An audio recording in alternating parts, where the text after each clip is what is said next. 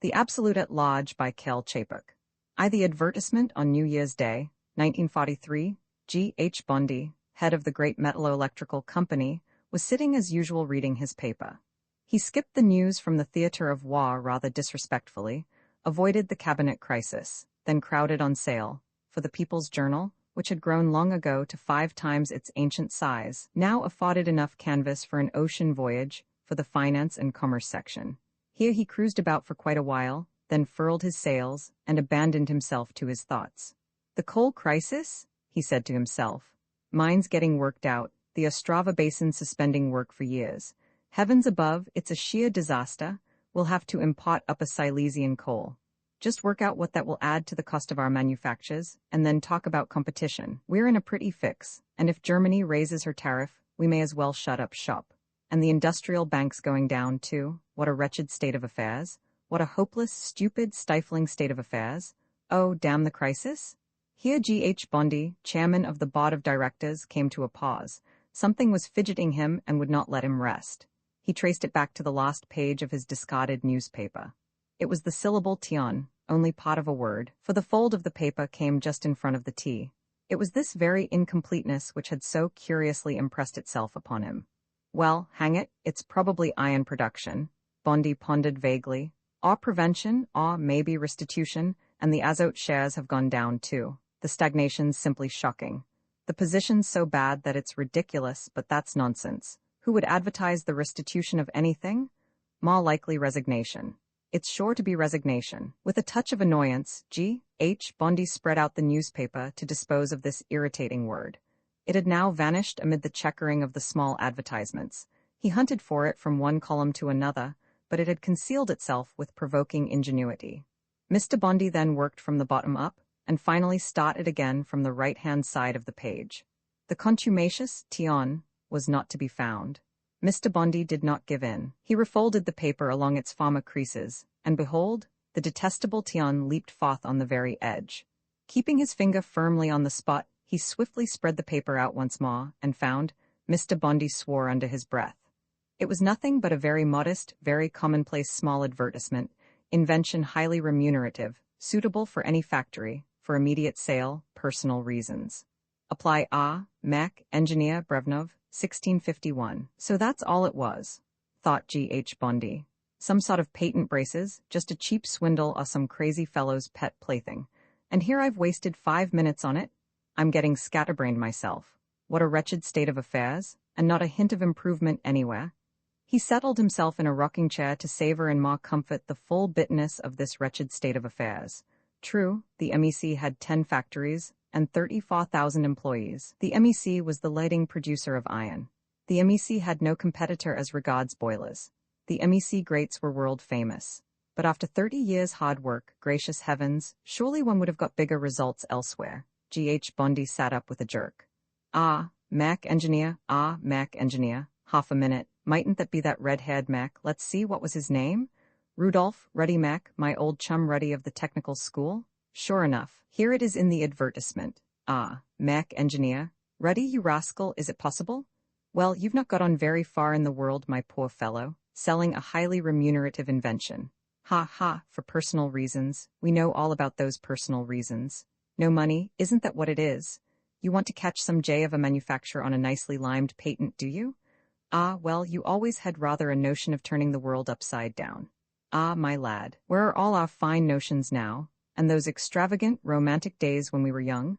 Bondi lay back in his chair once more. It's quite likely it really is Mac, he reflected. Still, Mac had a head for science. He was a bit of a talker, but there was a touch of genius about the lad. He had ideas. In other respects, he was a fearfully unpractical fellow. An absolute fool, in fact. It's very surprising that he isn't a professor, mused Mr. Bondi. I haven't set eyes on him for 20 years. God knows what he has been up to. Perhaps he's come right down in the world. Yes, he must be down and out, living away over in Brevnov, poor chap, and getting a living out of inventions. What an awful finish. He tried to imagine the straits of the fallen inventor.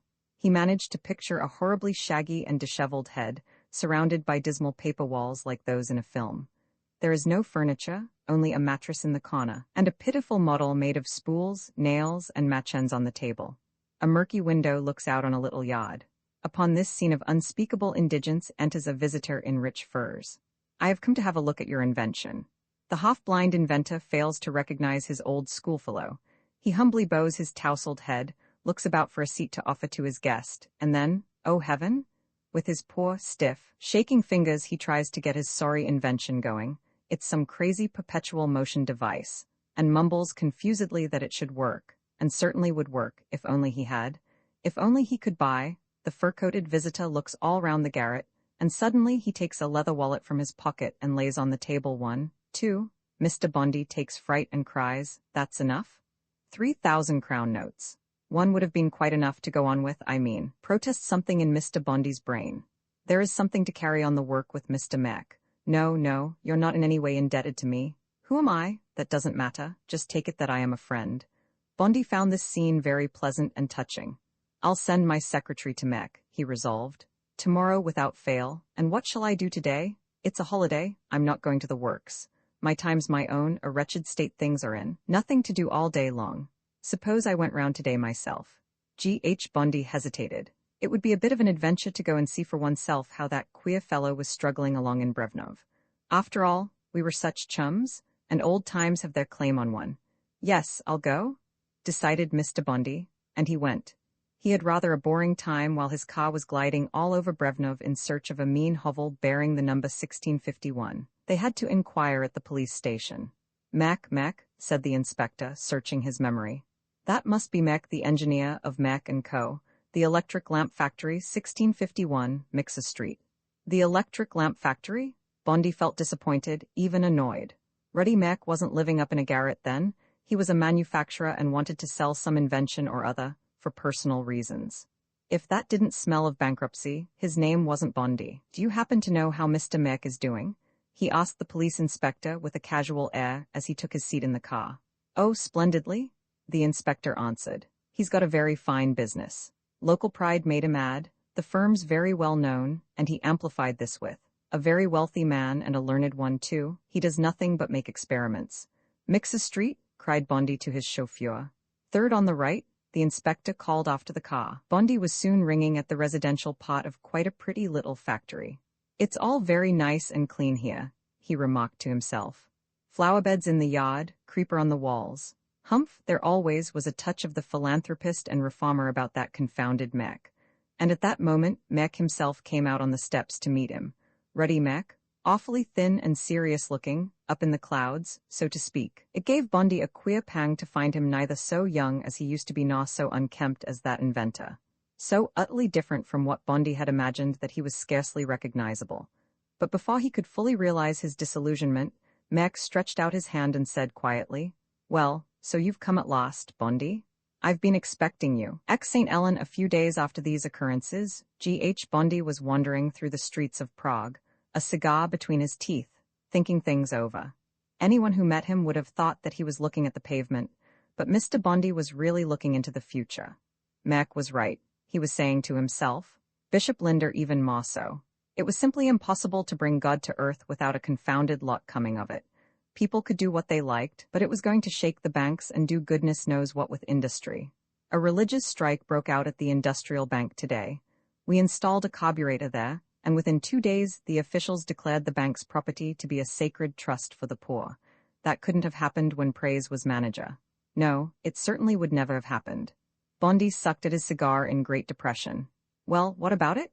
He said to himself. Are we to throw the whole thing up? Orders worth 23 millions came in today. It can't be stopped now. It means the end of the world or something. In 2 years' time everything will have come down crash. There are several thousand carburetors at work in the world already, every one of them pouring forth the absolute day and night. And this absolute is fiendishly clever, too. It has an insane desire to exert itself, no matter how. There you are, it hasn't anything to do. For thousands of years it's had nothing to do. And now we've let it off the chain. Just look at what it's doing at the Industrial Bank, for instance. It keeps the bank's books all on its own, does the accounts, carries on the correspondence. It gives orders to the board of directors in writing. It sends its clients fervent epistles about showing love by works. What's the result? The Industrial Bank shares are mere waste paper. It would take a kilo of them to buy a bit of cheese. That's what happens when God starts meddling with banking. The Oberländer firm, a textile factory in Upis, is bombarding us with despairing telegrams. A month ago they put in a carburetor in place of a boiler. Splendid, the machines are going strong, all's well. But suddenly, the spinning jennies and looms begin to work all by themselves. When a thread breaks, it simply splices itself again, and on they go. The workmen just look on with their hands in their pockets. They're supposed to knock off at 6 o'clock. The spinners and weavers go home, but the looms go running on by themselves.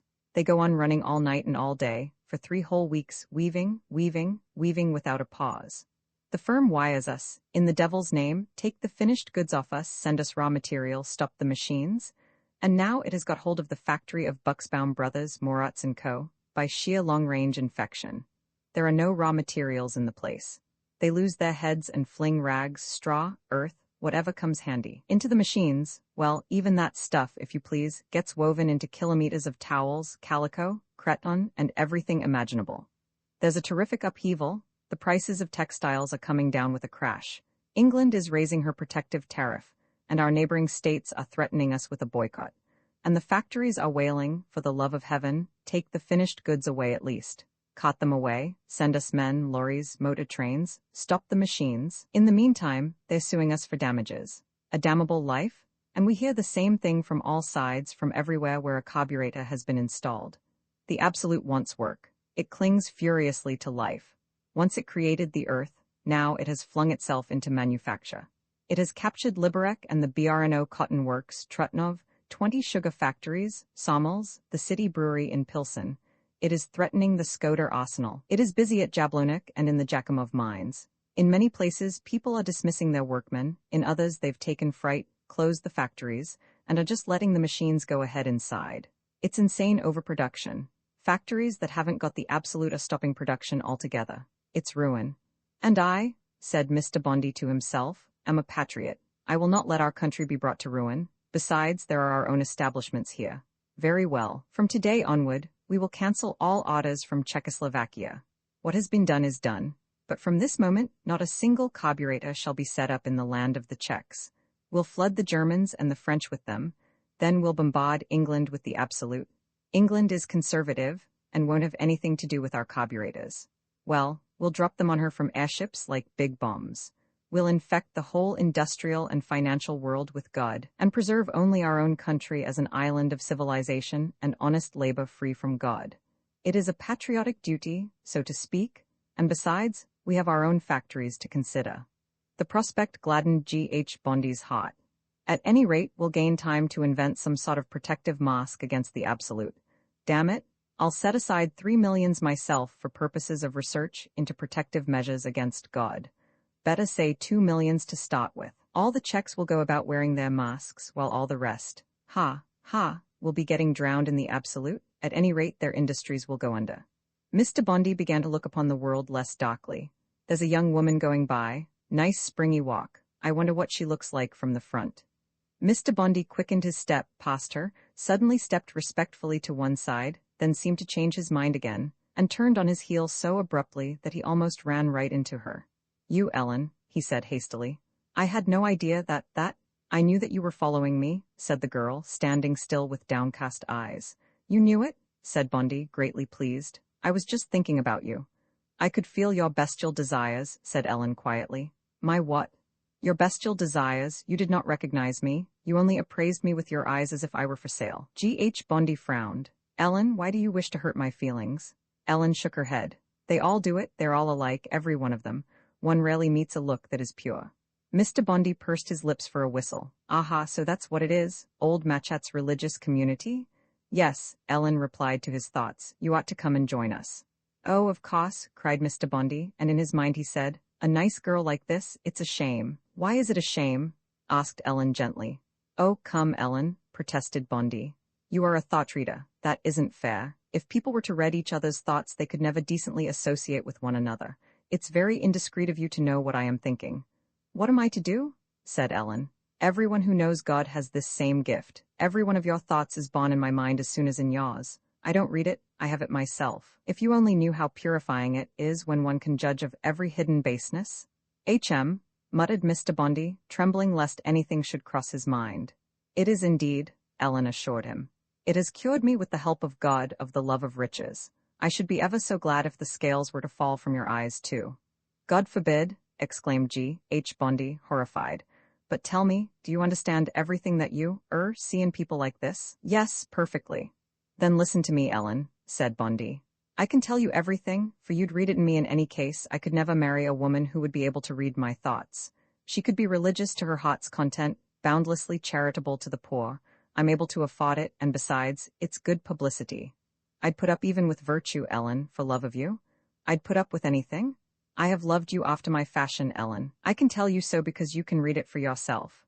But, Ellen, neither business nor society is possible without thoughts that are not disclosed, and marriage, above all things, is impossible without thoughts that are not disclosed. It is unthinkable, Ellen. And even if you find the holiest of men, don't marry him as long as you can read his thoughts. A little illusion is the only bond between mortals that never breaks. Saint Ellen, you must not marry. Why not? Said Saint Ellen in soft tones. Our God is not opposed to nature, he only sanctifies it. He does not ask us to modify ourselves. He bids us live and be fruitful. He wants us to— Stop, Mr. Bondi interrupted her. Your God doesn't understand. If he takes away our illusions, he is doing something confoundedly opposed to nature. He's simply impossible, Ellen, utterly impossible. If he were a reasonable being, he would realize it. He's either wholly inexperienced or else completely and criminally destructive. It's a great pity, Ellen. I haven't anything against religion, but this God doesn't know what he ought to want. Depart into the wilderness, Saint Ellen, with your second sight. You are out of place among us mortals. Farewell, Ellen, or rather, goodbye forever. Roman 11. The first blow struck exactly how it happened has not yet been established, but just at the very time when the little factory belonging to A. Mac, engineer, 1651, Mixa Street, Brevnov, was garrisoned by detectives and surrounded by a cordon of police, unknown malefactors stole the original Mac carburetor. Despite the most active search, not a trace of the stolen machine was found. Not long afterwards, Jan Binder, the proprietor of a merry-go-round, was looking round the premises of a dealer in old iron in Hastel Square, with a view to purchasing a little naphtha motor to run his roundabout and its orchestrion. The dealer offered him a big copper cylinder with a piston, and said it was a very economical motor. All one had to do was to shovel in a little coal, and it would run for months.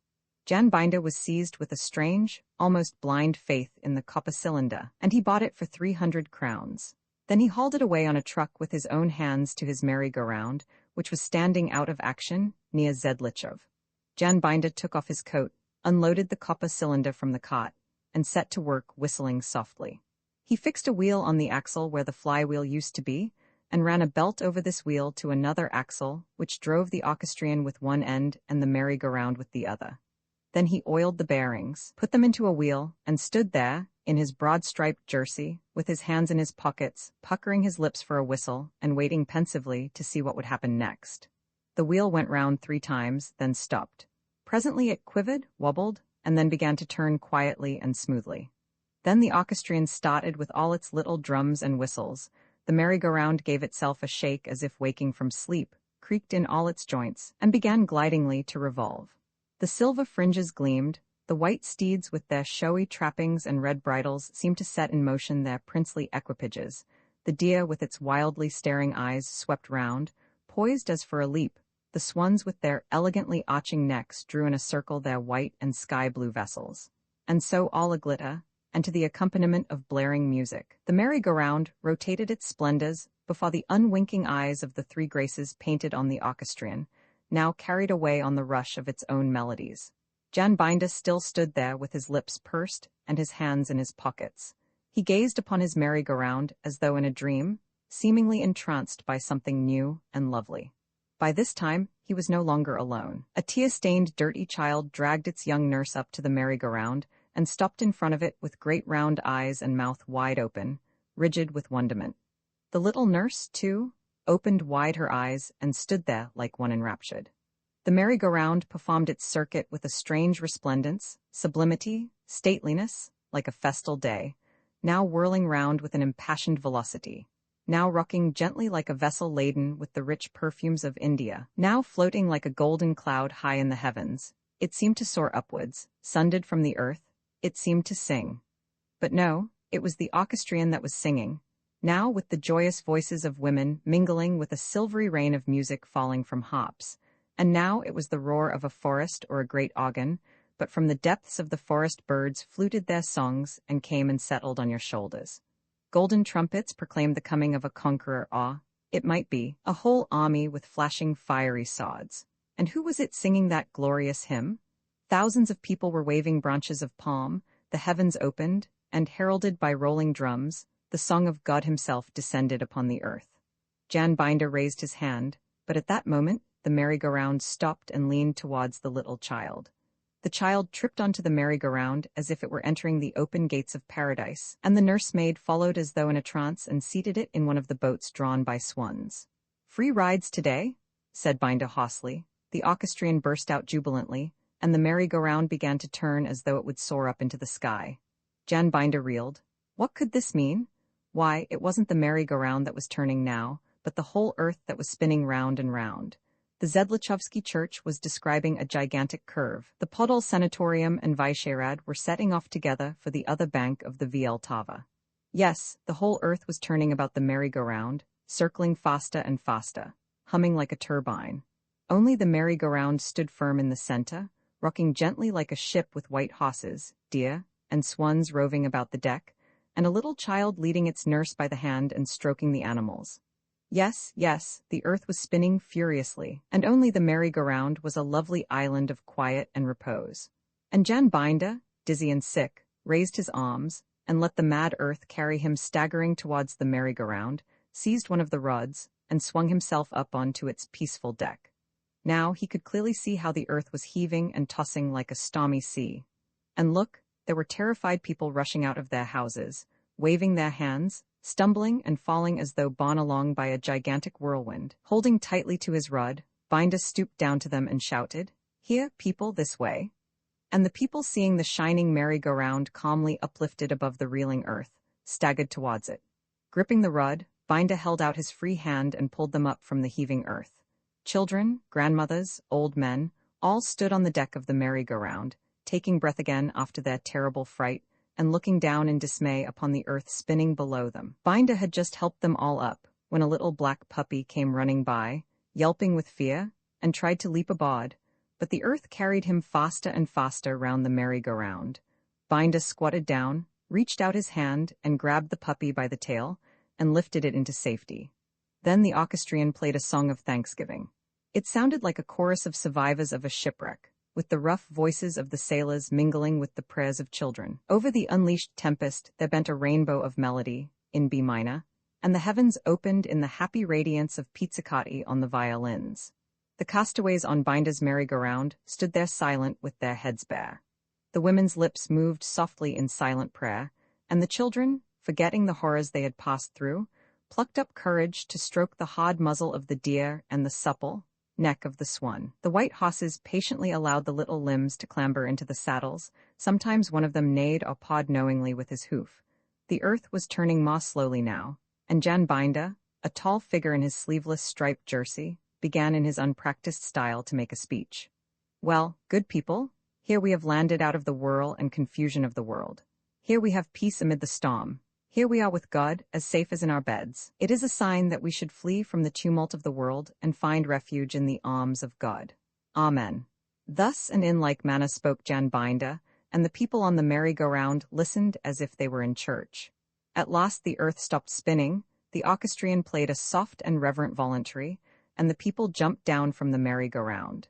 Jan Binder told them that there was no charge, and dismissed them, converted and uplifted. And when towards 4 o'clock the mothers and children and the old pensioners were taking their afternoon walk between Zedlichov and Smichov, the orchestrion again began to play, and the earth once more went flying round, and again Jan Binder brought everybody safe on to the deck of the merry-go-round and calmed them with a suitable address. At 6 o'clock people came from their day's work. Sweethearts emerged at 8. And at 10 the pleasure-seekers left the public houses and picture palaces. All of them in turn were overcome by the dizzy whirling of the earth, brought to safety in the embrace of the merry-go-round, and strengthened for their future life by the apt exhortations of Jan Binder. After a week of this hallowed work, Binder's merry-go-round forsook Zedlichov and went roaming along the bank of the Vltava up to Chuchel and Zedbraslav, and so reached Stekovis. It had been working in Stekovis for 4 days with tremendous power, when an incident of a somewhat mysterious character took place. Jan Binder had just finished his sermon and dismissed his new disciples with a blessing. At that moment, there approached out of the darkness a black and silent body of people.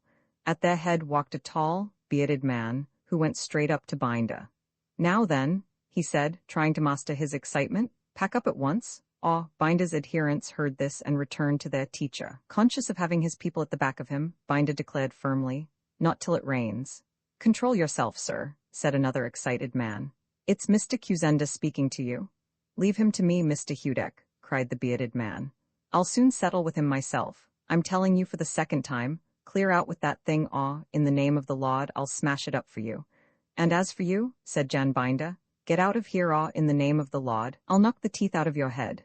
"God Almighty!" shouted Britch the stoker, forcing his way through the crowd to the front. "Just let him try." "Brother," said Kuzenda soothingly, "let us first try to settle it quietly. Binder, you are carrying on foul witchcraft here, and will not put up with it so close to the sacred shrine of our dredge." "Your dredge is a fraud," said Binder decisively. "What did you say?" cried Kuzenda, cut to the quick. "Your dredge is a fraud." What happened next it is hard to disentangle into any logical sequence. It seems that the first blow was struck by the baker from Kuzenda's camp, but Binder landed him a blow on the head with his fist. The gamekeeper struck Binder on the chest with his gunstock, but directly afterwards, he lost his gun, and some Stekovis youth from Binder's camp used it to knock out Britch's front teeth and smash Mr. Hudek's hat in. Kuzenda's postman tried to throttle a youth on Binder's side. Binder leaped forward to help the boy, but a girl from Stekovis flung herself on him from behind and bit him in the arm just where he had had the Bohemian lion tattooed.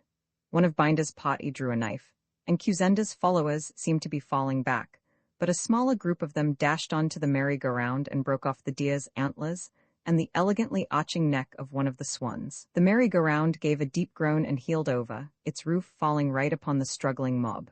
Kuzenda was struck by a pole and knocked unconscious. It all happened in darkness and silence. When people came rushing up, Binder had a broken collarbone, Kuzenda lay there unconscious, Britch was spitting out teeth and blood, and the girl from Stekovis was sobbing hysterically. The rest had fled. Roman 12 Dr. Blahus, that youthful savant Dr. Blahus, Ph.D.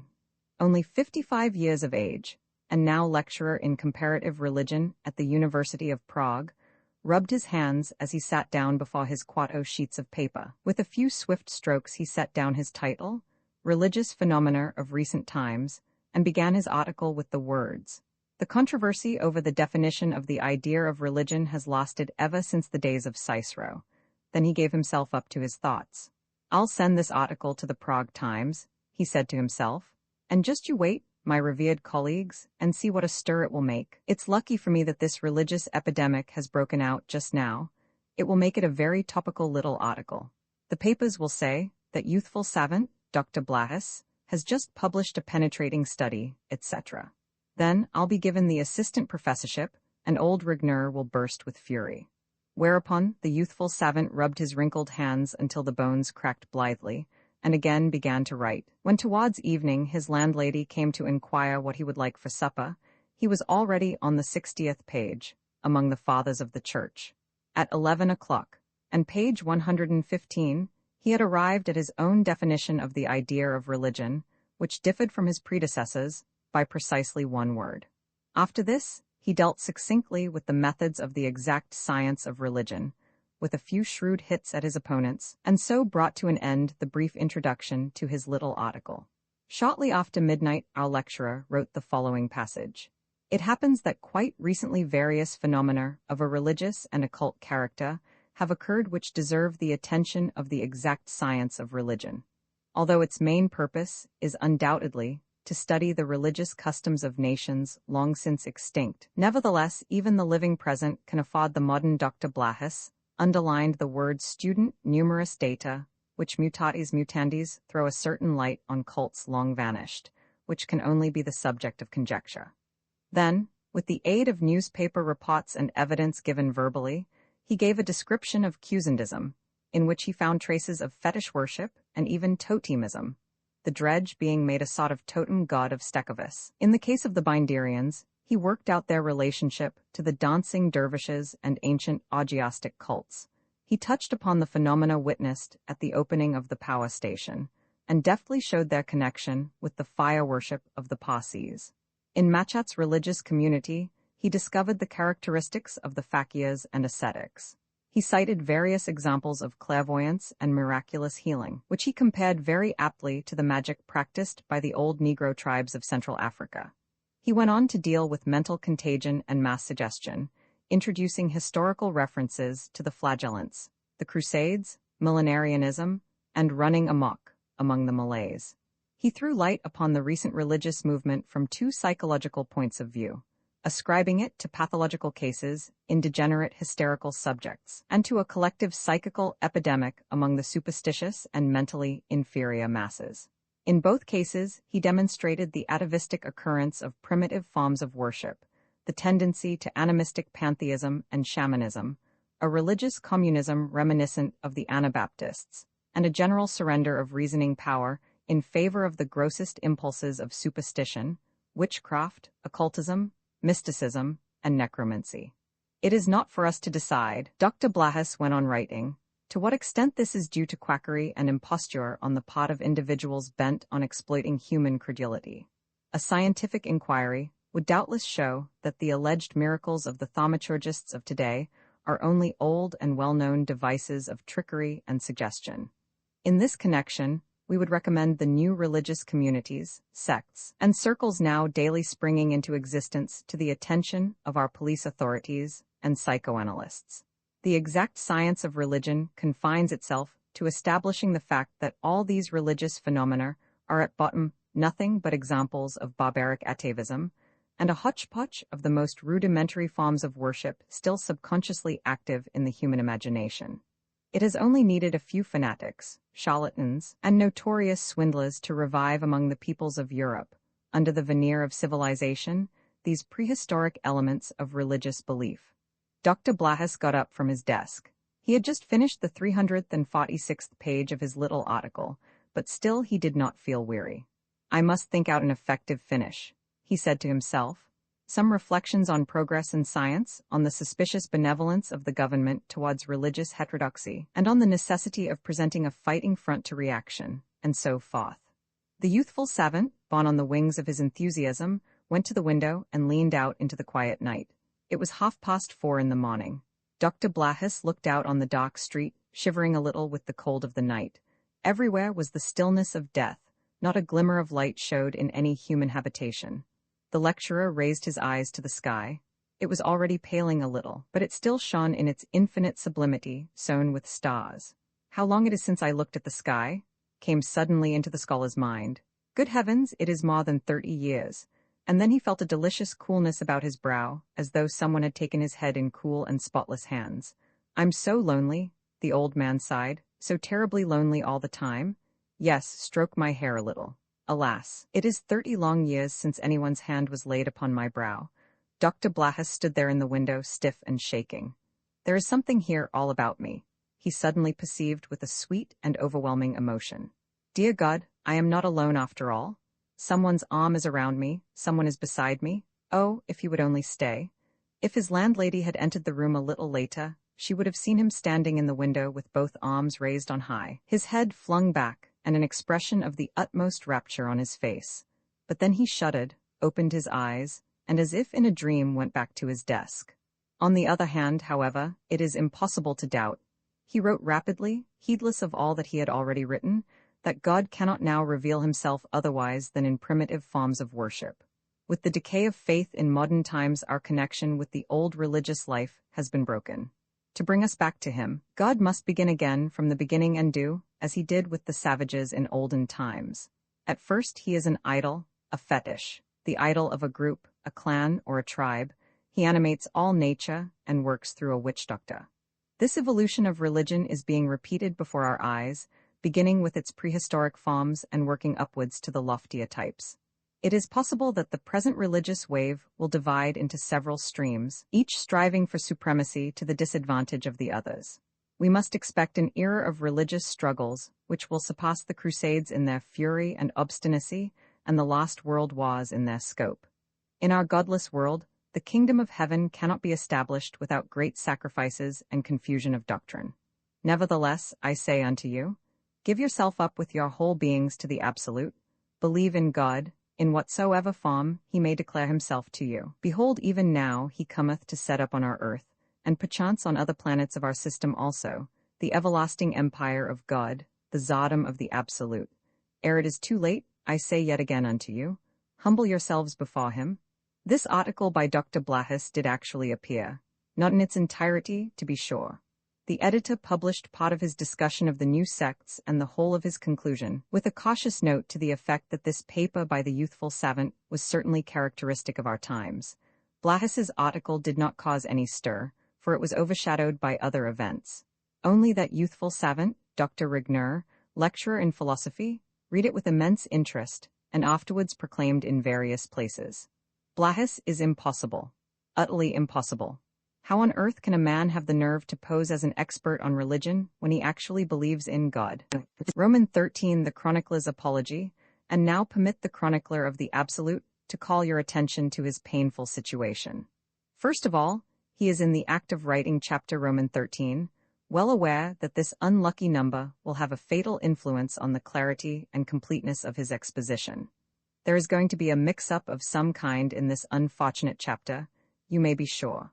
Of course, the author could quite calmly head at chapter Roman 14, but the observant reader would feel that he had been cheated out of chapter Roman 13, and no one could blame him, since he has paid to have the whole narrative. Besides, if you are afraid of the number 13, you have only to skip this chapter.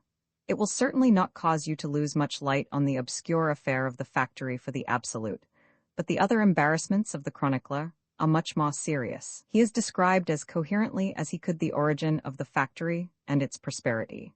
He has called your attention to the occurrences due to certain of the carburetor cylinders in Mr. Machet's buildings, at the Zivno Industrial Bank, in the textile works at Upis, aboard Cuzenda's dredge, and on Binder's merry-go-round.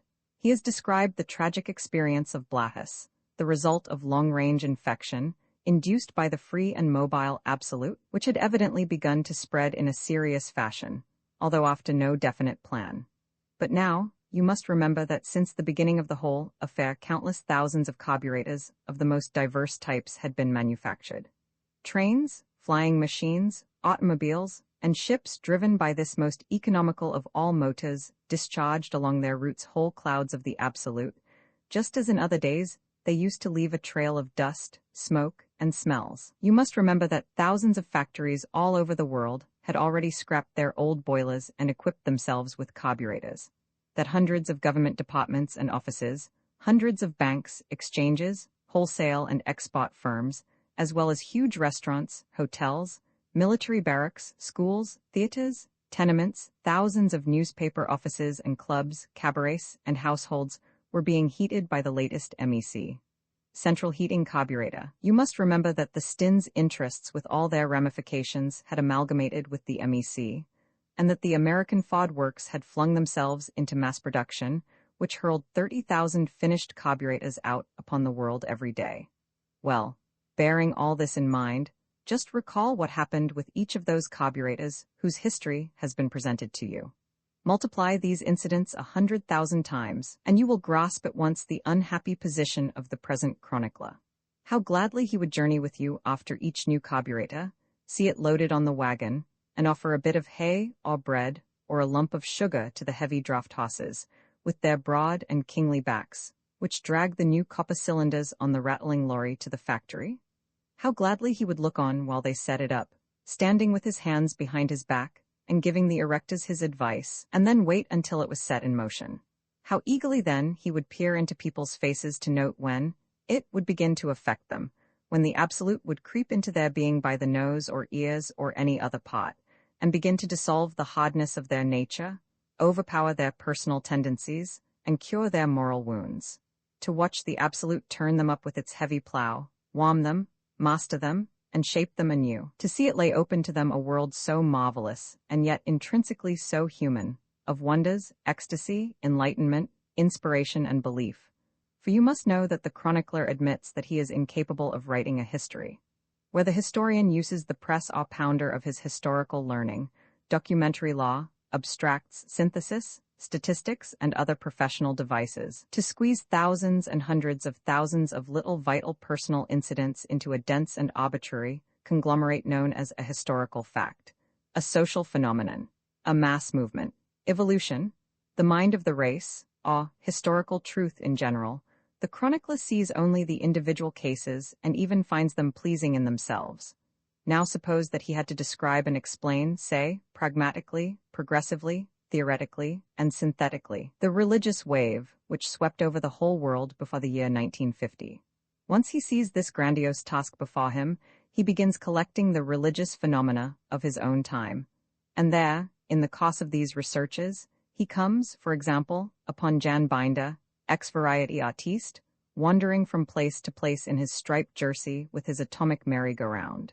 Historical synthesis, of course, requires the chronicler to omit the striped jersey, the merry-go-round, even Jan Binder himself, and retain as the historical nucleus, or scientific result, only the discovery that these religious phenomena from the very outset affected the most diverse classes of society. Well then, the chronicler must here and now confess that he cannot cast aside Jan Binder, that he is fascinated by his merry-go-round, and that even that striped jersey of his interests him far more than any synthetic outline, whatever.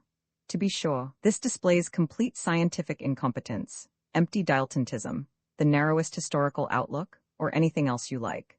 Yet if the chronicler could give rein to his personal inclinations, he would go off on his travels with Jan Binder as far as Budajovice, then to Klatovy, Pilsen, Zedlutis, and so on. It is with regret that he leaves him in Stekovice and waves his hand and cries, "Goodbye, Binder, you sturdy fellow, and goodbye, merry-go-round. We shall never meet again." Bless my soul, it was with just the same feeling that I left Kuzenda and Britch on the Vltava dredge. I should have liked to spend many and many an evening with them, for I love the Vltava and all running water in general, and evenings on the water in particular, and I took an unusual liking to Mr. Kuzenda and Mr. Britch as well. As for Mr. Hudek, the baker, the postman, the gamekeeper, and the sweethearts from Stekovice, I believe that they too would be worth knowing intimately, as anyone is, as all of you are, as is every living human being. But I must push on, and I have hardly time enough to wave my hat to you. Goodbye, Mr. Kuzenda. Good night, Mr. Britch. My thanks for that one evening on board the dredge. Of you too, Dr. Blahus, I must take my leave. I should like to spend many a year with you and describe your whole career. For is not the life of a university lecturer rich and exciting after its fashion? Give my regards to your landlady at least. Everything there is worth observing. And that is why I should like to accompany each new carburetor on its way. I should become acquainted with fresh people every day, and so would you, and that is always worthwhile. Just to peep through one's spyglass into their lives, to see their hearts, to watch their personal faith and personal salvation come into being, to linger amid the new marvels of human saintliness. That is what would lure me on. Just picture to yourself a beggar, a ruling chief, a bank manager, an engine driver, a waiter, a rabbi, a major, a writer on political economy, a cabaret comedian, men of every possible calling. And imagine a miser, a sensualist, a glutton, a skeptic, a hypocrite, a sneak, a career hunter, men of every possible human passion. What diverse, endlessly varying, strange and surprising instances and phenomena of heavenly grace, awe, if you like, poisoning with the absolute, one could meet, and how absorbing it would be to study each one of them. What gradations of faith there would be, from the ordinary believer to the fanatic, from the penitent to the miracle worker, from the convert to the fiery apostle. If one could only embrace it all, if one could only extend a hand to each of them. But it is useless, that great work will never be completed, and the chronicler, having renounced the honor of distilling scientifically all his historical material, turns away with sorrow from the individual cases which it is not permitted him to relate. I wish I could stay a little longer with St. Ellen. I wish I need not treacherously abandon our friend Mac, undergoing a rest cure at Spindlemuhl. I wish I could reveal the workings of the brain of that industrial strategist, G.H. Bondi. All in vain. The absolute has already flooded the world and has become a mass phenomenon, and the chronicler, regretfully looking backward, must reconcile himself to a summary description of a few of the social and political events which inevitably ensued. Come, then, let us enter upon a new range of facts. Roman 14, the land of plenty, it has often happened to the chronicler. and surely to many of his readers, that when for any reason whatever he has gazed at the night sky and the stars, and realized with mute amazement their prodigious number and their inconceivable distance and dimensions, and told himself that each of those glittering dots was a gigantic flaming world or a whole living planetary system, and that there were possibly billions, say, of such dots, or when he has looked down to a far horizon from a high mountain. It happened to me in the Tatras, and has seen beneath him fields and woods and mountains, and right in front of him dense forest and grasslands, all of it more than luxuriant, running riot, life exuberant and alarming in its richness. And when he has noted in the grass myriads of blossoms, tiny beetles, and butterflies, and has mentally multiplied this mad profusion by the vast expanses stretching away before him to heaven knows where, and has added to these expanses the millions of other expanses equally crowded and luxuriant, which compose the surface of our earth. At such a moment, it has often happened that the chronicler has bethought him of the Creator, and has said to himself, "If someone made or created all this, then we must admit that it is a terrible waste. If anyone wanted to show his power as a creator, there was no need to create such an insane quantity of things. Excess is chaos, and chaos is something like insanity or drunkenness. Yes, the human intellect is staggered by the overprofusion of this creative achievement. There is simply too much of it, its boundlessness gone mad. Of course, he who is infinite from his very birth is accustomed to huge proportions in everything, and has no proper standard, for every standard implies finiteness, or rather, has no standard whatsoever. I beg you not to regard this as blasphemy. I am only endeavoring to set forth the disproportion between human ideas and this cosmic superabundance. This wanton, purposeless, well-nigh feverish excess of everything that exists appears to the sober human eye more like creativeness run wild than conscientious and methodical creation. That is what I wish to say, with all due respect, before we return to our story. You are already aware that the process of perfect combustion invented by Mech practically proved the presence of the Absolute in every form of matter. One might put it this way, only as a hypothesis, of course, that before the creation of all things, the Absolute existed in the form of an infinite free energy. For some cogent physical or moral reason, this free energy began to be creative. It became working energy, and following the laws of inversion, it was transformed into a state of infinite, imprisoned energy. It lost itself somehow in its own handiwork, i.e. in created matter, and remained there latent, as if under a spell. And if this is hard to understand, I cannot help you. And now, apparently as a result of the perfect combustion effected by Mech's atomic motors, this imprisoned energy was liberated, freed of the fetters of matter which had held it fast. It became once more free energy, or active absolute, as free as it was before the creation. It was the sudden release of that same inscrutable and unresting power which had already manifested itself once in the creation of the world. If the whole cosmos at once were to undergo complete combustion, the first act of creation might be repeated. For that would indeed be the end of the world, a complete liquidation which would make possible the establishment of a new world firm, Cosmos II. Meanwhile, as you know, Mech's carburetors were only burning up the material world by kilograms at a time. Being thus released in small quantities only, the Absolute either did not feel sufficiently strong to begin creating again at once, or perhaps did not wish to repeat itself. Anyhow, it decided to express itself in two ways, one of them to some extent traditional, and the other distinctly modern. The traditional manner in which it began to exert itself was, as you already know, the religious one. This embraced all varieties of illumination, conversion, moral effects, miracles, levitations, ecstasies, predictions, and above all, religious faith.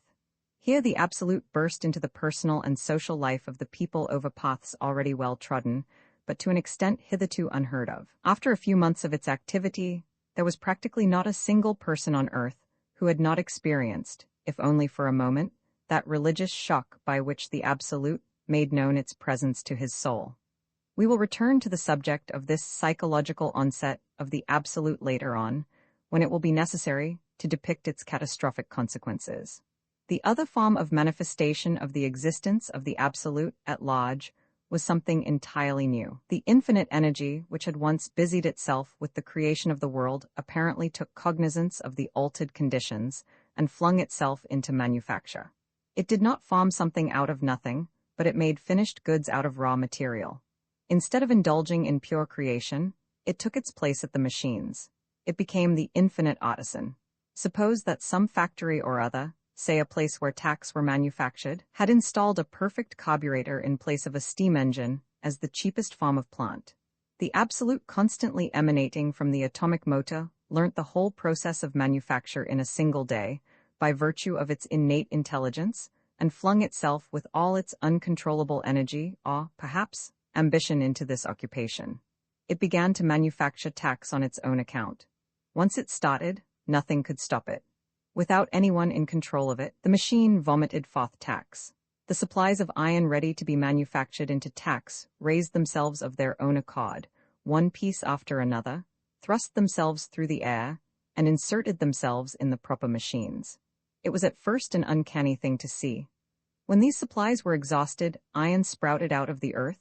The ground round about the factory exuded pure iron, as if it were being drawn by suction from the depths of the earth. This iron then raised itself into the air to the height of about 1 meter, and slid jerkily into the machinery, as if it were being pushed in. Please note this carefully. I may have said the iron raised itself, or the iron slid. But all eyewitnesses give it as their impression that the iron was lifted by sheer force by an inexorable but invisible power, and with a might so manifest and concentrated that they were seized with horror. It was plain to the eye that it was being done by the exercise of terrific effort. Probably some of you have toyed with spiritualism and have seen something of table lifting. If so, you will bear me out in this, that the table certainly did not rise as though it had lost its material weight, but rather moved with a sort of spasmodic effort. It creaked in all its joints and quivered, and fairly reared, until finally it leaped up in the air, as if lifted by a power which was struggling with it for mastery. But how am I to describe the frightful, silent struggle which forced iron to raise itself from the depths of the earth, which pressed it into bars, threw these into the machines, and smashed them up into tacks? The bars twisted like withies, fought against the motion that pushed them forward, rattled and grated amid the silence of that which wrestled with them, soundless and substanceless. All contemporary reports speak of the horror of the scene. It was a very miracle, but do not imagine that a miracle is something fabulously easy and effortless. It rather seems that the performance of a genuine miracle entails intense and exhausting exertions. But though the labors of the Absolute might make a great call upon its powers, the most astounding thing about its new activities was the copiousness of its output. Thus, to keep to the department already mentioned, the one solitary tack factory, which the Absolute had in its power, pawed forth night and day so many tacks that they were piled up in mountains in the yard, and eventually broke down the fences and blocked up the street. Let us stick to this instance of the tacks for the time being. It shows you the whole nature of the Absolute, just as inexhaustible and extravagant as it was at the time of the creation. Once it had thrown itself into production, it did not trouble about distribution, consumption, market, or ultimate object. It did not trouble about anything. It simply devoted its gigantic energy to pouring forth tacks. Being itself infinite in essence, it knew neither measure nor limitation in anything, even in the matter of tacks. You can well imagine how the workmen in such a factory were startled by the performances of the new motive power. For them, it was a case of wholly unexpected and unfair competition, something that made their labor altogether superfluous. And they would quite rightly have protected themselves against this assault of the capitalism of the Manchester School on the working classes by at least demolishing the factory and hanging its proprietors, if the Absolute had not surprised and overpowered them by its first method of attack, religious illumination of every form and degree.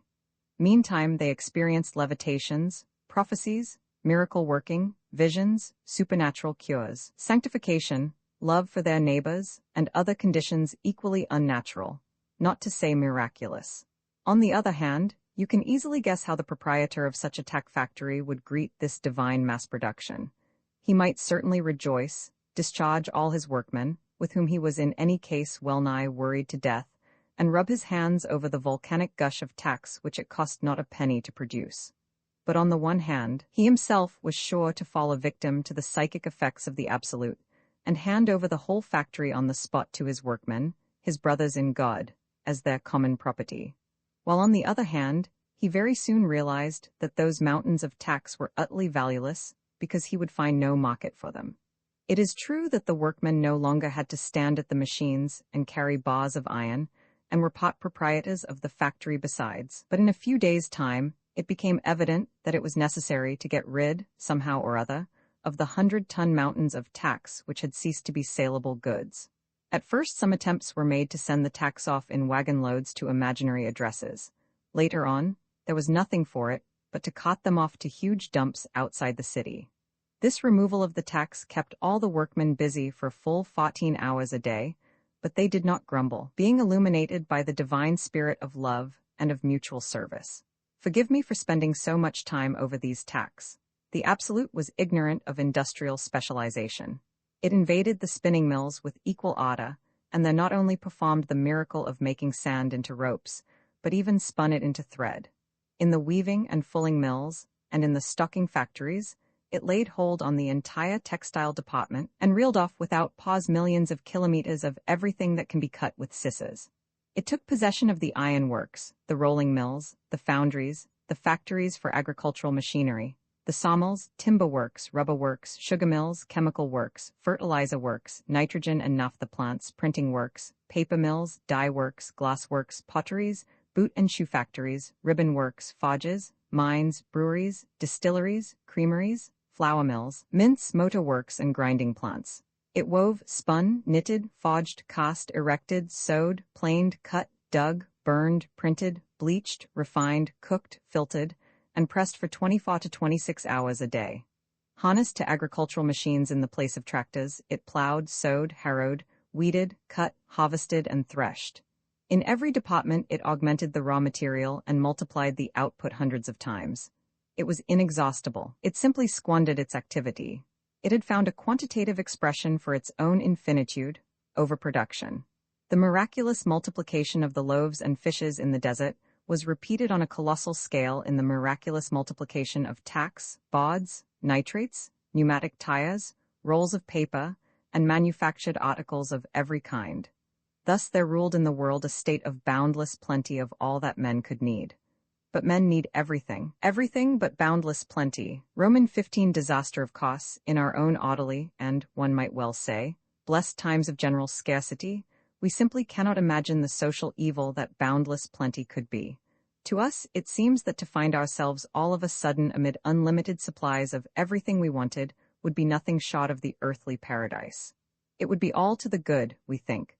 There would be enough of everything for everybody, and Lord, how prices would come down. Well then, the economic catastrophe which befell the whole world at the period we are describing, as a result of the interference of the Absolute in industry, arose from the fact that people could get everything they wanted, not merely at a low price, but simply for nothing. You might help yourself, free of charge, to a handful of tacks to go into your boot soles or into the floor. You could just as easily help yourself to a whole cartload of tacks gratis. Only I ask you, what would you do with them? Would you haul them 100 kilometers off and then give them away? You wouldn't do that, for when you stood before that avalanche of tacks, what you saw was not tacks, relatively useful objects, but something perfectly valueless and senseless in its profusion, something as purposeless as are the stars in the sky. Of course, such a mound of new and shining tacks was often an uplifting sight, and even inspired poetical reflections as do the stars in the sky. They seemed created to be gazed upon in silent wonder. It was a fine sight in its way, as a piece of landscape, just as the sea is from that point of view. But then again, you don't take the sea away in carts into the interior of the country where there is no sea. There is no economic distribution for seawater, and now there was none for tacks. And while in one place there spread this sparkling ocean of tacks, in another, only a few kilometers farther off, there was not a tack to be had. Having become economically worthless, they had disappeared from the shops. If anyone wished to knock one into his shoe or put one into his neighbor's mattress, he sought for it in vain. There weren't any, just as there is no sea at Slaney or Caslav. Where were you then, you business men of days gone by, who used to buy the necessities of life so cheap in one place and sell them so dear in another? Alas, you had vanished, for heavenly grace had descended upon you.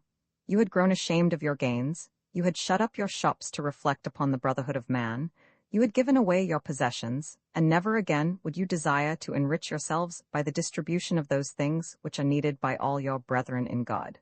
No value means no market. No market means no distribution. No distribution means no goods. And no goods means greater demand, higher prices, bigger profits, and larger businesses. And you had turned your backs upon gain and conceived an uncontrollable antipathy to all figures whatsoever. You had ceased to look upon the material world with the eyes of consumption, market, and sale. You stood with clasped hands staring at the beauty and the profusion of the world. And in the meanwhile, the supply of tacks ran out. At last none remained. Only somewhere, far away, they were piled up as by an inexhaustible avalanche. Even you, ye master bakers, went out in front of your shops and cried, "Come then, children of God, in the name of Christ our Master, come and take these loaves and flour and biscuits and rolls. Have pity on us and take them for nothing." And you, ye drapers, brought your bales of cloth and rolls of linen out into the street, and wept with joy as you cut off 5 or 10 meter lengths for everyone who went by, and begged them for the love of God to accept your little gift. And only when your shop was completely empty of its wares did you fall on your knees and thank God that he had given you the opportunity to clothe your neighbors as he clothes the lilies in the field. And you, ye butchers and dealers in cooked meats, you took baskets of meat and sausages and polonies on your heads, and went from door to door, and knocked or rang, and begged everybody just to help themselves to whatever they fancied. And all you who sell boots, furniture, tobacco, bags, spectacles, jewels, carpets, whips, ropes, tinware, china, books, false teeth, vegetables, medicines, or whatever else one can think of, all of you, touched by the breath of God, pawed out into the street, a prey to the generous panic born of grace divine, and gave away all you possessed. After which, either coming together or standing on the threshold of your emptied shops and warehouses, you declared to one another with glowing eyes, "Now, brother, I have eased my conscience." In a few days, it became evident that there was nothing left to give away. But there was also nothing left to buy. The Absolute had pillaged and completely cleaned out every place of business. Meanwhile, far away from the cities, there pawed from the machines millions of meters of wool and linen, Niagaras of lump sugar, all the teeming, magnificent, and inexhaustible profusion of the divine overproduction of every kind of goods. Some feeble efforts to divide and distribute this flood of commodities were quelled at the outset. It simply could not be mastered. For that matter, it is possible that this economic catastrophe had also another cause: currency inflation.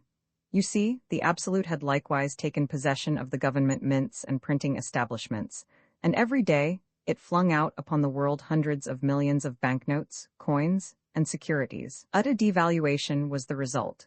Before long, a packet of 5,000 mark notes meant nothing more than so much waste paper. Whether you offered a halfpenny or $500,000 for a child's lollipop, it was all the same from the business point of view. You wouldn't get the lollipop anyhow, for they had all disappeared.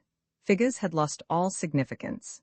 This collapse of the numerical system is, in any case, the natural consequence of the infinitude and omnipotence of God.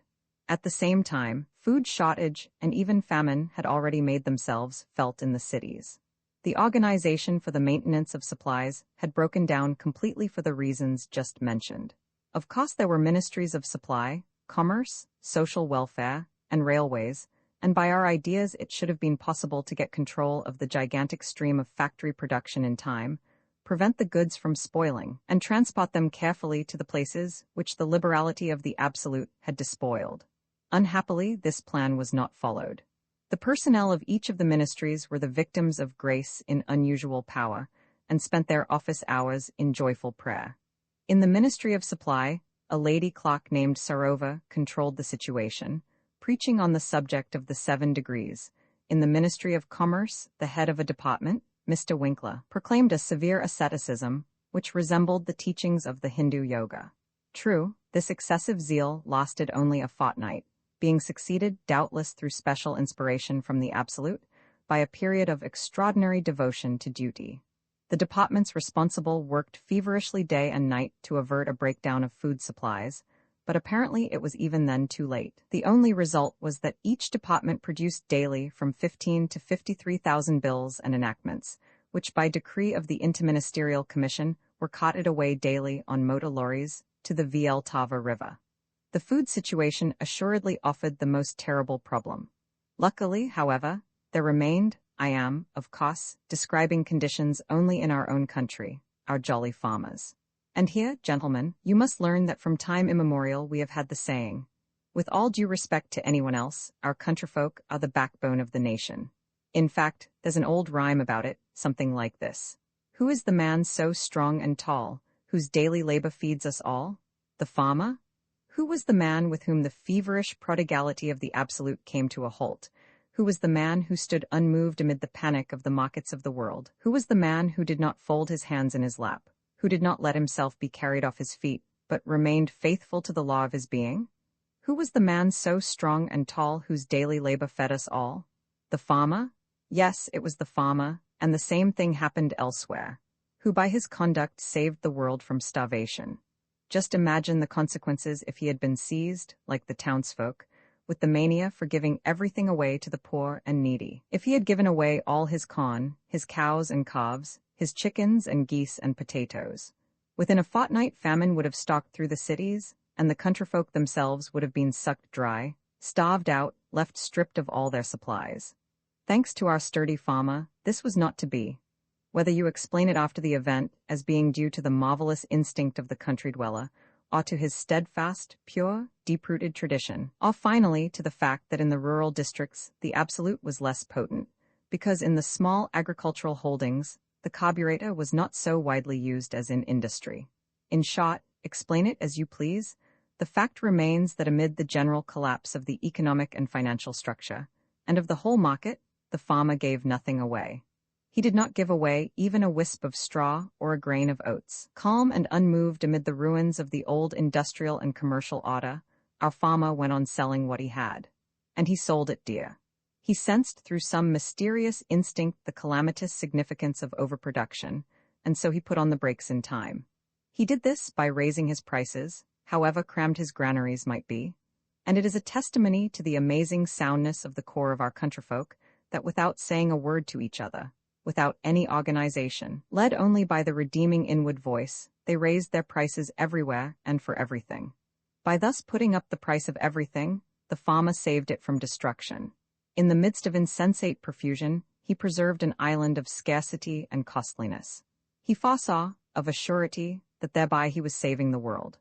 For while other goods, being made valueless by being given away gratis, vanished from the market at once as a natural result, foodstuffs continued to be sold. Of course you had to go out into the country to fetch them.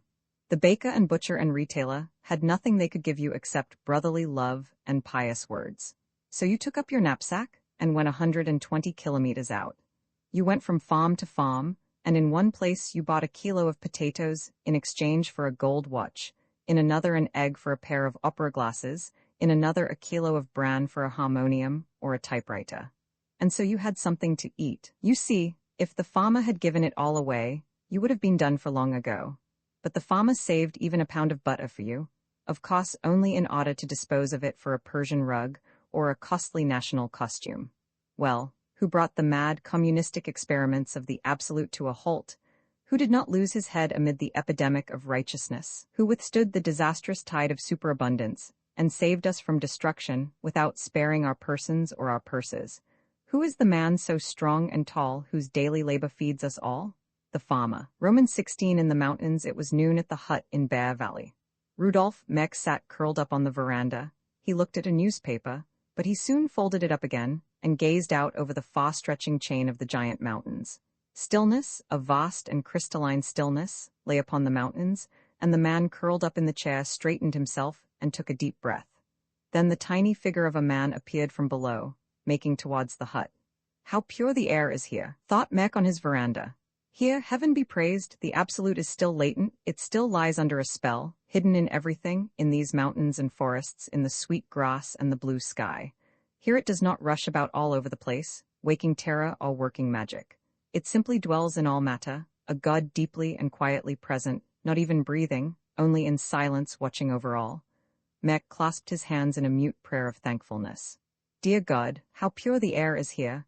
The man who had come up from below stopped under the veranda. Well, Meck, so I've found you at last. Meck looked up, not greatly pleased. The man who stood before him was G.H. Bondi. So I've found you at last, Bondi said again. Come along up then, said Meck with obvious reluctance. What the deuce has brought you here? Heavens, man, you do look queer. G.H. Bondi did indeed look sunken and yellow. He had gone very grey about the temples, and lines of weariness made dark shadows around his eyes. He seated himself without a word beside Mek and squeezed his hands together between his knees. "Come now, what's wrong with you?" Mek pressed him after a painful silence. Bondi raised his arms.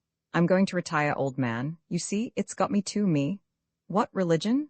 shouted Mek, recoiling as though from a leper. Bondi nodded. Was it not a tear of shame that trembled on his lashes? Mek whistled softly. "What, it's got you now, my poor old fellow?" "No," cried Bondi quickly, wiping his eyes. "Don't think I'm not all right at present. I've got it under, you might say, ruddy. I've beaten it. But do you know, when it came over me, it was the very happiest moment of my life. You have no idea, Ruddy, what tremendous willpower it takes to shake that off." "I can well believe it," said Mek gravely. "And tell me, what sort of symptoms did you have?" "Love for my neighbor," Bondi whispered. "Man, I was frantic with love. I would never have believed it possible to feel anything like it." There was silence for a moment. "So then you've—" Mek began. "I've thrown it off. Rather like a fox that gnaws its own leg off when it's caught in a trap. But I'm still confoundedly weak after the struggle. An utter wreck, Ruddy, as if I'd had typhoid. That's why I've come here to pick up again. You see, is it all clear up here?" "Quite clear, not a single trace of it so far. You can only sense it in nature and everything, but then one could do that before, one always could in the mountains." Bondi kept a gloomy silence. "Well, and what do you make of it all?" he said absently after a while. "Have you any notion up here of what's going on down below there? I get the papers. Even from the papers one can to a certain extent deduce what is happening. Of course these journalists distort everything, still, anyone who can read, I say, Bondi, are things really so awful?" G.H. Bondi shook his head. "A lot worse than you think, simply desperate. Listen," he whispered brokenly. "He's everywhere by now. I think that he's got a definite plan." "A plan?" cried Mek, leaping to his feet. "Don't shout so. He has some kind of plan, my friend, and he's going about it deuced cleverly. Tell me, Mek, what is the greatest power in the world?" "England," said Mek without hesitation. "Not at all. Industry is the greatest power in the world, and the so-called proletariat are likewise the greatest power in the world. Do you see the scheme now?" "No, I don't see it at all. He has got control of them both. He has both industry and the masses in his power. So everything is in his grasp. Everything goes to show that he is thinking of world supremacy. That's how things are, Mek." Mek sat down. "Wait a bit, Bondi," he said. "I've been thinking a good deal about it up here in the mountains. I've been following up everything and comparing the signs. I tell you, Bondi, I don't even give a thought to anything else. I certainly don't know what he is aiming at, but I do know this, Bondi, that he's following no particular plan. He doesn't know himself what he wants and how to get it. Possibly he wants to do something big, but doesn't know how to set about it. I'll tell you something, Bondi. So far he's only a force of nature. Politically, he's a fearful ignoramus. In the matter of economics, he's a simple savage. After all, he ought to have submitted to the church. She has had experience, you know. He sometimes strikes me as being so childish." "Don't you believe it, Ruddy?" G.H. Bondi returned heavily. "He knows what he wants. That's why he plunged into large-scale industry. He is far more up-to-date than we ever thought." "That is only his play," urged Mek. "He only wants something to occupy himself with. Don't you see, there's a sort of godlike boyishness about it. Wait, I know what you want to say. As a worker he is tremendous. It is simply amazing what he can bring off. But Bondi, it is so senseless that there can't be any plan in it. The most senseless things in history were systematically prosecuted plans," declared G.H. Bondi. "My dear Bondi," said Mek quickly, "look at all the papers I have here. I follow up every step he takes. I tell you that there isn't a scrap of consistency about them. They're all merely the improvisations of omnipotence. He performs tremendous tricks, but at random, disconnectedly, confusedly. His activity isn't organized a scrap. He came into the world altogether too unprepared. That's where his weakness lies. He impresses me, but I see his weak points. He is not a good organizer, and perhaps never has been. He has flashes of genius, but he is unsystematic. I'm surprised that you haven't got the better of him, Bondi, a wide-awake fellow like you." "You can't do anything with him," Bondi asserted. "He attacks you in your innermost soul, and you're done for. When he can't convince you by reason, he sends miraculous enlightenment upon you. You know what he did with Saul." "You are running away from him," said Mek, "but I am running after him, and I'm close at his heels. I know a bit about him already, enough to get out a warrant for him. Description: infinite, invisible, and formless. Place of residence: everywhere in the vicinity of atomic motors. Occupation: mystical communism. Crimes for which he is wanted: alienation of private property, illegal practice of medicine, offenses against the Public Assemblies Act, interference with officials in the execution of their duty, and so forth. Distinguishing marks, omnipotence, in short, have him arrested. You're making fun of it, sighed G.H. Bondi. Don't do it, he has beaten us. Not yet, cried Mac. Look here, Bondi, he doesn't know how to govern yet. He has got into a fearful muddle with his new undertakings. For instance, he has gone in for overproduction instead of first building up a miraculous railway system. Now he's in the mire himself.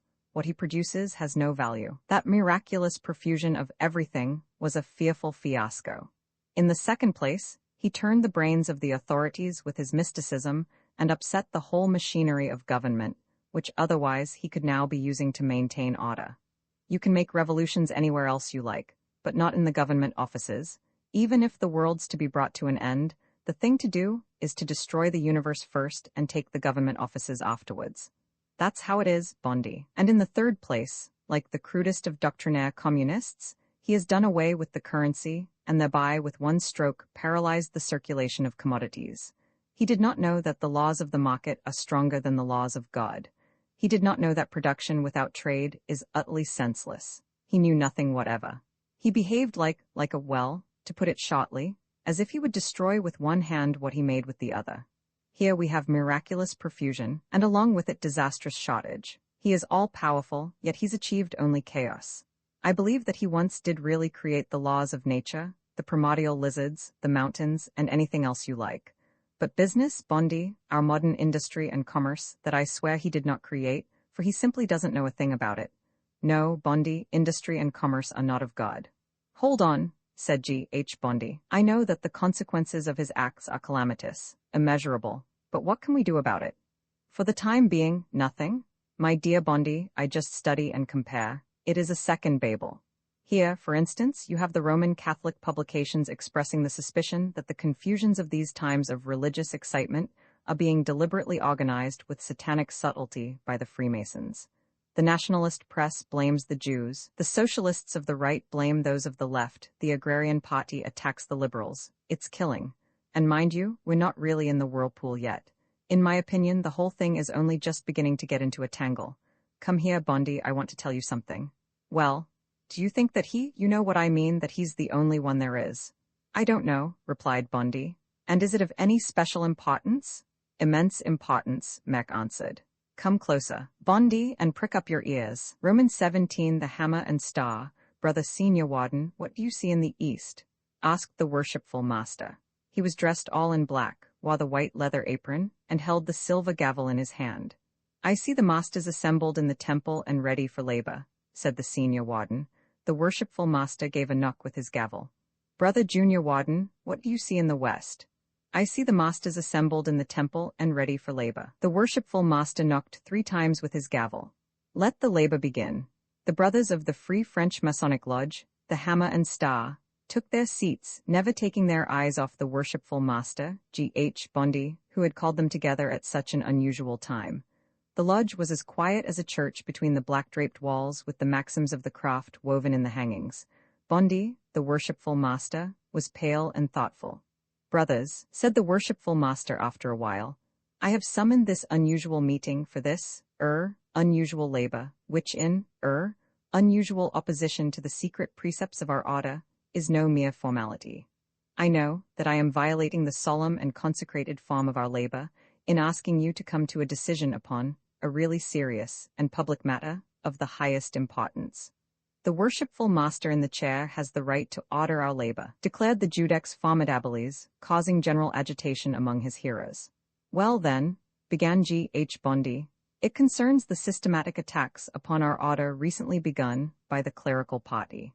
They state that our secret activities of the last 100 years are connected with certain extraordinary and regrettable occurrences in the industrial and spiritual field. The clericalist papers assert that the Masonic lodges have brought about, deliberately, this unfettering of demoniacal powers.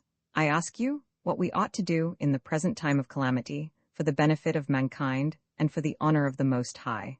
This subject is now open for discussion. After a moment's solemn silence, the junior warden arose. Brothers, at this historic moment I welcome, so to speak, the impressive words uttered by our worshipful master. He spoke, so to speak, of regrettable occurrences. And indeed, we who concern ourselves, so to speak, only with the welfare of mankind, are bound to declare all these regrettable miracles, illuminations, fits of love for one's neighbor, and other disturbances to be occurrences which are, so to speak, in the highest degree regrettable. We must with all the discretion we owe to our order decline all connection, so to speak, with these regrettable facts which, so to speak, do not agree with the traditional and progressive principles of our great order. Brothers, these regrettable principles are, so to speak, in fundamental disagreement with it, as our worshipful master very rightly said, since the clericals, so to speak, have taken up arms against us, and if we have in mind, so to speak, the highest interests of mankind, I therefore move that we should express our agreement in the fullest sense of the word, as the worshipful master in the chair very rightly said, these regrettable occurrences. Judex Formidabilis now rose. Brother worshipful master, I should like to say a few words. I have to observe that certain occurrences have been spoken of here in a very regrettable manner. I am of opinion that those occurrences are not so regrettable as our brother Junior Warden thinks. I am really not aware which occurrences Brother Junior Warden is alluding to, but if he has in mind the religious meetings which I myself attend, then I am of the opinion that he is mistaken. Indeed, I will say frankly that I consider that he is entirely in error. I move, suggested another brother, that we should take a vote on whether the said occurrences are regrettable or not. And I move, said another, taking the floor, that we elect a smaller committee of some 3 members, say, to investigate these regrettable occurrences. I am in favor of 5 members. I vote for 12. Judex Formidabilis was heard to say, "Excuse me, brothers, I have not yet finished speaking." The worshipful master rapped with his gavel. I call upon Brother Judex Formidabilis. Brothers, began Judex gently, we will not quarrel who is to have the floor. The occurrences concerning which several regrettable opinions have been expressed here are of a character that deserves attention, interest, yes, and even respect. I do not deny that I am a member of several religious circles who have received divine grace in a special power. I trust that this is not inconsistent with the discipline of the Freemason. Not at all, said several voices. Moreover, I have to admit that I myself have been privileged to perform a few minor miracles. I think that this does not conflict with my rank and degree. Certainly not. May I therefore, speaking from my own experiences, state that the aforesaid occurrences are, on the contrary, praiseworthy, uplifting, and moral, that they contribute to the welfare of mankind and the glory of the Most High, and therefore, from the Masonic standpoint, there can be no objection to them. I move that our lodge should declare its neutrality with respect to all these manifestations of the divine presence. The senior warden rose and said, Brothers, I certainly don't believe in any of this stuff, and I've seen nothing of it. All the same, I'm in favor of standing up for religion. I don't think that there's anything in it, but is there any reason why we should say so? I therefore move that we secretly let it be known that we have the very best information about the whole business, and that we approve of things going on as they are. The worshipful master raised his eyes and said, I call the attention of the brethren to the fact that the Industrial Federation has elected the Absolute as its honorary president. Further, that the MEC shares, the so-called absolute stock, may go up still higher. In this connection, I may say that a donor who wishes to remain unknown has contributed 1,000 shares to the benevolent fund of our lodge. The meeting will now proceed. The junior warden announced, I beg to withdraw, so to speak, the regrettable occurrences. From the higher point of view, I entirely agree. I move that we discuss the matter from the higher point of view. The worshipful master raised his eyes and said, I have to inform you that the Grand Lodge intends to issue instructions relating to the recent occurrences. The Grand Lodge recommends the masters to join religious circles and organize them in the Masonic sense for the instruction of apprentices in the craft. The new temples are to be conducted in an enlightened and anticlerical spirit. It is desirable to examine the various doctrines, monism, abstinence, Fletcherism, vegetarianism, and so forth. Each circle is to be instructed in a different faith in order to test out practically which is the best for the welfare of mankind and for the glory of the Most High. These activities are obligatory on all masters by decree of the Grand Lodge. The meeting will now proceed. Roman 18 in the night editor's room, the largest Catholic or popular newspaper, the People's Friend, had not a very large editorial staff, and so at 9:30 p.m. there were only 2 men in the room. Kostel, the night editor. Heaven knows why night editors' pipes have such an amazing stink. And Father Just, who sat writing the leader for the next issue and whistling between his teeth.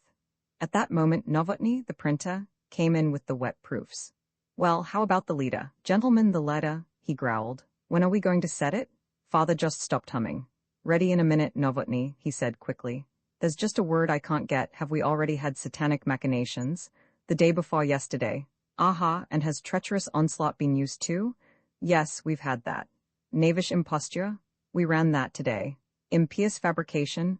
At least 6 times, said Kostel. That's a pity, sighed Father Just. I think we've been a bit too lavish with our ideas. How did you like today's leader, Novotny?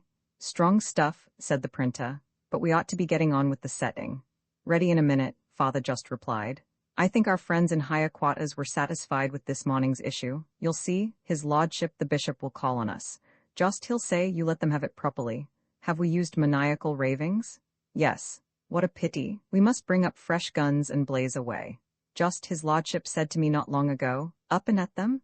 Everything may have its day, but we shall stand forever and I. Mr. Novotny, can't you think of any suitable phrase? Well, couldn't you say criminal narrow-mindedness or perverse malignity? That would do splendidly, said Father Just, with a sigh of relief. Where do you get all these bright ideas from, Novotny? From the old files of the People's Friend. But that leader, your reverence. You shall have it at once. Just wait a minute. The criminal narrow-mindedness or perverse malignity, which with the idolatries of Baal sullies the pure waters from the rock of Peter. Aha, now we shan't be long. Sullies the pure waters, rock of Peter, there we are, and sets up thereon the golden calf, whose name is the devil or the absolute. Have you got the letter? Came a voice from the door of the night editor's room. Laudata Jesus Christus, my Lord Bishop, ejaculated Father Just. Have you got the letter? Repeated Bishop Linda, coming hurriedly into the room.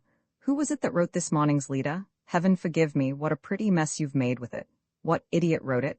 I did, stammered Father Just, retreating. Bishop, your lordship, I thought. You've no right to think, roared Bishop Linda, his eyeglasses flashing at him eerily. Here, take the thing, and crumpling up that morning's issue of the People's Friend in his hand, he flung it at Just's feet. I thought, look at him, he thinks, why didn't you telephone? Why didn't you ask what you were to write? And you, Kostel, how could you put it in the paper? You thought too, did you, Novotny?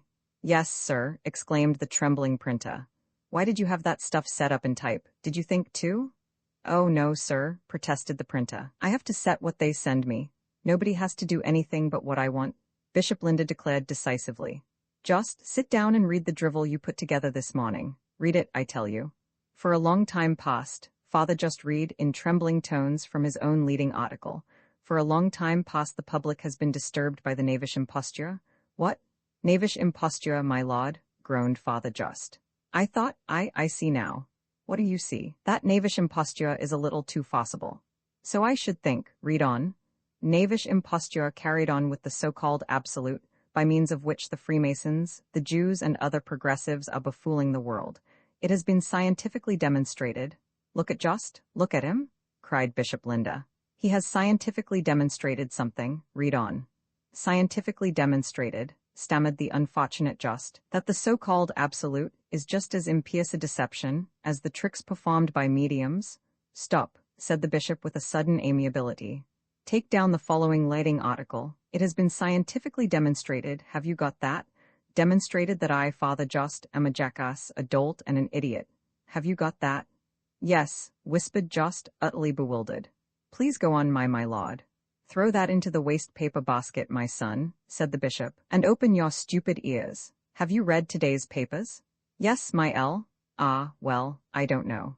This morning, my reverend friend, there appeared first of all a communication from the Monist Association, asserting that the absolute is that unity which the monists have always proclaimed to be God, and that therefore the cult of the absolute is in complete correspondence with the doctrine of monism. Did you read that? Yes, there was also the announcement that the Masonic lodges commend the absolute to the support of their members. Did you read that? Yes. Further, that at the Synodical Congress of the Lutherans, Superintendent Martins gave a 5-hour address in which he proved the identity of the absolute with God made manifest. Did you read that? Yes. Also, that at the convention of the 7th International, the Russian delegate, Poroskin Rabenfeld, moved that honor should be paid to Comrade God, who who had proved his sympathy for the workers by entering the factories. It had been noted with gratitude that the Most High Comrade had decided to work in place of the expropriated classes. A motion was brought forward that as a further proof of solidarity he should begin a general strike in all his undertakings. After the presiding officers had deliberated in private, the motion was recalled as premature. Did you read that? Yes. Finally, a resolution was passed that the absolute was the exclusive property of the proletariat, and that the bourgeoisie had no right to do honor to him or to benefit by his miracles. Instructions were given to devise a scheme for a workers' cult of the absolute and to carry out secret defensive measures in case capital should attempt to exploit or appropriate the absolute. Did you read that? Yes. There also appeared an announcement by the Free Thought Society, a notice sent in by the Salvation Army, a communiqué from the Theosophical Center Adyar, an open letter addressed to the Absolute, and signed by the Benevolent Association of Landlords, an announcement by the Federation of Merry-Go-Round Proprietors, signed by the President J. Binder, besides the Voice of the Union of Constance, special numbers of the Voice from the Beyond, the Anabaptist Reader, and the Abstainer. Did you read all that, my friend? Yes. Well then, my dear son, you see this, that in every case they make the most solemn claim that the absolute is their own private property, they do him honor, and make him splendid offers, appoint him honorary member, patron, protector, and heaven knows what else. And meanwhile on our side some crazy lunatic of a father just, if you please, an insignificant object called just, shouts out to the universe that it's all a knavish imposture, and a swindle already scientifically exposed. Saints and martyrs, you've got us into a pretty fix. But my lord, I had orders to write against those phenomena. So you had, the bishop interrupted him sternly. But didn't you see that the situation had entirely changed? Just, cried the bishop, rising to his feet, our churches are empty, our flock is running off to the absolute. Just, you blockhead, if we wish to bring our flock back to us, we must secure the absolute. We will set up atomic carburetors in all our churches, but that, my little priest, is above your head. Bear in mind this one thing. The absolute must work for us, he must be ours, i.e., he must be ours alone. Que piscis, my filly? Que pisco, whispered Father Just. Dio gracias, now, friend Just, now shall Saul become Paul. You'll write a nice little leading article in which you will make it known that the sacred congregation, taking cognizance of the petitions of the faithful, has admitted the absolute into the bosom of the church. Mr. Novotny, here is the apostolic letter to that effect.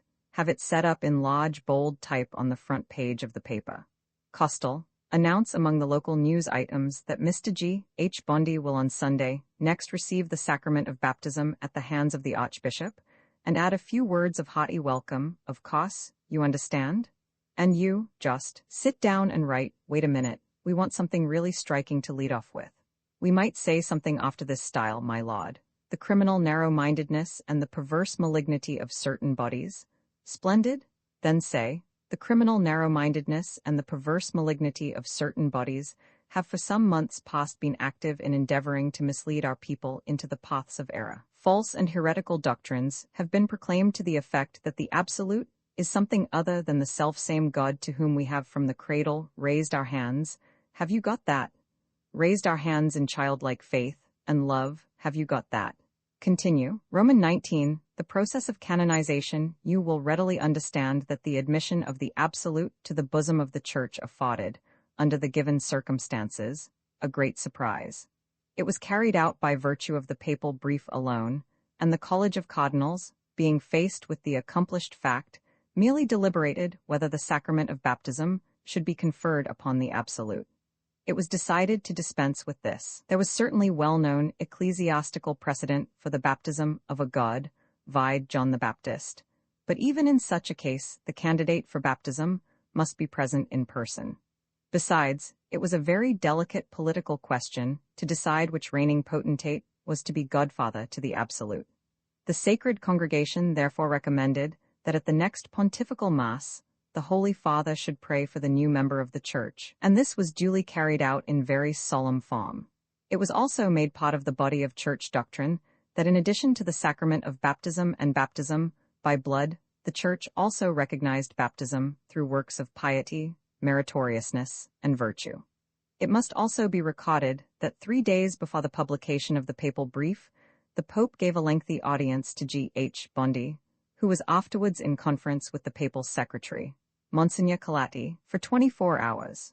Almost simultaneously, the summary beatification of the Absolute was enacted under the rule super cultu immemorabili in recognition of the virtuous life of the Absolute, now declared blessed, and a regular but expedited process of canonization was arranged for. There was, however, one highly important innovation. The Absolute was to be declared not a saint, but a god. A deification commission was immediately appointed from among the best of the Church's scholars and pastors. Versi, the Cardinal Archbishop of Venice, was appointed procurate a day, while Monsignor Colatti was to act as advocatus diaboli.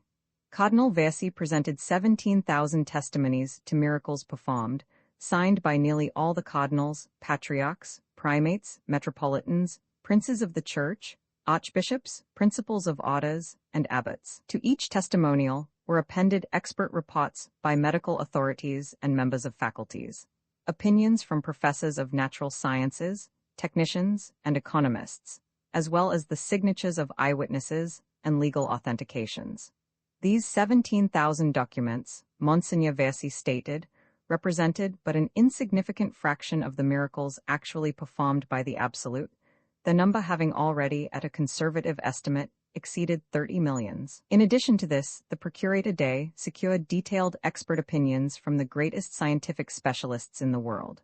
Professor Guardian, rector of the medical faculty in Paris, for example, after exhaustive researches, wrote as follows: "Seeing that innumerable cases presented to us for examination were from a medical standpoint completely hopeless and scientifically incurable, paralysis, cancer of the throat, blindness after surgical removal of both eyes, lameness following on amputation of both the lower extremities, death following on complete separation of the head from the trunk, strangulation in a subject hanged 2 days before, etc. The medical faculty of the Sorbonne is of the opinion that the so-called miraculous cures in such cases can only be ascribed either to complete ignorance of anatomical and pathological conditions, clinical inexperience, and utter incompetence in medical practice, or, a possibility we do not wish to exclude, to the interference of higher powers not limited by the laws of nature or any knowledge thereof." Professor Meadow of Glasgow, the psychologist, wrote, "Since in these activities there is manifest what is obviously a thinking being, capable of association, memory, and even of logical judgment, a being which performs these psychic operations without the medium of a brain and nervous system, it affords a striking corroboration of my crushing criticism of the psychophysical parallelism advocated by Professor Mayer. I affirm that the so-called Absolute is a psychic, conscious, and intelligent being, albeit our scientific knowledge of its nature is as yet but small." Professor Lupin of the BRNO Technical Institute wrote, "From the standpoint of effective performance, the Absolute is a force deserving of the highest respect." The famous chemist, Willibald of Tübingen, wrote, "The Absolute possesses all the requisite conditions of existence and scientific evolution, as it is in admirable conformity with Einstein's theory of relativity." The present chronicler will no longer detain you with the pronouncements of the world's scientific luminaries. In any case, they were all published in the Acts of the Holy See. The process of canonization went forward in quick time. In the meantime, a committee of eminent authorities on dogma and exegesis had completed a statement in which the identity of the Absolute with the third person of the Trinity was definitely established on the basis of the Scriptures and the writings of the Fathers of the Church. But before the ceremony of deification took place, the Patriarch of Constantinople declared, as head of the Eastern Church, the identity of the Absolute with the first person of the Trinity, the Creator. This undeniably heretical teaching was espoused by the Old Catholics, the circumcised Christians of Abyssinia, the evangelicals of the Helvetian Confession, the Nonconformists, and several of the larger American sects. This brought about a lively theological dispute. As for the Jews, a secret doctrine spread among them to the effect that the Absolute was Baal of old. The liberal Jews announced that they would in that case recognize Baal. The Free Thought Society assembled in Basel. In the presence of 2,000 delegates, the Absolute was proclaimed as the god of the freethinkers, and this was followed by an incredibly violent attack upon clerics of all denominations, who, in the terms of the resolution, are eager to seek their own advantage with the one scientific God, and to drag him down into the filthy cage of ecclesiastical dogma and priestly deception, and leave him there to starve. But the God who has made himself manifest to the eyes of every progressive modern thinker has nothing to do with the medieval traffic of these Pharisees. The Free Thought Association alone is his congregation, and only the Basel Congress has the right to set forth the doctrine and the ritual of the free religion.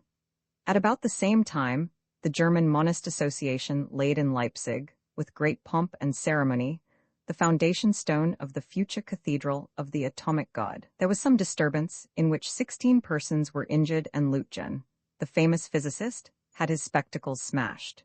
News was also received that autumn of some religious phenomena in the Belgian Congo and in French Senegambia.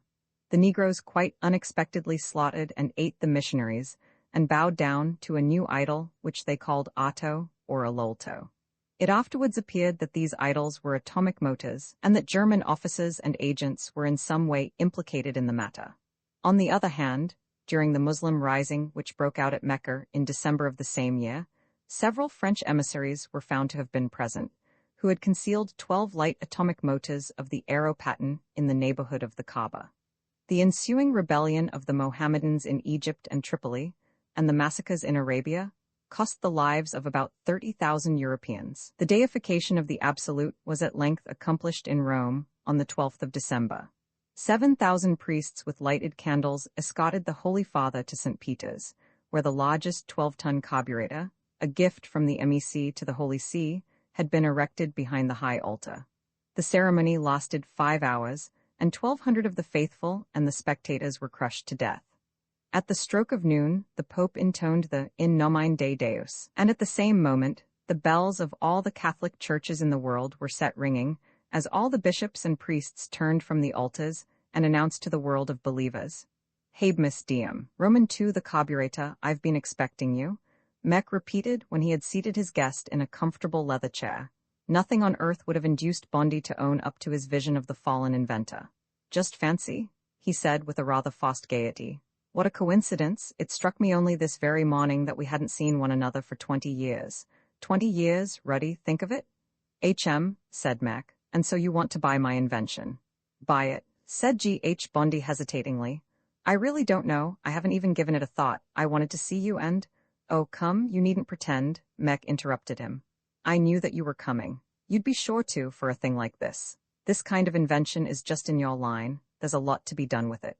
He made an eloquent motion with his hand, coughed, and began again, more deliberately. The invention I am going to show you means a bigger revolution in technical methods than Watt's invention of the steam engine. To give you its nature briefly, it provides, putting it theoretically, for the complete utilization of atomic energy. Bondy concealed a yawn. But tell me, what have you been doing all these 20 years? Mech glanced at him with some surprise. Modern science teaches that all matter, that is to say, its atoms, is composed of a vast number of units of energy. An atom is in reality a collection of electrons, i.e. of the tiniest particles of electricity. That's tremendously interesting, Bondy broke in. I was always weak in physics, you know, but you're not looking well, Mech. By the way, how did you happen to come by this factory? Quite by accident, I invented a new kind of filament for electric bulbs. But that's nothing, I only came upon it incidentally. You see, for 20 years I've been working on the combustion of matter. Tell me yourself, Bondy, what is the greatest problem of modern industry? Doing business, said Bondy. And are you married yet? I'm a widower, answered Mech, leaping up excitedly. No, business has nothing to do with it, I tell you. It's combustion. The complete utilization of the heat energy contained in matter. Just consider that we use hardly 100,000th of the heat that there is in coal, and that could be extracted from it. Do you realize that? Yes, coal is terribly dear, said Mr. Bondy sapiently. Mech sat down and cried disgustedly. Look here, if you haven't come here about my carburetor, Bondy, you can go. Go ahead then, Bondy returned, anxious to conciliate him. Mech rested his head in his hands and after a struggle came out with, For 20 years I've been working on it, and now I'll sell it to the first man who comes along. My magnificent dream, the greatest invention of all the ages? Seriously, Bondy, I tell you, it's something really amazing. No doubt in the present wretched state of affairs, assented Bondy. No, without any qualification at all, amazing. Do you realize that it means the utilization of atomic energy without any residue whatever? Aha, said Bondi. So we're going to do our heating with atoms. Well, why not? You've got a nice place here, Ruddy. Small and pleasant. How many hands do you employ? Mac took no notice. You know, he said thoughtfully, it's all the same thing, whatever you call it. The utilization of atomic energy, or the complete combustion of matter, or the disintegration of matter. You can call it what you please. I'm in favor of combustion, said Mr. Bondi. It sounds more familiar. But disintegration is more exact, to break up the atoms into electrons, and harness the electrons and make them work. Do you understand that? Perfectly, Bondi assured him. The point is to harness them. Well, imagine, say, that there are two horses at the ends of a rope, pulling with all their might in opposite directions. Do you know what you have then? Some kind of spot, I suppose, suggested Mr. Bondi. No, a state of repose. The horses pull, but they stay where they are. And if you were to cut the rope, the horses would fall over, cried G.H. Bondi with a flash of inspiration. No, but they would start running. They would become energy released. Now, pay attention. Matter is a team in that very position. Cut the bonds that hold its electrons together and they will run loose? Yes, but we can catch and harness them, don't you see? I'll put it to yourself this way. We burn a piece of coal, say, to produce heat. We do get a little heat from it, but we also get ashes, coal gas, and soot. So we don't lose the matter altogether, do we? No. Won't you have a cigar? No, I won't. But the matter which is left still contains a vast quantity of unused atomic energy. If we used up the whole of the atomic energy, we should use up the whole of the atoms. In short, the matter would vanish altogether. Aha, now I understand. It's just as though we were to grind corn badly, as if we ground up the thin outer husk and threw the rest away, just as we throw away ashes. When the grinding is perfect, there's nothing or next to nothing left of the grain, is there? In the same way, when there is perfect combustion, there's nothing or next to nothing left of the matter we burn. It's ground up completely. It is used up. It returns to its original nothingness. You know, it takes a tremendous amount of energy to make matter exist at all. Take away its existence, compel it not to be, and you thereby release an enormous supply of power. That's how it is, Bondi. Aha, that's not bad.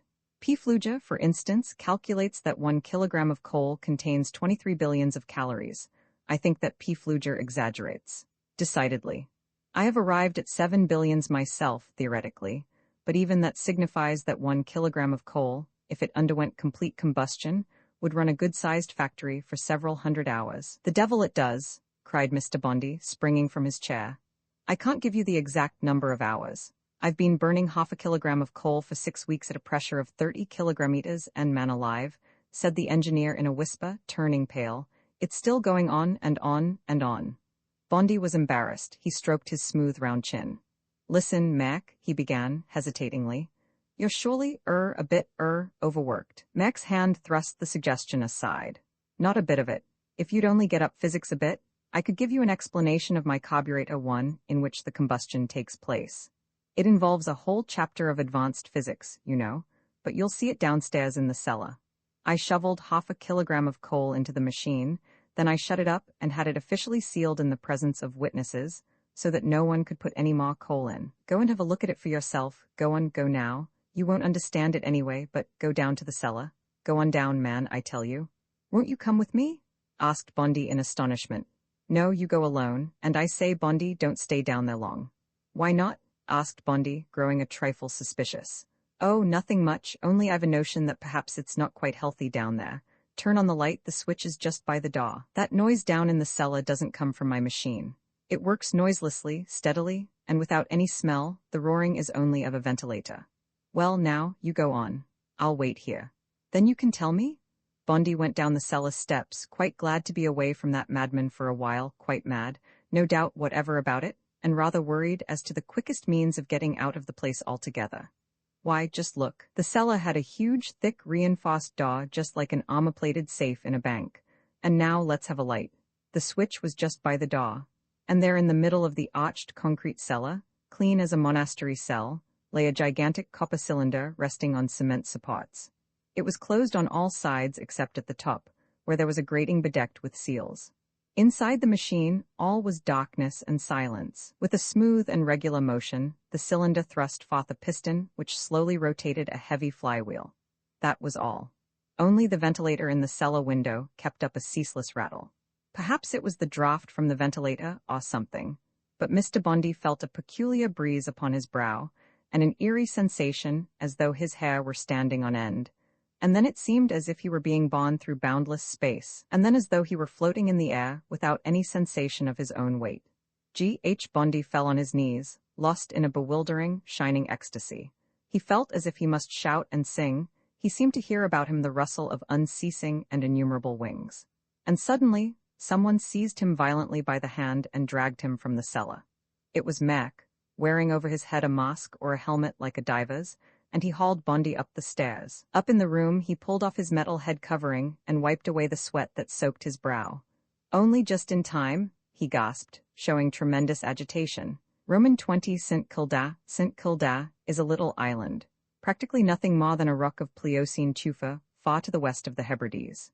A few stunted birches, a handful of heather and dry grass, flocks of nesting seagulls and semi-arctic butterflies of the Otta polyommatus are all that lives on this lost outpost of our hemisphere, out amid the endless beating of the seas and the equally endless procession of clouds, forever laden with rain. For that matter, St. Kilda has always been uninhabited, is now, and will forever be so. Nevertheless, it was there that His Majesty's ship Dragon dropped anchor, towards the end of autumn. Carpenters came off the ship with timbers and planks, and by evening they had built a large, low wooden house. The next day upholsterers arrived, bringing with them the finest and most comfortable furniture. On the third day stewards, cooks, and waiters emerged from the depths of the ship and carried into the building crockery, wine, preserves, and everything that civilization has provided for rich, fastidious, and powerful men. On the morning of the fourth day, there arrived on HMS Edwin the English Premier, the Right Hon. Sir W. O'Patney. Half an hour later came the American ambassador, Mr. Horatio Bum, and there followed him, each on a warship, the Chinese plenipotentiary, Mr. K., the French Premier, Dudieu, the Imperial Russian General, Buchton, the Imperial German Chancellor, Dr. Worm, the Italian Minister, Prince Trivolino, and the Japanese Ambassador, Baron Yamato. 16 English torpedo boats cruised around St. Kilda to prevent newspaper reporters from landing.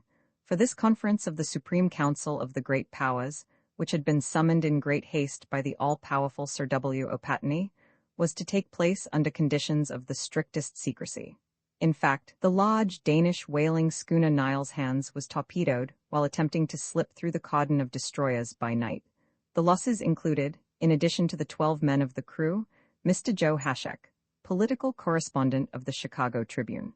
Nevertheless, the representative of the New York Herald, Mr. I. Sowett, spent the whole time on St. Kilda disguised as a waiter, and we are indebted to his pen for the scanty accounts of that memorable assembly, which survived even the subsequent historic catastrophes. Mr. I. Sowett was of the opinion that this conference on high politics was being held in this lonely spot in order to eliminate any direct influence of the absolute on its decisions.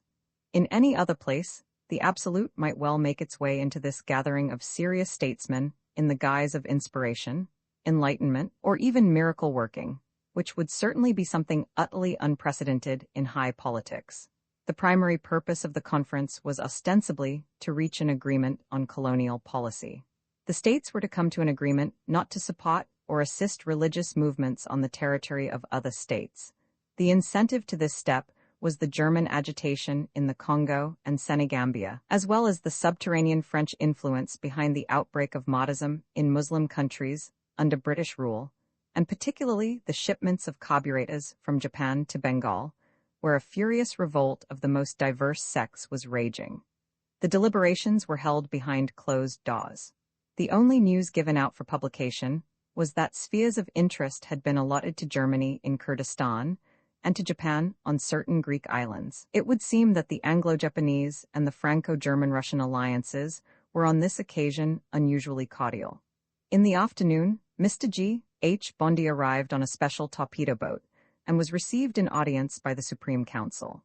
Not until about 5 o'clock, Greenwich time, did the illustrious diplomats sit down to luncheon, and it was here that Sowett had the first opportunity of hearing with his own ears the representatives of the high contracting parties. After the meal they discussed sport and actresses. Sir W. O'Patney, with his poet's head with its white mane and soulful eyes, talked enthusiastically about salmon fishing with His Excellency, the French Premier, Dudieu, whose energetic gestures, loud voice, and a certain je ne sais quoi revealed the farmer lawyer. Baron Yanato, refusing all liquid refreshment, listened silently and smiled as though his mouth were full of water. Dr. Worm turned over his papers. General Buxton walked up and down the room with Prince Trivolino. Horatio Bum was making cannons all by himself on the billiard table. I have myself seen his lovely overhand masse stroke, which would win the admiration of any expert, while Mr. K, looking like a very yellow and very withered old lady, fingered some kind of Buddhist rosary. He was a mandarin in his own flowery land. Suddenly, all the diplomats grouped themselves round M. Dudieu, who was explaining, "Yes, gentlemen, c'est ça, we cannot remain indifferent to him. We must either recognize him or deny him. We Frenchmen are in favor of the latter cause. That's because he's showing himself such an anti-militarist in your country," said Prince Trivolino with a certain malicious pleasure. "No, gentlemen," cried Dudieu, "don't deceive yourselves on that point. The French army is quite unaffected. Such an anti-militarist? Bah, we already had any number of anti-militarists. Beware of him, gentlemen. He is a demagogue, a communist, a bigot, heaven knows what not, but always a radical. Oui, un rabuliste, c'est ça. He sticks to the wildest popular catchwords. He goes with the mob, now in your highness's country." He turned suddenly to Prince Trivolino. "He is a nationalist, intoxicating himself with dreams of a great Roman Empire. But take care, your highness. That's what he does in the cities, but in the country districts he hobnobs with the parsons and performs miracles at the shrines of the Virgin. He works for the Vatican with one hand and for the Quirinal with the other. Either there is some design in it, or I don't know what. Gentlemen, we can quite frankly admit it, he is making things difficult for us all. In my country," said Horatio Bum thoughtfully, leaning on his cue, "he goes in for sport as well. He's a real big sportsman. He goes in for all sorts of games. He's made amazing records in sports even among chapel folk. He's a socialist. He's on the side of the wets. He changes water into drink. Why, just lately, at a White House banquet, everybody present, everybody, mind you, got frightfully drunk. They didn't take anything but water, you see, but he changed it into drink after it was down." "That's queer," said Sir W. O'Patney. "In my country he strikes one as much more of a conservative. He behaves like an omnipotent clergyman. Holds meetings, processions, sermons in the streets and such things. I think he is opposed to us liberals."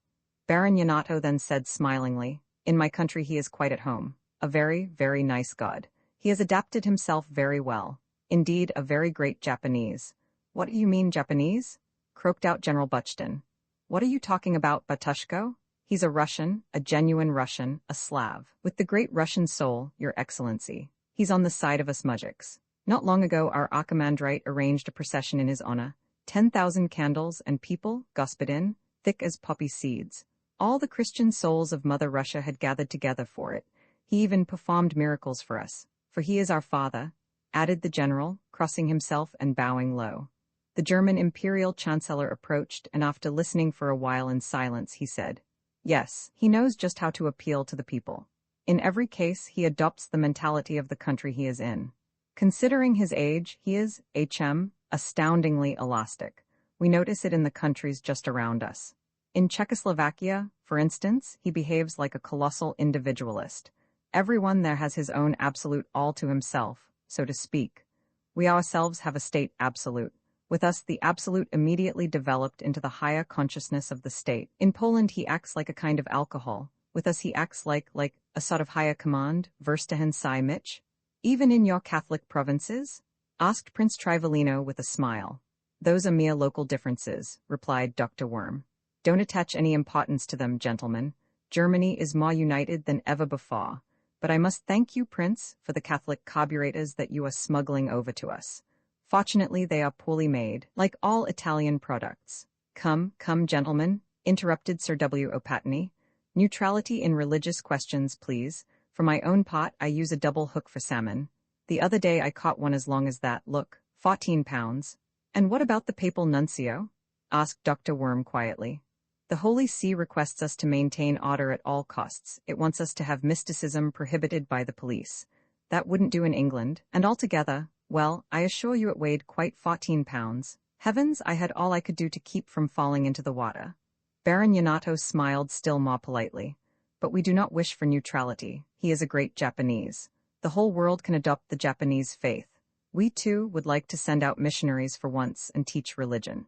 Baron, said Sir W. O'Patney gravely, you know that the excellent relations existing between our governments. England can adopt the Japanese faith, smiled Baron Yamato, and our relations will be even better. Stop, Batushko, cried General Buxton. We'll have no Japanese faith. If there's to be any faith, then it must be the Orthodox faith. And do you know why? First, because it is Orthodox, and secondly, because it is Russian, and thirdly, because our Tsar so wills it, and fourthly, because we, my friend, have the biggest army. I do everything like a soldier, gentlemen, downright frankly and openly. If there's to be a religion, then it's to be our Orthodox religion. But, gentlemen, that is not the question, cried Sir W. O'Patney excitedly. That isn't what we're here for. Quite right, said Dr. Worm. We have to agree upon a common line of conduct with regard to God. Which one? Suddenly asked the Chinese plenipotentiary, Mr. K, lifting at last his wrinkled eyelids. Which one? Repeated Dr. Worm in astonishment.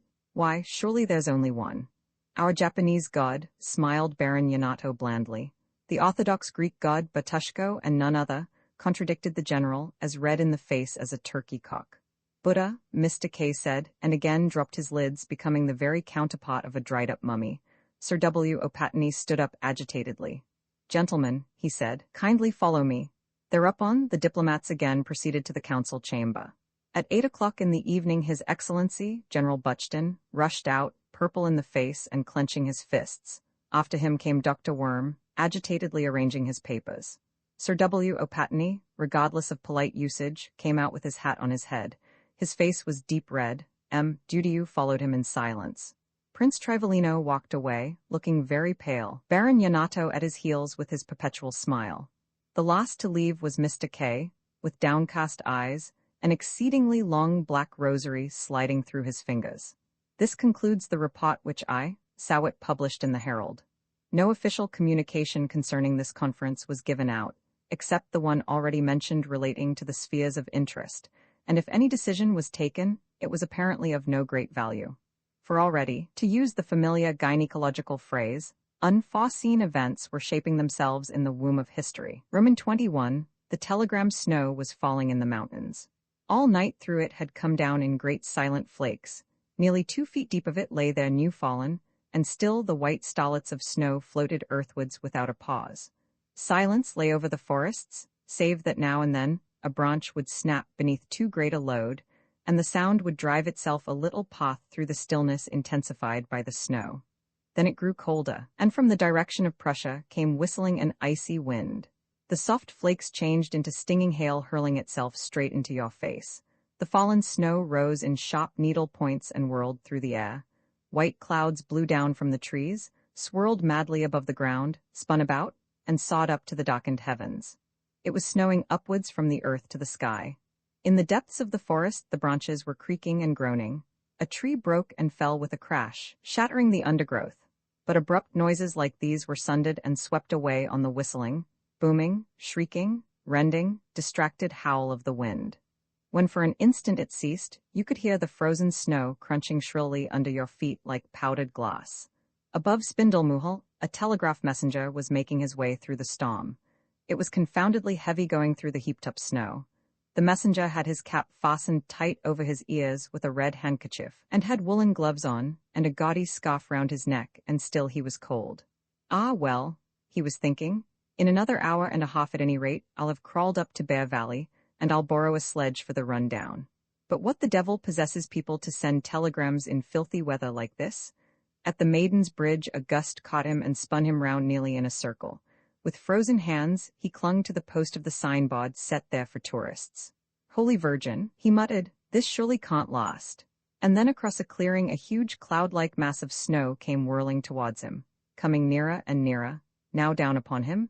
He must hold his breath at all costs. 1,000 needle points drove into his face and made their way inside his coat. Through a little rent in his clothing, the icy particles reached his skin. The man was drenched beneath his frozen garments. The cloud blew past, and the messenger felt very much disposed to turn back to the post office. Mac, engineer? He repeated the address to himself. Well, he certainly don't belong to these parts. But a telegram's urgent, You never know what it's about, one of his family, maybe, or something important.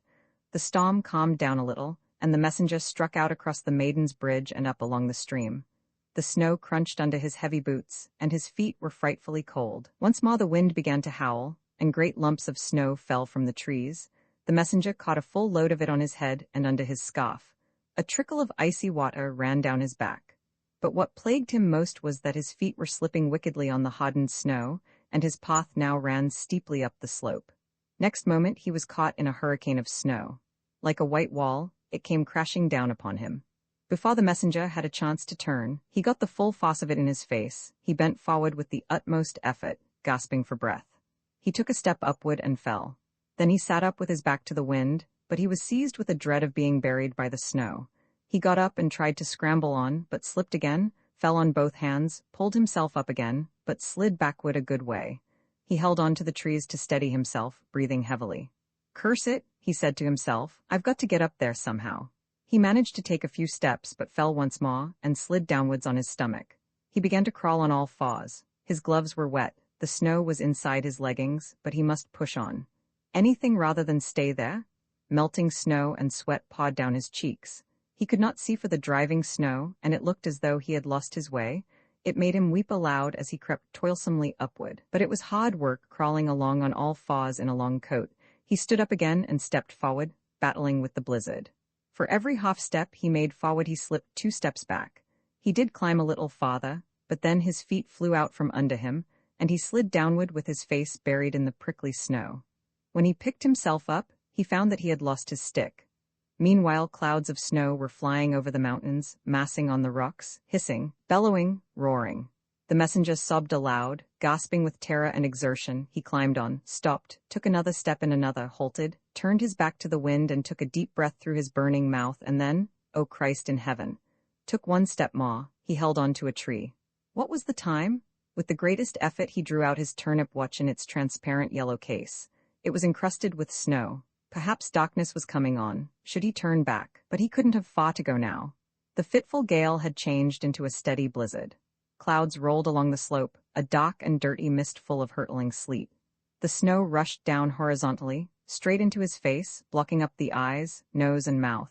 With wet, frozen fingers it had to be dug, half melted, from the cavities of the ears and eyes. The front of the messenger's body was covered with a layer of snow 2 inches thick. His coat was rigid, as stiff and heavy as a bod. You could not bend it. The cakes of snow on his boot soles grew bigger and heavier with every step, and in the forest it was getting dark. And yet, good heavens, it was barely 2 in the afternoon. Suddenly, a greenish-yellow darkness pawed over the forest, and the snow gushed down like a cloudburst. Flakes the size of your hand, wet and heavy, flew whirling by so thickly that the dividing line between earth and air was lost. A man cannot see a step in front of him. He breathes the flakes in, wades on through the roaring blizzard that dashes high over his head, pushes on blindly as if he were cutting a little passage down there under the snow. He has but one overmastering instinct, to push on. He yearns for one thing only, to breathe something other than snow. He can no longer lift his feet from the snow. He drags them through the drifts, reaching halfway to his hips. He makes a track which instantly closes up behind him. Meanwhile, in the cities far below, a few sparse flakes fluttered down to be melted into black mud. The lights were lit in the shops. The cafes were all aglow. People sat around under the electric globes and grumbled what a miserable, gloomy day it was. Numberless lights were ablaze all over the great city, sparkling in the watery maya. One solitary glimmer shone over the storm-swept field on the mountain. It pierced with difficulty through the falling snow, wavered up and down, and nearly expired. Nevertheless, it was there, still shining. There was a light in the hut in Bear Valley. It was 5 o'clock and therefore pitch dark when a shapeless something stopped in front of the hut in Bear Valley. That something spread out its thick white wings and began to beat its body with them and peel off a coating of snow 4 inches thick. Beneath the snow, a coat became visible, and below the coat 2 feet, and these feet stamped on the stone doorstep till great lumps of snow dropped from them. It was the messenger from Spindlemuhel. He entered the hut and saw a thin gentleman sitting at the table. He tried to utter a greeting, but his voice failed him completely. It only made a little wheezing noise like that of escaping steam. The other man rose. "My good man, what the devil brings you here in a blizzard like this? Why, you might never have got through alive." The messenger nodded and gurgled. If it isn't absolute madness, growled the other, and told the servant to bring some tea. Well, where were you making for then, Dad? Martin's hut. The messenger shook his head and opened his leather pouch. It was full of snow. He took out a telegram frozen so stiff that it crackled. Ba, Beck, he croaked out hoarsely. What do you say? Asked the other. Is anyone here named Ma Ek and Eng I near? The messenger stammered out with a reproachful look. That's me, the thin gentleman cried. Have you something for me? Let me see it quick. Mek tore open the telegram. It read, Your predictions confirmed, Bondi. Nothing more. Roman 22, the old patriot in the Prague office of the People's Journal. Everyone was working at top speed. The telephone operator was yelling furiously into the telephone and quarreling with the young lady at the exchange. Sisses clicked and typewriters clattered, and Mr. Cyril Kevel sat on the table and dangled his legs. I say, they're holding a meeting at Vaklavac, he said in a low voice. Some communists up there preaching voluntary poverty. He's haranguing the people, telling them they ought to be like the lilies of the field. He's got a beard right down to his waist. What a frightful lot of long-bearded chaps there are about nowadays, all looking like apostles. MHM, answered old Rijzek, turning over the papers from the Czechoslovak Press Bureau. What makes their beards grow so long? Mr. Kevel ruminated. I say, Rijzek, I do believe the absolute has something to do with that as well. Golly, Rijzek, I'm afraid of something of the sort growing on me. Just imagine it, right down to the waist. MHM, Mr. Rijzek said ponderously. The Free Thought Society is holding a service in Havlicek Square today. Father Novacek is performing miracles in Tile Square. There's sure to be a row between them, you'll see. Yesterday Novacek healed a man who had been lame from birth. Then they had a procession, and just think, the fellow who'd been lame gave a Jew an awful hiding. Broke 3 of his ribs au moins. He was a Zionist, see. MHM, remarked Mr. Rijzek, mocking some items of news. There's certain to be a dust-up today, Rijzek, Kevel expatiated. The progressives are holding a meeting in the old town square. They've trotted out away from Rome again. And Father Novacek is organizing the Maccabeans, you know, a sort of Catholic armed god. You wait, there will be a scrimmage. The Archbishop has forbidden Novacek to perform miracles, but his reverence is like one possessed. He even goes and raises the dead. MHM, said Mr. Rijzek, and went on mocking copy. I had a letter from my mother, Cyril Kevel confided in subdued tones. At home in Moravia, you know, near Hustopuk and thereabouts, they're simply raving mad with the Czechs, say they're heathen and heretics and idolaters and want to set up new gods, and all that stuff. They've shot a gamekeeper there because he was a Czech. I tell you, Rijzek, things are fairly seething everywhere. MHM, came Mr. Rijzek's sign of acquiescence. They've even gone for each other in the synagogue, continued Mr. Kevel. The Zionists gave the people who believe in Baal a fearful licking. There were even 3 people killed. And have you heard about the split among the communists? There you are, I nearly forgot about it, that's another grand mix-up. Now we're going to have the mystic communists, a sort of left wing, then the Christians, Marians, scientists, resurrectionites, textile knights of St. John, iron knights, minor knights, and about 7 other parties. Now they're squabbling about the sick benefit funds and the workmen's dwellings. Just wait, I'm going to slip over to Hybinska Street this afternoon. My boy, the garrison was confined to barracks this afternoon, but in the meantime, the Vyashovist barracks have sent an ultimatum to the Chernin barracks calling on them to recognize the Vyashovist dogma of the 3 degrees of salvation. If they don't accept the doctrine, they ought to report for battle at Sandburg. The Dijvisa artillerymen have gone to the Chernin barracks to disband. The Vyashovist garrison has barricaded itself in, the soldiers have planted machine guns in the windows, and declared war. They are being besieged by the 7th Dragoons, the Castle Guard, and Fall Light batteries. They've been given 6 hours, then the firing will begin. Rijzek, it's a real pleasure to be alive in these days. MHM, said Mr. Rijzek. Yes, and at the university today, Kevel went on quietly, the natural science faculty and the history faculty came to blows. You know, the natural science faculty, being rather pantheistic, so to speak, disputes the revelation. The professors conducted the fight, and Dean Rattle himself carried the flag. The historians fortified the university library in the Clementinum and defended themselves desperately, armed with books. Dean Rattle got hit on the head with a bound volume of Velinovsky and was killed on the spot, probably concussion of the brain. The rector, An Novak, was seriously injured by a volume of Invention and Progress. Finally, the historians buried the attacking party under the collected works of Jan Viabier. Now the sappers are at work on the scene of the battle, and so far they've recovered 7 corpses, among them 3 lecturers. I don't think there were more than 30 buried, though. Observed Mr. Rijzek. Then there's the Sparta Club, my boy. Kevel rattled on with mild enthusiasm. The Sparta has proclaimed that the only god is the Greek Zeus, whereas the Slavia votes for Svantovit, the old sun god. On Sunday there's to be a match between the 2 gods on the Letna. Besides their footballs, both clubs will bring hand grenades, and the Slavia will also have machine guns and the Sparta a 12-centimeter gun. There's a terrific rush for tickets. The supporters of both clubs will be armed. Rijzek, believe me, there will be a shindy. I bet Zeus will win.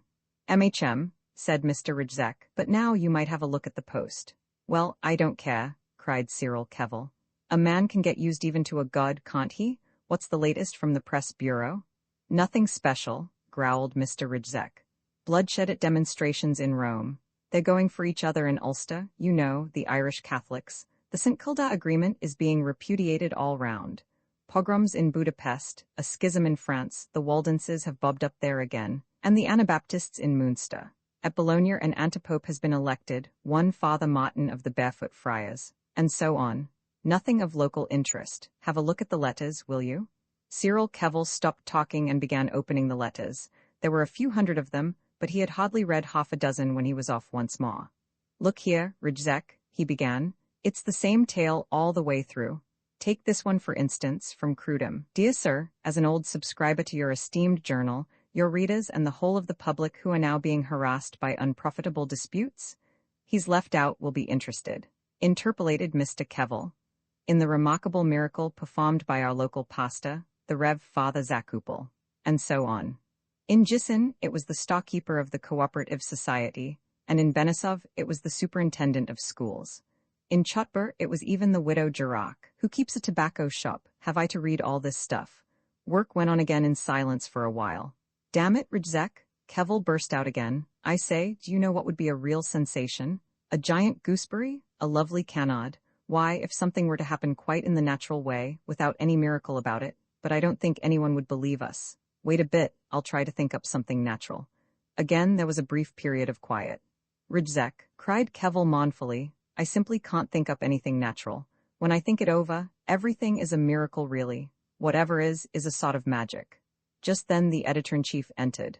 Who did the cuttings from the Tribune? He has a story in it that we haven't got. What sort of a story? Asked Mr. Rijzek. In the Finance and Commerce section. An American combine has bought up the Pacific Islands and is subletting them. A tiny coral atoll costs $50,000 a year. Big demand even from the continent of Europe. Shares have gone up to 2,700 already. G.H. Bondi interested to the extent of 120 millions. And we haven't got a word about it, said the editor-in-chief angrily, and slammed the door behind him. Rijzek, cried Kevel, here's an interesting letter, dear sir, forgive an old patriot, who can remember the evil times of oppression and the dark days of serfdom, if he raises a plaintive voice and begs you to use your skillful pen to make known to the Czech people the grief and sore anxiety we old patriots feel, and so on. Farther on he says, in our ancient and glorious nation we see brother egged on against brother, innumerable parties, sects, and churches struggling together like wolves and destroying each other in their mutual hatred. Must be some very old chap. His writing is terribly shaky.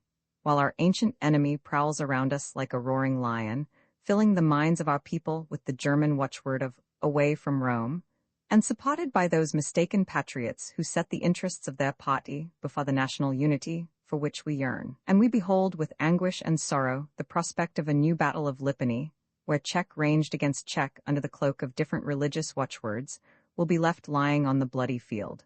And so, alas, the words of the scriptures about a kingdom divided against itself will be fulfilled, and there shall be piercing and felling of many, as it is written in our own glorious and authentic cycles of chivalry. That's enough, said Mr. Rijzek. Wait a bit, here he talks about the hypertrophy of parties and churches. It is a hereditary Czech disease, he says. Of this there cannot be the slightest doubt, as Dr. Kramara used to say. And therefore, I solemnly adjure you at this 12th hour, when great and terrible dangers confront us on every hand, to urge our people to band themselves together in a union of the whole nation for the defense of our country. If a religious bond be necessary for this union, then let us be neither Protestants nor Catholics nor monists nor abstainers, but let us adopt a single, Slav, powerful, and brotherly Orthodox faith, which will unite us in one great Slav family, and will secure for us in these stormy times the protection of a powerful Slav ruler. Those who will not freely and wholeheartedly pay allegiance to this glorious Pan-Slav ideal should be forced by government authority, and by every form of compulsion permissible in these exceptional circumstances, to abandon their partisan and sectarian interests in favor of the union of the whole nation. And so on, signed an old patriot. What do you say to that? Nothing, said Mr. Rijzek. I think that there's something in it, Mr. Kevel began, but just then the telephone operator entered and said, Munich on the phone. Some sort of civil or religious war broke out in Germany yesterday. Is it worth putting in the paper? Roman 23, the Augsburg imbroglio. By 11 p.m., the following telephonic communications had been received at the office of the People's Journal, Czech Press Bureau. From Munich, 12th inst. According to the Wolf Telegraph Agency, the demonstrations in Augsburg yesterday led to bloodshed. 70 Protestants were killed. The demonstrations are still in progress. Czech Press Bureau. From Berlin, 12th inst. It is officially announced that the number of killed and wounded at Augsburg does not exceed 12. The police are maintaining order. Special message. From Lugano, 12th inst. We learn from a reliable source that the number of victims at Augsburg is over 5,000. Railway communication with the north is suspended. The Bavarian ministry is in permanent session. The German emperor has broken off his hunting trip and is returning to Berlin. Czech Press Bureau. Reuter, 12th inst. At 3 a.m. today, the Bavarian government declared a holy war on Prussia. By the following day, Mr. Cyril Kevel was already in Bavaria. From his comparatively trustworthy reports, we make the following excerpts. At 6 p.m. on the 10th instant, the Catholic workmen in the Skala lead pencil factory at Augsburg gave the Protestant foreman a beating, the provocation being some dispute relating to the worship of the Virgin. Quiet prevailed at night, but at 10 a.m. on the following day, the Catholic workmen came out in all departments noisily demanding the discharge of all Protestant employees. Skala, the owner of the factory, was killed, and 2 directors were stabbed. The clergy were compelled by force to carry the monstrance at the head of the procession. The Archbishop, Dr. Lentz, who came out to pacify the demonstrators, was thrown into the river Lech. The Social Democratic leaders attempted to speak, but were forced to take refuge in the synagogue. At 3 p.m., the synagogue was blown up with dynamite. While the looting of Jewish and Protestant shops went on, accompanied by some shooting and numerous conflagrations, the city council carried unanimously the Immaculate Conception of the Virgin Mary and issued an impassioned appeal to the Catholic nations of the world to take up the sword in defense of the Holy Catholic faith. Upon the receipt of this news, various manifestos were issued in other Bavarian cities. In Munich, a popular assembly was held at 7 p.m., which amid the wildest enthusiasm passed a resolution for the secession of the southern states from the German Empire. The Munich government wired Berlin that it was taking over the administration. The imperial chancellor, Dr. Worm, immediately called on the Minister of War, who ordered 10,000 bayonets to Bavaria from the garrisons of Saxony and the Rhineland. At 1 a.m., these troop trains were blown up on the line at the Bavarian frontier, and machine guns were turned upon the wounded. At 3 a.m., the Munich government, in alliance with the Alpine provinces, decided to proclaim a holy war on the Lutherans. It would seem that hopes of a peaceful solution of the whole misunderstanding have not yet been abandoned in Berlin. At this moment, the emperor is still delivering his speech in Parliament, declaring that he knows neither Catholics nor Protestants, but only Germans. The North German forces are said to be concentrated along the Erfurt-Gothikassel line. The Catholic forces are advancing in the general direction of Zwickau and Rudolfstadt, meeting with no opposition but that of the civilian population. The town of Gries has been burned down, and the citizens either killed or dragged into slavery. The reports of a great battle have not so far been confirmed. Refugees from Bayreuth state that the firing of heavy artillery could be heard from the north. The railway station at Magdeburg is said to have been blown up by the bombs of Bavarian airmen. Weimar is on fire. Indescribable enthusiasm prevails here in Munich. Attestation commissions are at work in all the schools, crowds of volunteers wait as long as 20 hours in the streets. The heads of 20 decapitated pastors are exposed on the Rathaus. The Catholic clergy have to serve Mass day and night in overcrowded churches. The Reverend Father Grosshube, who was also a member of Parliament, died of exhaustion at the altar. Jews, monists, abstinents, and other heretics have barricaded themselves in their houses. Rosenheim, the banker, the oldest member of the Jewish community, was publicly burned at the stake this morning. The Dutch and Danish ambassadors have asked for their passports. The American representative has lodged a protest against the disturbance of the peace. On the other hand, the Italian government has assured Bavaria of its particularly benevolent neutrality. Bands of recruits march through the streets carrying flags with a white cross on a red ground and shouting, "God wills it." Ladies are entering the nursing service and getting hospitals ready. Business houses are for the most part closed. So is the stock exchange. That was on the 14th of February. On the 15th, fairly heavy fighting took place on both banks of the Wear, the Protestant forces yielding a little ground. On the same day, the first shots were also fired on the Dutch-Belgian frontier. England ordered the mobilization of the fleet. On the 16th of February, Italy granted free passage to the Spanish army, dispatched to the aid of the Bavarians. The Tyrolese peasants, armed with scythes, attacked the Helvetian Swiss. On the 18th of February, the Antipope Martin cabled his blessing to the Bavarian army. An indecisive battle took place at Meiningen. Russia declared war on the Polish Catholics. February 19th, Ireland declared war on England. An opposition caliph made his appearance at Brausa and unfurled the green banner of the Prophet. Mobilization of the Balkan states and massacres in Macedonia. February 23rd, the North German front pierced. General revolt in India. Proclamation of a holy war by the Muslims on the Christians. February 27th, the Greek-Italian War and the first encounters on Albanian soil. March 3rd, the Japanese fleet sailed eastward against the United States of America. March 15th, the Crusaders, Catholics, took Berlin. Meanwhile, the Union of Protestant States was proclaimed at Stettin. The German Emperor, Caspar I, assumed command in person. March 16th, a Chinese army, 2 million strong, pawed over the Siberian and Manchurian frontiers. The army of the Antipope Martin took Rome by storm. Pope Urban fled to Portugal. March 18th, Spain demanded that the Lisbon government should deliver up Pope Urban. Refusal followed ipso facto by war between Spain and Portugal. March 26th, the South American states presented an ultimatum to the North American Union, demanding the repeal of prohibition and the abolition of religious liberty. March 27th, the Japanese fleet landed troops in California and British Columbia. On April 1st, the world situation was approximately as follows. In Central Europe, the great world conflict between the Catholics and Protestants was running its course. The Protestant Union had forced back the Crusaders out of Berlin, had got a firm hold on Saxony, and had occupied even the neutral territory of Czechoslovakia. The city of Prague was, by a peculiar coincidence, under the command of the Swedish Major General Rangel, possibly a descendant of the general of the same name who figured in the 30 Years' War.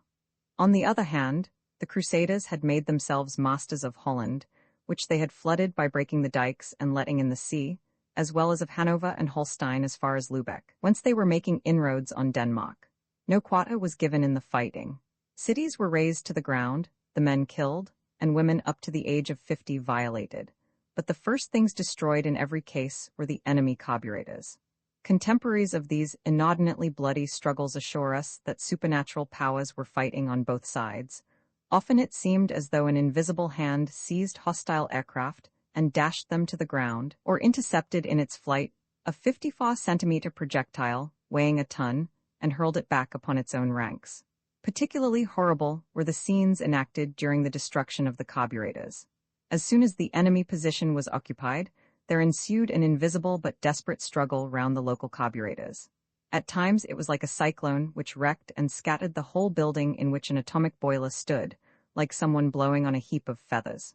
Bricks, timbers, and tiles flew round in wild confusion, and the contest usually ended in a frightful explosion which felled every tree and structure within a radius of 12 kilometers and scooped out a crater over 200 meters deep.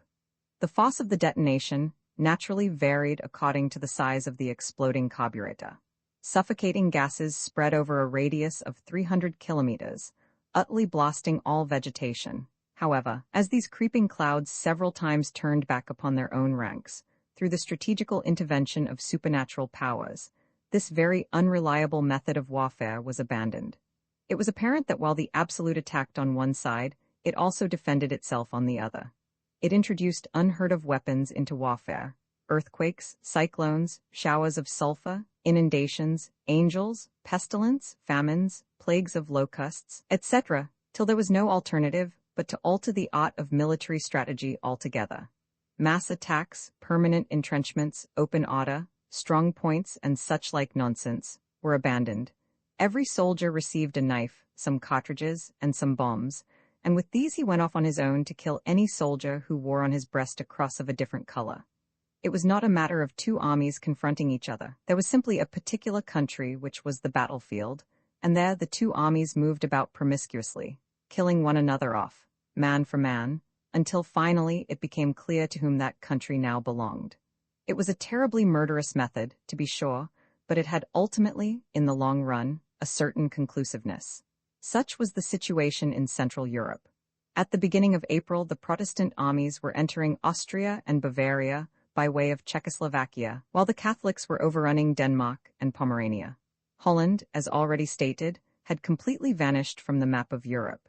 In Italy, internal warfare was raging between the parties of Urban and Martin.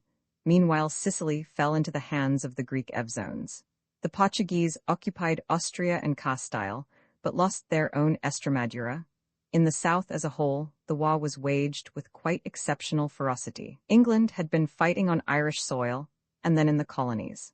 By the beginning of April, she held only the coastline of Egypt. The other colonies had been lost, and the settlers killed by the natives. With the aid of the Arabian, Sudanese, and Persian armies, the Turks had overwhelmed the entire Balkan region and had made themselves masters of Hungary, when the schism broke out between the Shias and the Sunnis on what was apparently a very important question concerning Ali, the fourth caliph.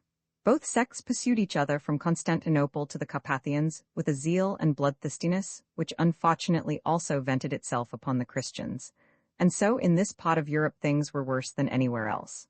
Poland vanished, being wiped out of existence by the Russian armies. The Russian hosts then turned to face the Yellow invasion, which was sweeping northward and westward. Meanwhile, 10 Japanese army corps had been landed in North America. You will notice that no mention has yet been made of France, the chronicler having reserved that country for chapter Roman 24. Roman 24, the Napoleon of the Mountain Brigade Bobonnet, if you please. Tony Bobonnet, the 22-year-old lieutenant of mountain artillery, attached to the garrison of Annecy, Haute-Savoy, but at present on 6 weeks' maneuvers on the Needles, Les Aigles, from which on a clear day one can see in the west the lakes of Annecy and Geneva, and in the east the blunted ridge of the Bon Montagne and the peaks of Mont Blanc. Do you know your way about now?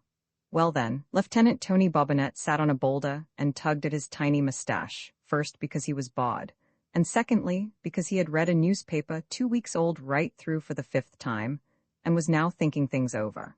At this point, the chronicler ought to follow the meditations of the prospective Napoleon, but in the meantime his glance, the chronicler's, that is, has slid along the snow-covered slopes to the gorge of the Olly, where the thaw has already set in, and where his eye is caught and held by the tiny little towns of Majev, Flumet, and Eugens, with their pointed churches looking like toys. Ah, the memories of long-vanished childhood, the castles in the air one reared with one's box of bricks. Meanwhile, Lieutenant Bobonnet, but no. Let us abandon any attempt to psychologize great men, to express the titanic idea in the germ from which it sprang. We are not equal to the task, and if we were, we should perhaps be disappointed. Just picture to yourself this little Lieutenant Bobonnet sitting on Les Aigles, with Europe falling into ruin all about him, a battery of mountain guns in front of him, and below him a miniature world which could easily be shot to pieces from where he sat.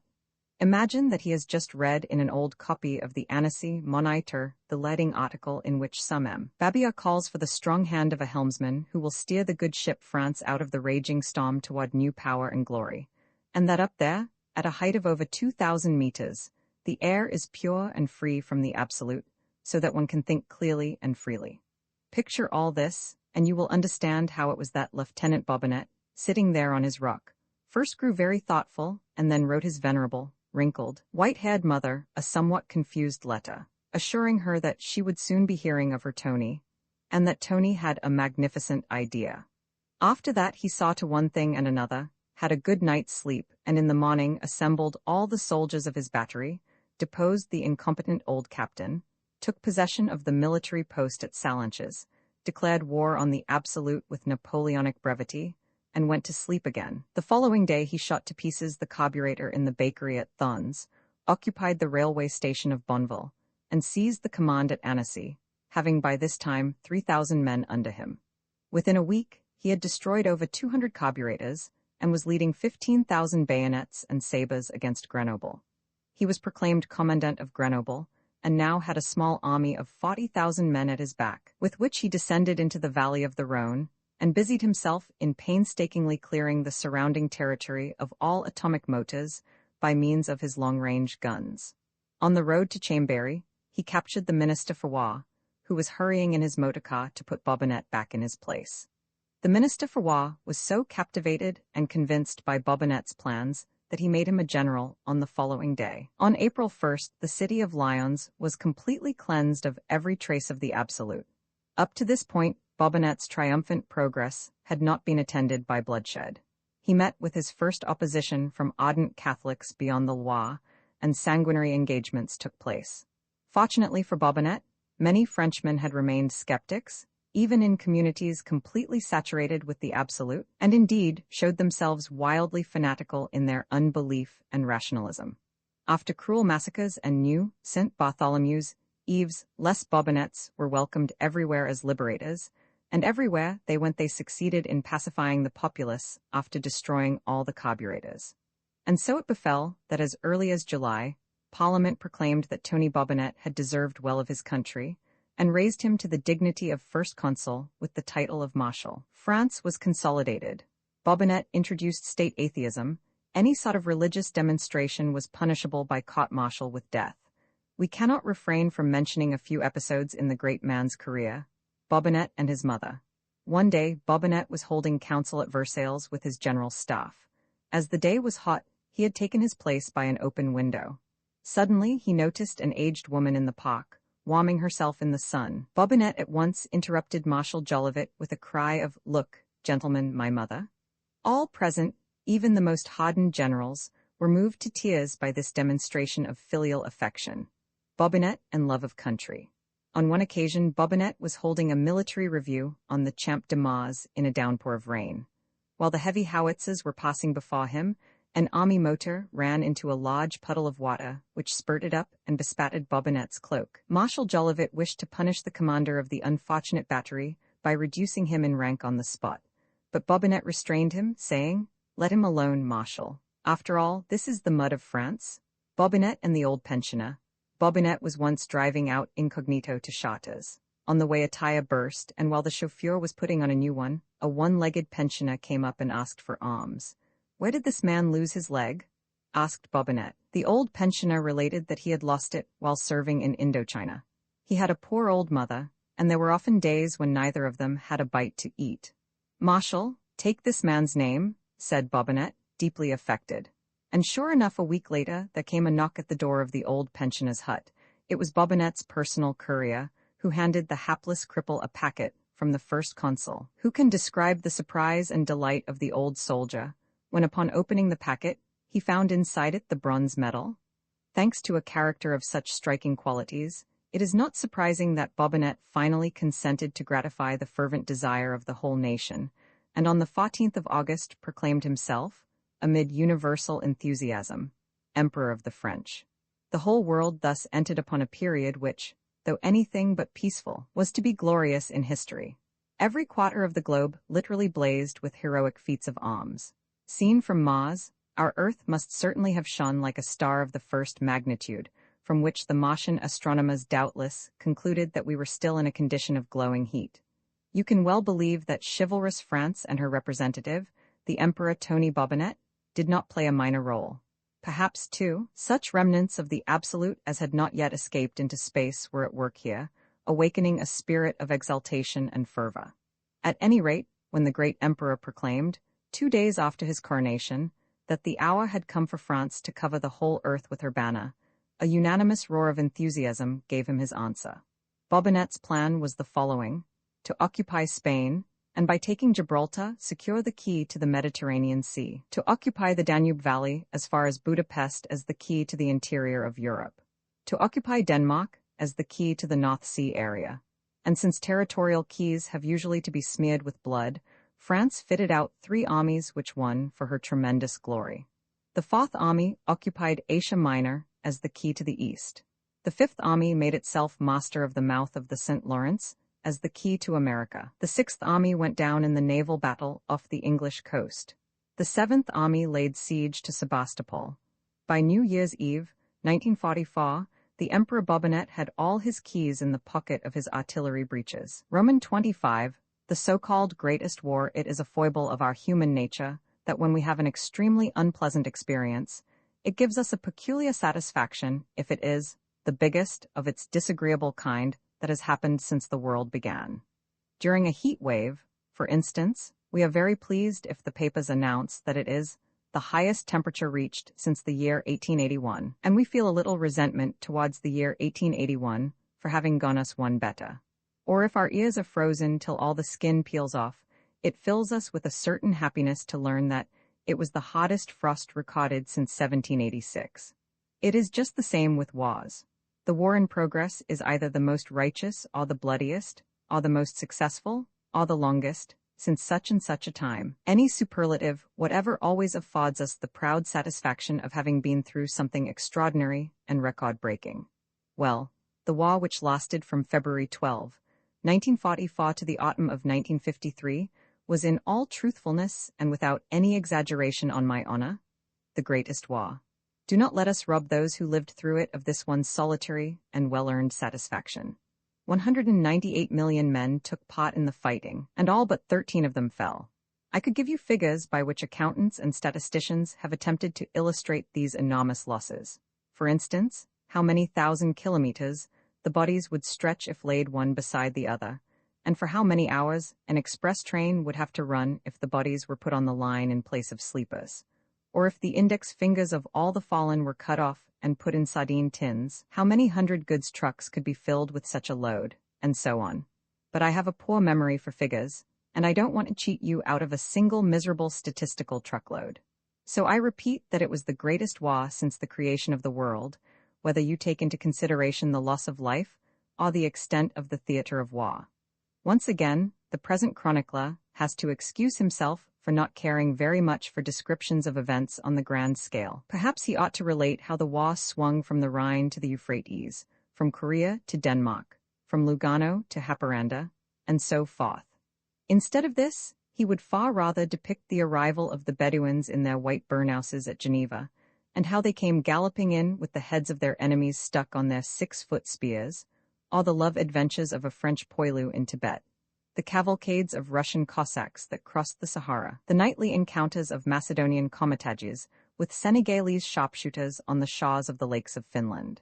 As you see, there is the greatest diversity of material.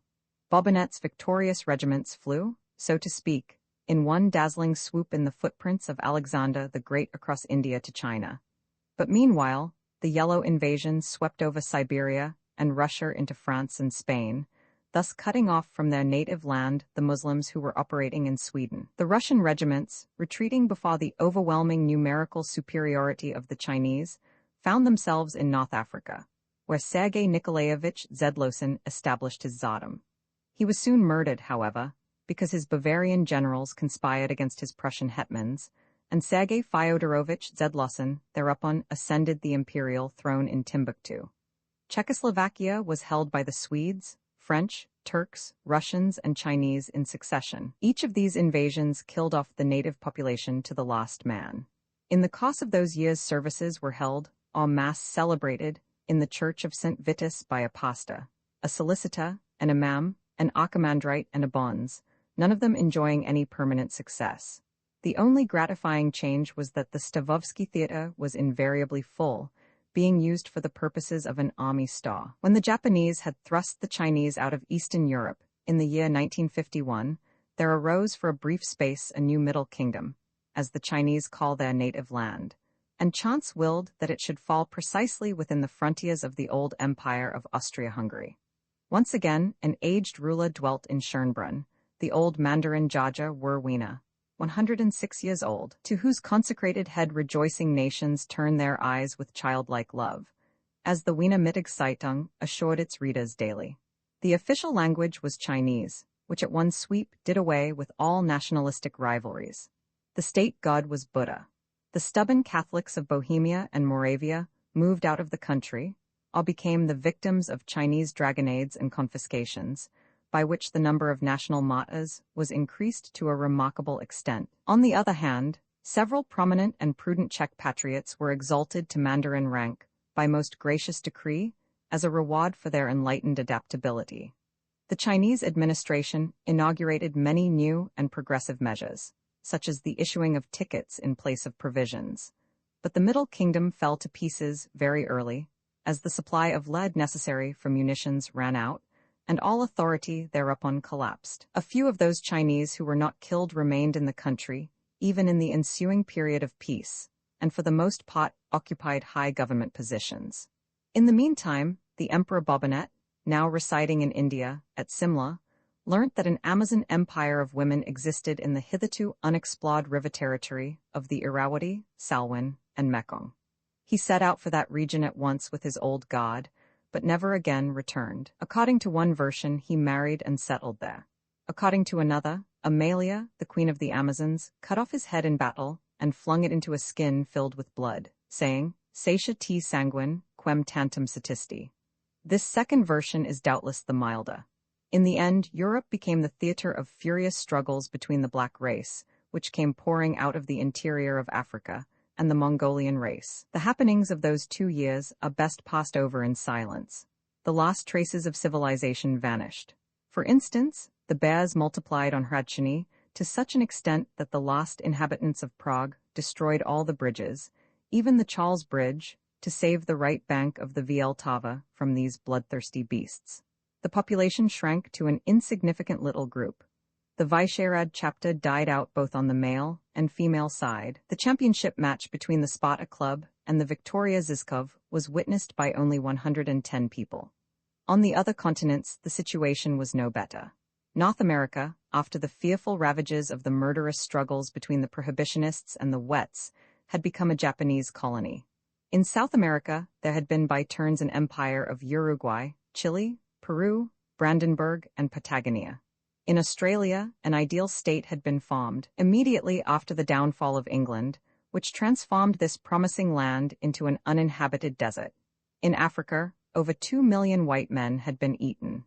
The Negroes of the Congo Basin had hurled themselves upon Europe, while the rest of Africa was in the throes of the fluctuating conflicts of its 186 different emperors, sultans, kings, chiefs, and presidents. Such is history, you see. Each one of those 100 millions of warring pygmies had had his childhood, his loves, his plans. He was often afraid, he was frequently a hero, but usually he was tired to death and would have been glad to lie down on his bed in peace.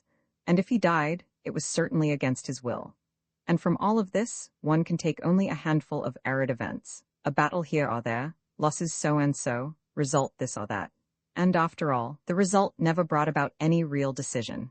Therefore I say, do not rob the people of that time of their only boast, that what they went through was the greatest war. We, however, know that in a few decades, we shall succeed in arranging an even greater war, for in this respect also the human race is progressing ever upward and on. Roman 26, the Battle of Hradec Králové, the present chronicler now appeals to August Sedlacek, Joseph Pekar, and other authorities on the writing of history, in support of the statement that a vast amount of historical knowledge can be drawn from purely local happenings. They mirror world events as in a drop of water. Well then, the drop of water entitled Hradec Králové is memorable to the chronicler, because he used to race about in it like a tiny organism, as an infusorian of the grammar school there, and not surprisingly thought it the universe. But enough of that. The greatest war found Hradec Králové armed with only a single carburetor, and that was in the brewery still standing to this day behind the Church of the Holy Spirit, which is next to the residence of the canons. Perhaps it was this hallowed environment which reacted on the absolute in such a way that it began to brew a plentiful and ardently Catholic beer, and thereby brought the citizens of Hradec to a condition in which the deceased Bishop Brynich would have taken sincere pleasure. However, Hradec Kralove is too close to the railway, and so it very soon fell into the hands of the Prussians, who in their Lutheran fury destroyed the carburetor in the brewery. Nevertheless, mindful of its historical continuity, Hradec maintained an agreeable religious temperature, especially when the enlightened Bishop Linda took over the diocese. And even when the Bobonets, the Turks, and the Chinese came, Hradec did not lose its proud consciousness that it had the best amateur theatre in all Eastern Bohemia. Roman II, it had the tallest steeple in Eastern Bohemia. Roman III, the pages of its local history contained the greatest battle in Eastern Bohemia. Heartened by these reflections, Hradec Kralove withstood the most terrible trials of the greatest war. When the Mandarin Empire collapsed, the city was under the government of that circumspect burgomaster, Mr. Skoktopol. Amid the prevailing anarchy, his administration was blessed with comparative peace, thanks to the wise counsels of Bishop Linda and the worshipful city fathers. But one fine day there came to the city a poor tailor, Hampel by name. He was, heaven help us, a native of Hradec, but he had knocked about the world ever since childhood and had even served with the Foreign Legion in Algeria, in fact, an adventurer. He marched with Bobonet's troops to the conquest of India, but deserted near Baghdad, and had slipped like a needle through the lines of the Bashibazouks, French, Swedes, and Chinese, back to his native city. Well, this Hampel, the little tailor, had caught a whiff of Bobonitism, and as soon as he got back to Hradec, he thought of nothing but how he could seize command.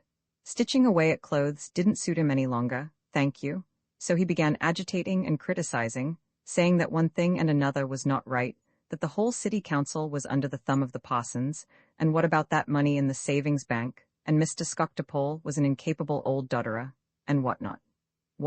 Unfortunately, bring with them a demoralization and a weakening of all authority, and so Hampel found several followers, and with their assistance founded the Social Revolutionary Party.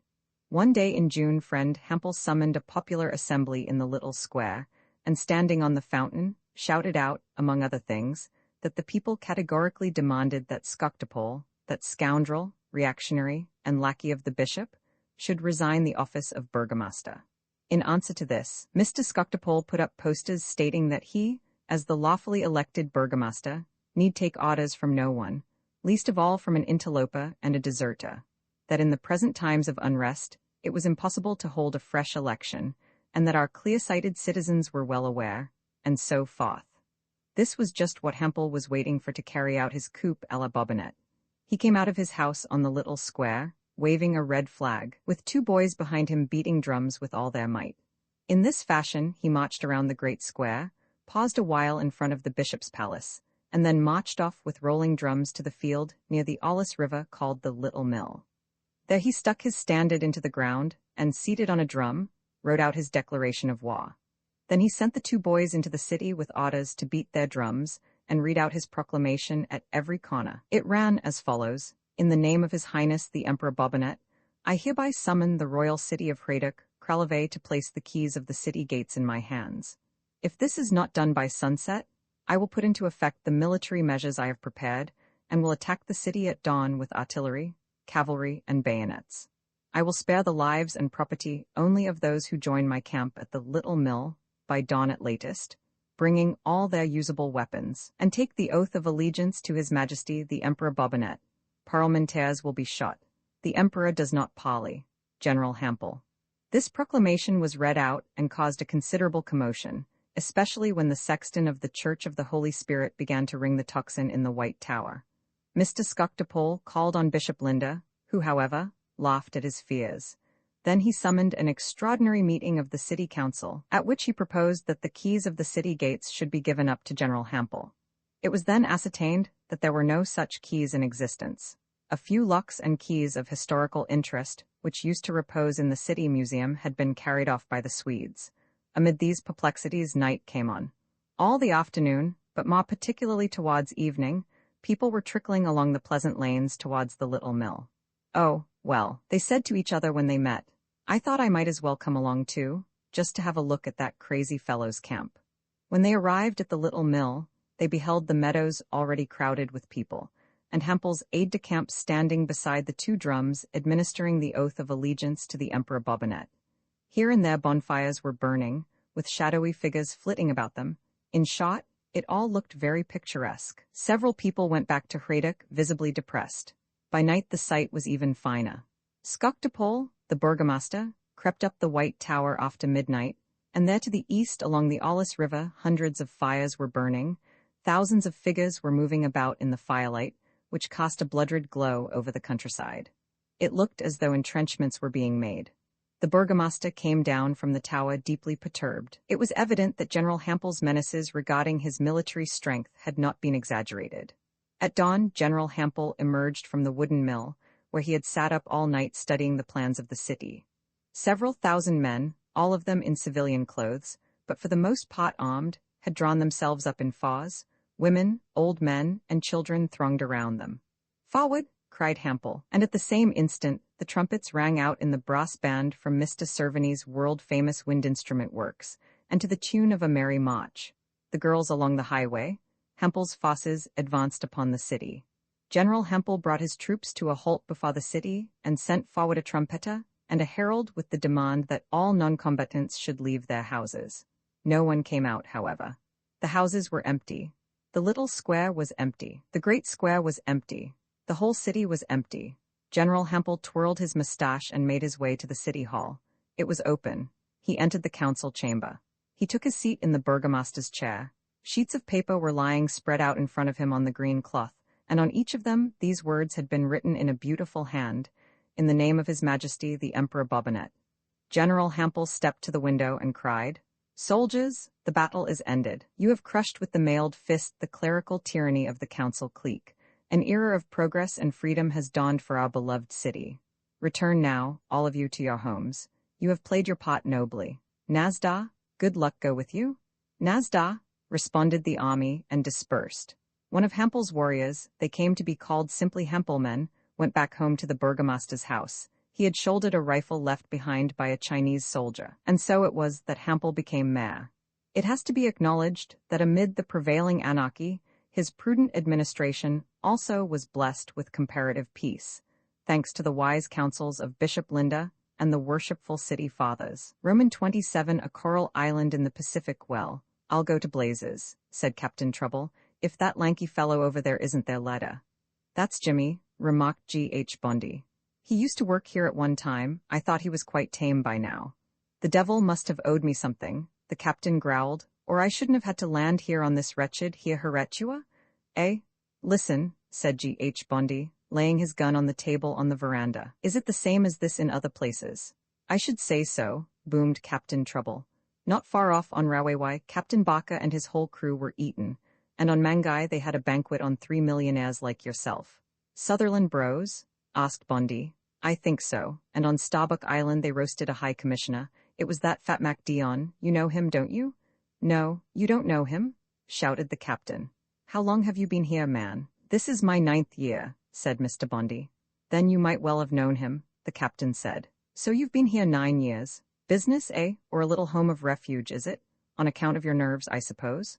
"No," said Mr. Bondi. "You see, I foresaw that they were all going to be at loggerheads over there, so I got out of the way. I thought that here I would find more peace." "Aha, peace? You don't know our big black fellows. There's a bit of a war going on here all the time, my lad." "Oh well," G.H. Bondi demurred, "there really was peace here. They're quite decent chaps, these Papuans, or whatever you call them. It's only just recently that they've begun to be rather disagreeable. I don't quite understand them. What are they really after?" "Nothing special," said the captain. "They only want to eat us." "Are they as hungry as all that?" asked Bondi in amazement. "I don't know. I think they do it more out of religion. It's one of their religious rites, don't you see? Something like communion, I take it. It takes them that way every now and then." "Indeed," said Mr. Bondi thoughtfully. "Everyone has his hobby," growled the captain. "The local hobby here is to eat up the stranger and dry his head in smoke." "What, smoke it as well?" Mr. Bondi exclaimed with horror. "Oh, that's not done till after you're dead," said the captain consolingly. "They cherish the smoked head as a souvenir. Have you ever seen those dried heads they've got in the Ethnographical Museum at Auckland?" "No," said Bondi. "I don't think that I'd look very attractive if I were smoked." "You're a bit too fat for it," observed the captain, inspecting him critically. It doesn't make so very much difference to a thin man. Bondi still looked anything but tranquil. He sat droopingly on the veranda of his bungalow on the coral island of Hiharetua, which he had purchased just before the outbreak of the Greatest War. Captain Trouble was glowering suspiciously at the thicket of mangroves and bananas which surrounded the bungalow. "How many natives are there on the island?" he asked suddenly. "About 120, said G.H. Bondi. "And how many of us are there in the bungalow?" 7, counting the Chinese cook. The captain sighed and looked out to sea. His ship, the Papit, lay there at anchor, but to get to her he would have to go along a narrow path between the mangroves, and this did not precisely seem advisable.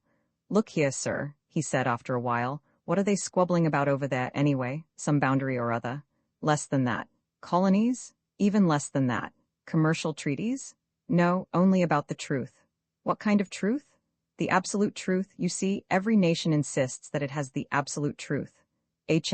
Grunted the captain. "What is it, anyway?"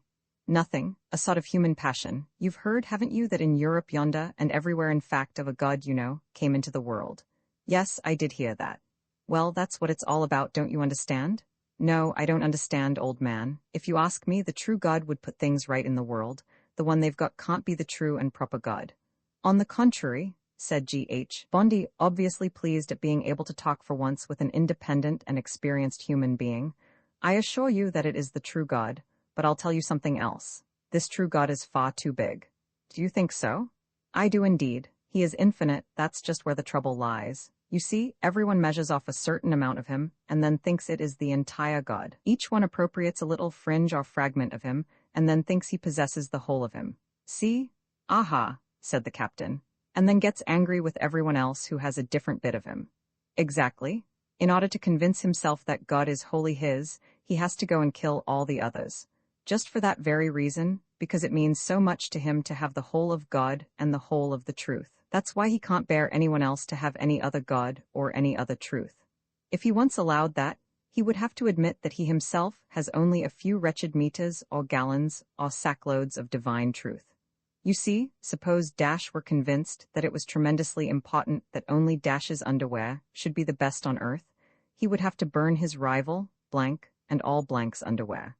But Dash isn't so silly as that in the matter of underwear. He is only as silly as that in the matter of religion or English politics. If he believed that God was something as substantial and essential as underwear, he would allow other people to provide themselves with him just as they pleased. But he hasn't sufficient commercial confidence in him, and so he forces Dash's God or Dash's truth on everybody with curses, wars, and other unreliable forms of advertisement. I am a businessman and I understand competition, but this sort of— "Wait a minute," interrupted Captain Trouble, and aimed a shot into the mangrove thicket. "There, I think that's one less of them." "He died for his faith," whispered Bondi dreamily. "You have forcibly restrained him from devouring me. He fell for the national ideal of cannibalism. In Europe, people have been devouring each other from time immemorial out of idealism.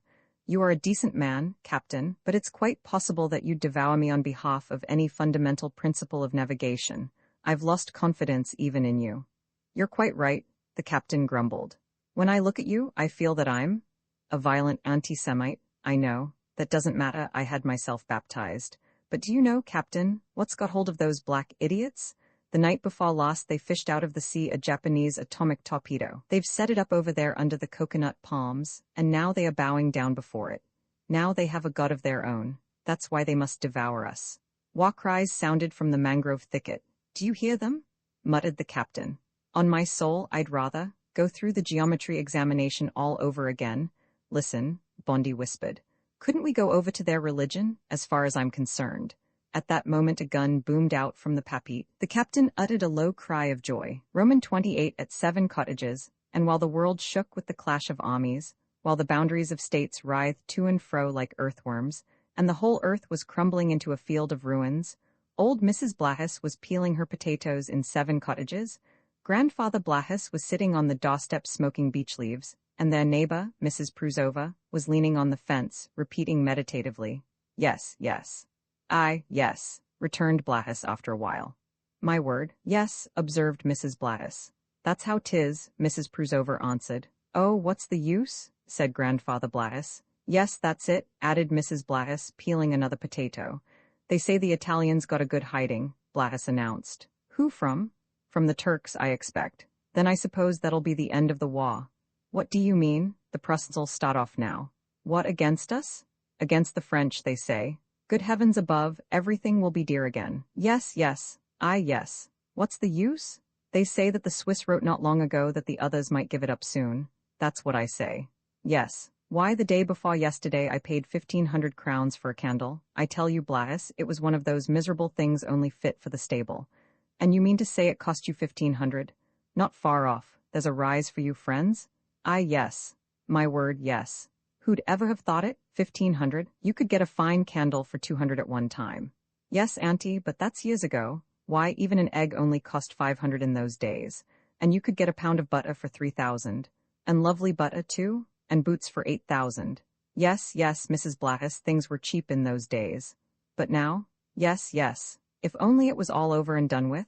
There was silence. Old Blattis rose, straightened his back, and went into the yard for a wisp of straw. Oh, what's the use? He said, unscrewing the head of his pipe in order to pull the straw through. It wasn't half smelling before, remarked Mrs. Blattis, full of interest. Smelling, said Blattis, nodding. How can it help smelling? There's no tobacco left in the world now. The last packet I had was the one my son the professor sent me. Let me see, that was in 49, wasn't it? That was just 4 years ago come Easter. So 'twas, said Grandfather Blattis. We're getting an old man now, very, very old. And what I want to know, began Mrs. Pruzova, is what's all this awful to do about nowadays? What to do? Well, this war, I mean. Yes, heaven knows what it's about, said Blattis, blowing down his pipe until it gurgled. That's what nobody knows, aunt. They say it's about religion, that's what they tell me. What sort of religion? Oh, ours are the Swiss, nobody knows which. It's so as there'll be only one religion, they say. Well, we used to have only one religion before. But other places had a different one, aunt. They say there was orders from above that there must be only one. What sort of orders? Where from? Nobody knows. They say there were once machines that had religion inside them. It was hidden in a sort of long boiler. And what were the boilers for? Nobody knows. Just a sort of boilers. And they say that God appeared to people to make them believe. There was a lot in those days, aunt, that didn't believe. One has to believe in something. What's the use? If people had only believed, God wouldn't have appeared to them. So it was only their godlessness that made him come into the world, see, aunt? Well, yes, but what did this awful war begin for? Nobody knows. People say that the Chinese or the Turks began it. They say that they brought their own God with them in those boilers. They're supposed to be terrible religious, the Turks and the Chinese, and so they wanted us to believe the way they did. But why should we? That's it, nobody knows. If you ask me, the Prussians started it, and the Swedes too. Laud, lamented Mrs. Pruzova. And the prices things are now, 1,500 for candle. And what I say, maintained old Blattis, is the Jews started the war so as to make money out of it. That's what I say. We could do with some rain, observed Mrs. Blattis. The potatoes are far too small, like nuts. It's my belief, Blattis went on, that people just invented that about the Lord God so as to have someone to blame things on. That was all made up. They wanted a war and they wanted an excuse. It was all a put-up job. Who did it then? Nobody knows. What I say is, it was all fixed up with the Pope and the Jews and the whole lot of them. Those calburators? Shouted Grandfather Blattis, in great excitement. I'd like to say it to their faces. Why did anybody need a new Lord God? The old one was good enough for us country people.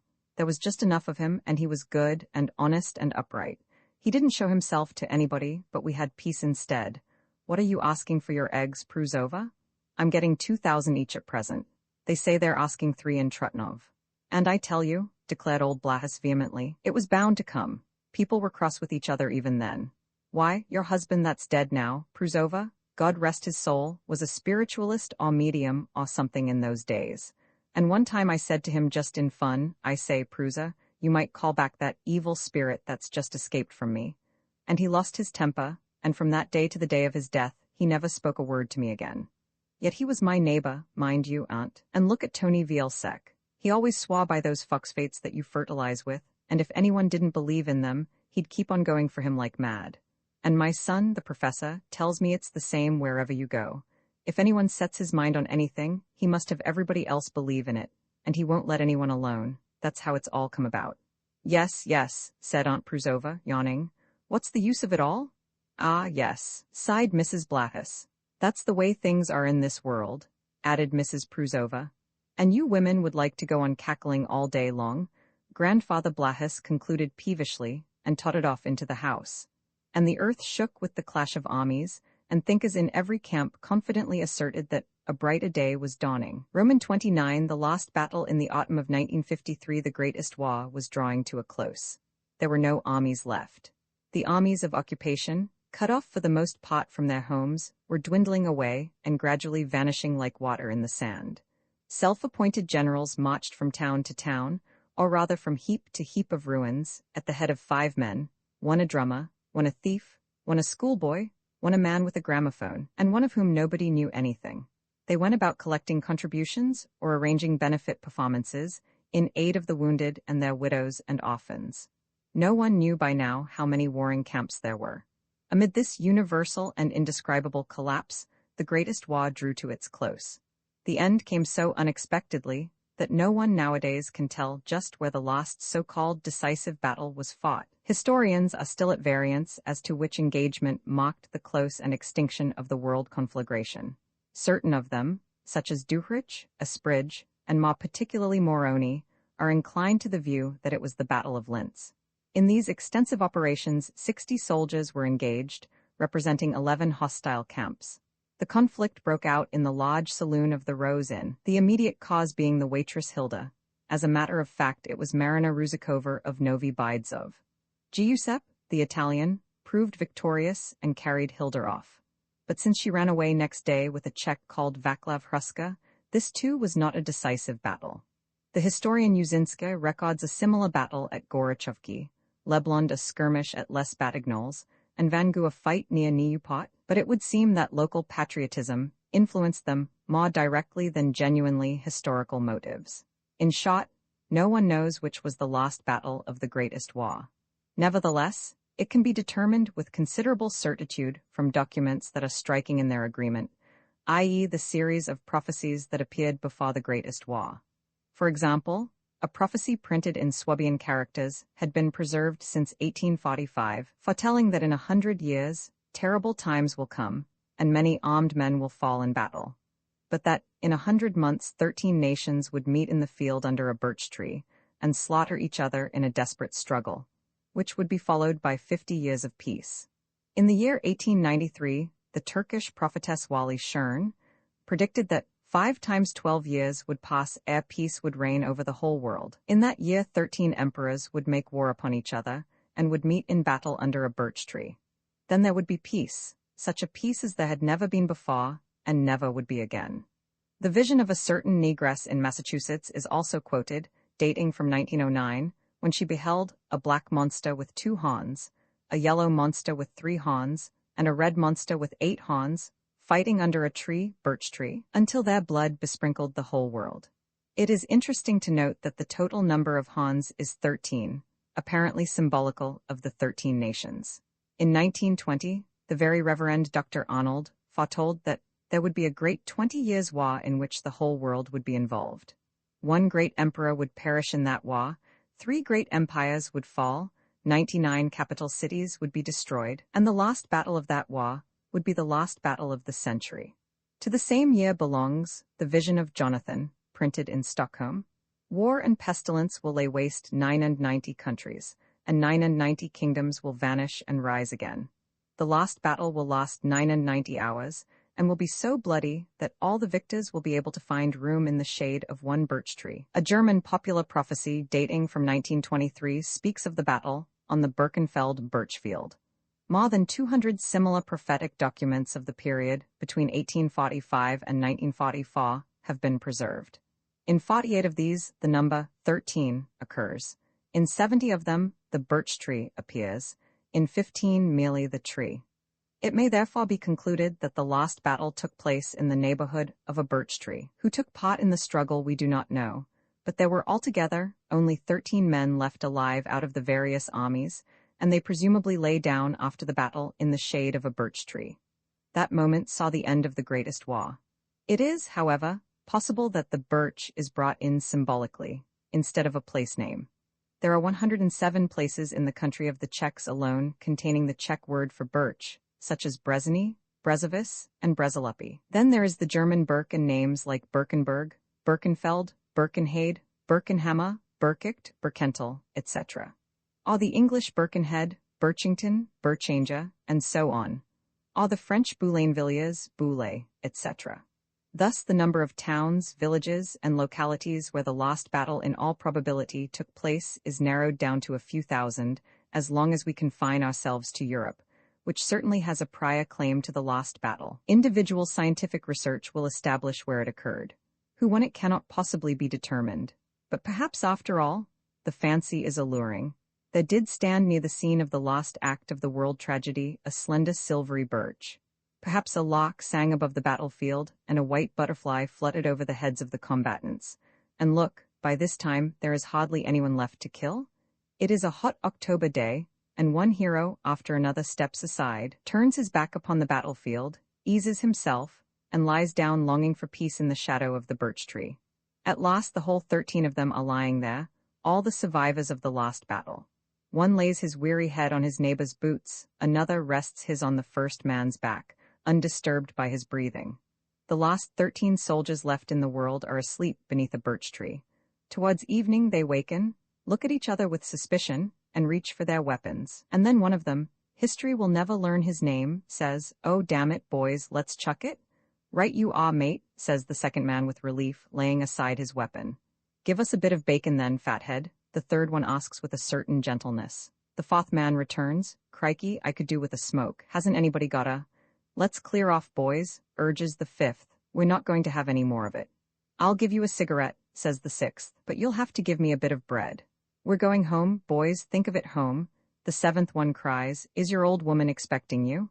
The eighth man asks. "My God, it's 6 years since I slept in a proper bed," sighs the ninth. "What a mug's game it was, lads," says the 10th man, spitting disgustedly. "It was that," the 11th replies, "but we've done with it now." "We've done with it," repeats the 12th man. "We're not such fools, let's go home, mates." "Oh, but I'm glad it's all over," concludes the 13th, turning over to lie on the other side. And such, one can well imagine, was the end of the greatest war. Roman III pantheism. G.H. Bondi felt rather as though he were dreaming. Mech settled him in an easy chair with quite maternal solicitude, and made haste to bring some brandy. "Here, drink this up quickly," he jerked out hoarsely, offering him the glass with a trembling hand. "You came over queer down there too, didn't you?" "On the contrary," Bondi answered unsteadily. It was beautiful, old chap. I felt as if I were flying, or something like that." Yes, said Mech quickly. "That's exactly what I mean. As though you were flying along, or rather soaring upward, wasn't that it?" "It was a feeling of perfect bliss," said Mr. Bondi. "I think it's what you'd call being transported, as if there was something down there, something holy?" asked Mech hesitatingly. "Perhaps, yes, man alive, you're right. I never go to church, Ruddy, never in my life, but down in that cellar I felt as if I were in church. Tell me, man, what did I do down there?" "You went on your knees," Mech muttered with a bitter smile, and began striding up and down the room. Bondi stroked his bald head in bewilderment. "That's extraordinary. But come, on my knees? Well then, tell me what is there in the cellar that acts on one so queerly?" "The carburetor?" growled Mech, gnawing his lips. His cheeks seemed even more sunken than before, and were as pale as death. "But confound it, man," cried Bondi in amazement. "How can it be?" The engineer only shrugged his shoulders, and with bent head went on pacing up and down the room. G.H. Bondi's eyes followed him with childish astonishment. "The man's crazy," he said to himself. "All the same, what the devil is it that comes over one in that cellar? That tormenting bliss, that tremendous security, that terror, that overwhelming feeling of devotion, or whatever you like to call it." Mr. Bondi arose and poured himself out another dash of brandy. "I say, Mech," he said, "I've got it now." "Got what?" exclaimed Mech, halting. "That business in the cellar, that queer psychical condition, it's some form of poisoning, isn't it?" Mech gave an angry laugh. "Oh yes, of course, poisoning." "I thought so at once," declared Bondi, his mind at rest in an instant. "That apparatus of yours produces something like ozone, doesn't it? Or more likely poisonous gas, and when anyone inhales it, it poisons him or excites him somehow, isn't that it?" "Why, of course, man, it's nothing but poisonous gases. They're probably given off somehow by the combustion of the coal in that carburetor of yours. Some sort of illuminating gas, or paradise gas, or phosgene, or something of the sort. That's why you've put in the ventilator, and that's why you wear a gas mask when you go into the cellar, isn't it? Just some confounded gases." If only there were nothing but gases. Mac burst out, shaking his fists threateningly. Look here, Bondi, that's why I must sell that carburetor. I simply can't stand it, I can't stand it, I can't stand it, he shouted, well-nigh weeping. I never dreamed my carburetor would do anything like this terrifying mischief. Just think, it's been going on like that from the very beginning, and everyone feels it who comes near the thing. You haven't any notion even yet, Bondi. But our potter caught it properly. Poor fellow, said the astonished Bondi, full of sympathy. And did he die of it? No, but he got converted, cried Mech in despair. Bondi, you're a man I can confide in. My invention, my carburetor, has one terrible defect. Nevertheless, you're going to buy it or else take it from me as a gift. You will, Bondi, even if it spews forth demons. It doesn't matter to you, Bondi, so long as you can get your millions out of it. And you'll get them, man. It's a stupendous thing, I tell you. But I don't want to have anything more to do with it. You haven't such a sensitive conscience as I have, you know, Bondi. It'll bring in millions, thousands of millions, but it will lay a frightful load upon your conscience. Make up your mind? Oh, leave me alone, Mr. Bondi protested. If it gives off poisonous gases, the authorities will prohibit it and there's an end of it. You know the wretched state of affairs here. Now in America, it isn't poisonous gases, Mech exclaimed. It's something 1,000 times worse. Mock what I tell you, Bondi, it's something beyond human reason, but there's not a scrap of deception about it. Well then, my carburetor actually does burn up matter, causes its utter combustion, so that not even a grain of dust remains. Or rather, it breaks it up, crushes it, splits it up into electrons, consumes it, grinds it. I don't know how to express it, in short, uses it up completely. You have no idea what a colossal amount of energy is contained in the atoms. With half a hundredweight of coal in the carburetor, you can sail right round the world in a steamship. You can light the whole city of Prague. You can supply power for the whole of a huge factory, or anything you like. A bit of coal the size of a nut will do the heating and the cooking for a whole family. And ultimately, we shan't even require coal. We can do our heating with the first pebble or handful of dirt we pick up in front of the house. Every scrap of matter has in it more energy than an enormous boiler. You've only to extract it. You've only to know how to secure total combustion. Well, Bondi, I can do it. My carburetor can do it. You'll admit, Bondi, that it has been worthwhile toiling over it for 20 years. Look here, Ruddy, Bondi began slowly. It's all very extraordinary, but I believe you, so to speak. On my soul, I do believe you. You know, when I stood in front of that carburetor of yours, I felt that I was in the presence of something overpoweringly great, something a man could not withstand. I can't help it, I believe you. Down there in the cellar you have something uncanny, something that will overturn the whole world. Alas, Bondi, Mech whispered anxiously, that's just where the trouble is. Listen, and I'll tell you the whole thing. Have you ever read Spinoza? No, no more had I. But now, you see, I'm beginning to read that sort of thing. I don't understand it. It's terribly difficult stuff for us technical people. But there's something in it. Do you by any chance believe in God? I? Well now? G.H. Bondi deliberated. Upon my word, I couldn't say. Perhaps there is a God, but he's on some other planet. Not on ours. Oh, well, that sort of thing doesn't fit in with our times at all. Tell me, what makes you drag that into it? I don't believe in anything, said Mech in a hard voice. I don't want to believe. I have always been an atheist. I believed in matter and in progress and in nothing else. I'm a scientific man, Bondi, and science cannot admit the existence of God. From the business point of view, Mr. Bondi remarked, it's a matter of indifference. If he wants to exist in heaven's name, let him. We aren't mutually exclusive. But from the scientific point of view, Bondi, cried the engineer sternly, it is absolutely intolerable. It's a case of him or science. I don't assert that God does not exist. I only assert that he ought not to exist, or at least ought not to let himself be seen. And I believe that science is crowding him out step by step, or at any rate is preventing him from letting himself be seen, and I believe that that is the greatest mission of science. Possibly, said Bondi calmly. But go on. And now just imagine, Bondi, that, but wait, I'll put it to you this way. Do you know what pantheism is? It's the belief that God, or the absolute if you prefer it, is manifest in everything that exists. In men, as in stones, in the grass, the water, everywhere. And do you know what Spinoza teaches? That matter is only the outward manifestation, only one phase of the divine substance, the other phase of which is spirit. And do you know what Fechner teaches? No, I don't. The other admitted. Fechner teaches that everything that is penetrated with the divine, that God fills with his being the whole of the matter in the world. And do you know Leibniz? Leibniz teaches that physical matter is composed of psychical atoms, monads, whose nature is divine. What do you say to that? I don't know, said G.H. Bondi. I don't understand it. Nor do I, it's fearfully abstruse, but let us assume, for the sake of argument, that God is contained in all forms of physical matter, that he is, as it were, imprisoned in it.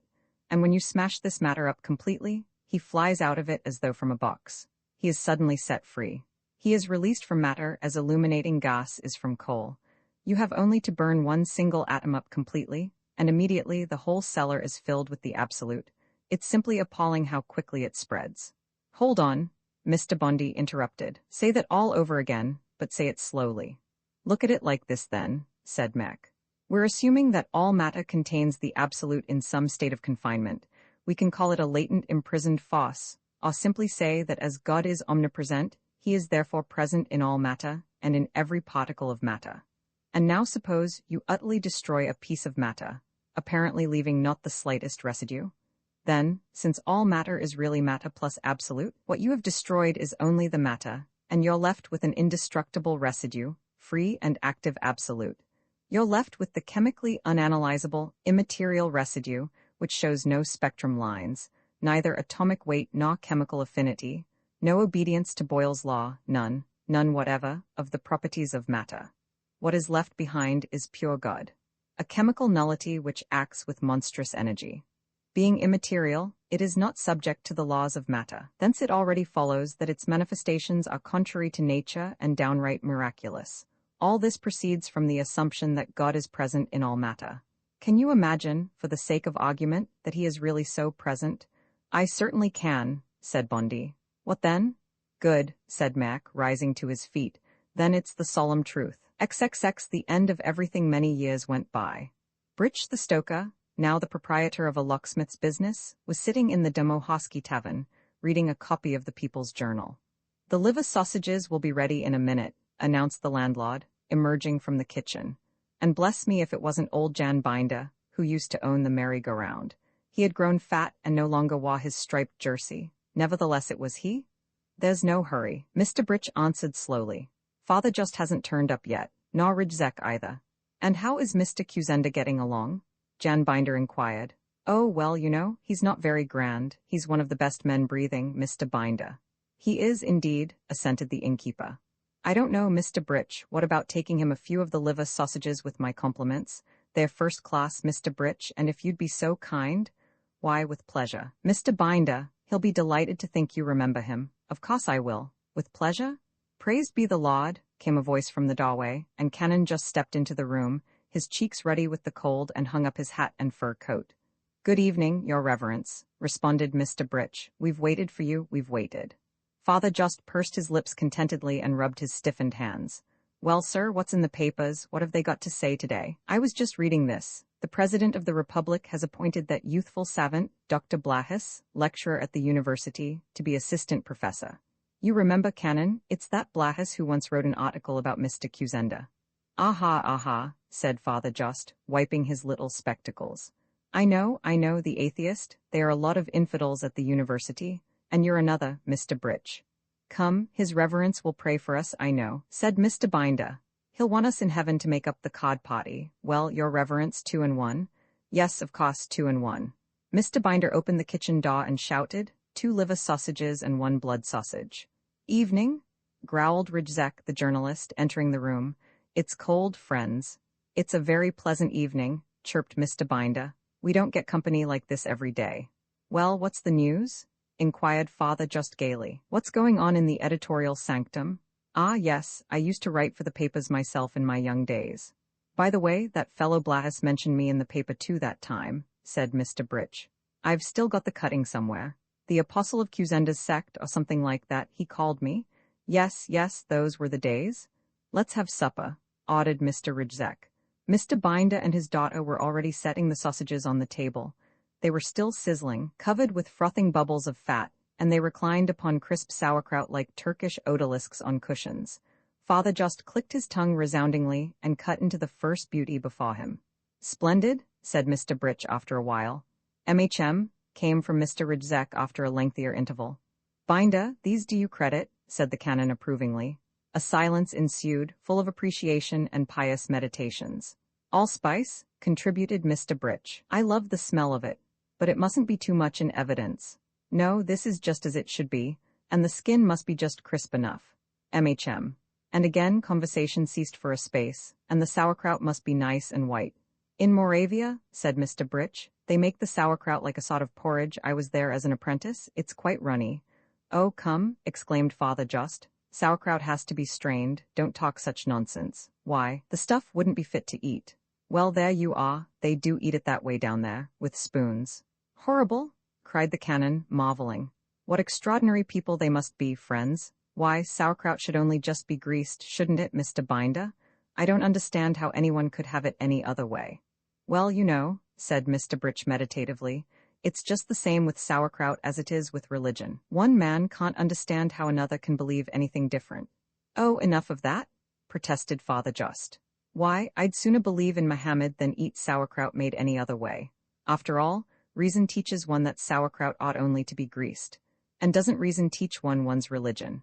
Our religion, certainly, said the canon decisively, but the others are not based on reason. Now we've got back again to just where we were before the war, sighed Mr. Britch. People are always getting back just where they used to be, observed Mr. Binder. That's what Mr. Cusender is always saying. Binder, he often says, the truth can never be defeated. You know, Binder, he says, that God of ours on the dredge in those days wasn't so bad, nor was yours on the merry-go-round, and yet, you see, they've both of them vanished. Everyone believes in his own superior God, but he doesn't believe in another man. I'll credit him with believing in something good. People should first of all believe in other people, and the rest would soon follow. That's what Mr. Cusender always says. Yes, yes, assented Mr. Britch. A man may certainly think that another religion is a bad one, but he oughtn't to think that the man who follows it is a low, vile, and treacherous fellow, and the same applies to politics and everything.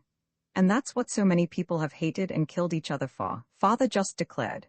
You know, the greater the things are in which a man believes, the more fiercely he despises those who do not believe in them, and yet the greatest of all beliefs would be belief in one's fellow men. Everyone has the best of feelings towards mankind in general, but not towards the individual man. We'll kill men, but we want to save mankind. And that isn't right, Your Reverence. The world will be an evil place as long as people don't believe in other people. Mr. Binder, said Father Just thoughtfully, I wonder if you would make me some of that Moravian sauerkraut tomorrow. I'd like to try it. It has to be partly stewed and then steamed, and done like that with a fried sausage. It's very good. Every religion and every truth has something good in it, if it's only the fact that it suits somebody else. The door was opened from outside, and a policeman stepped in. He was chilled to the bone and wanted a glass of rum. Ah, it's you, is it, Sergeant Hruska? Said Britch. Well now, where have you come from? Oh, we've been up in Zizkov, answered the policeman, pulling off his enormous gloves. There was a raid on. What did you catch? Oh, a couple of roughs and a few undesirables, and then at number 1006 in the cellar of the house, there was a den. What sort of den? Inquired Mr. Rijzek. A carburetor den, sir. They had set up a tiny carburetor down there out of an old Perwa motor. A very low crowd has been going down there and holding orgies. What kind of orgies do you mean?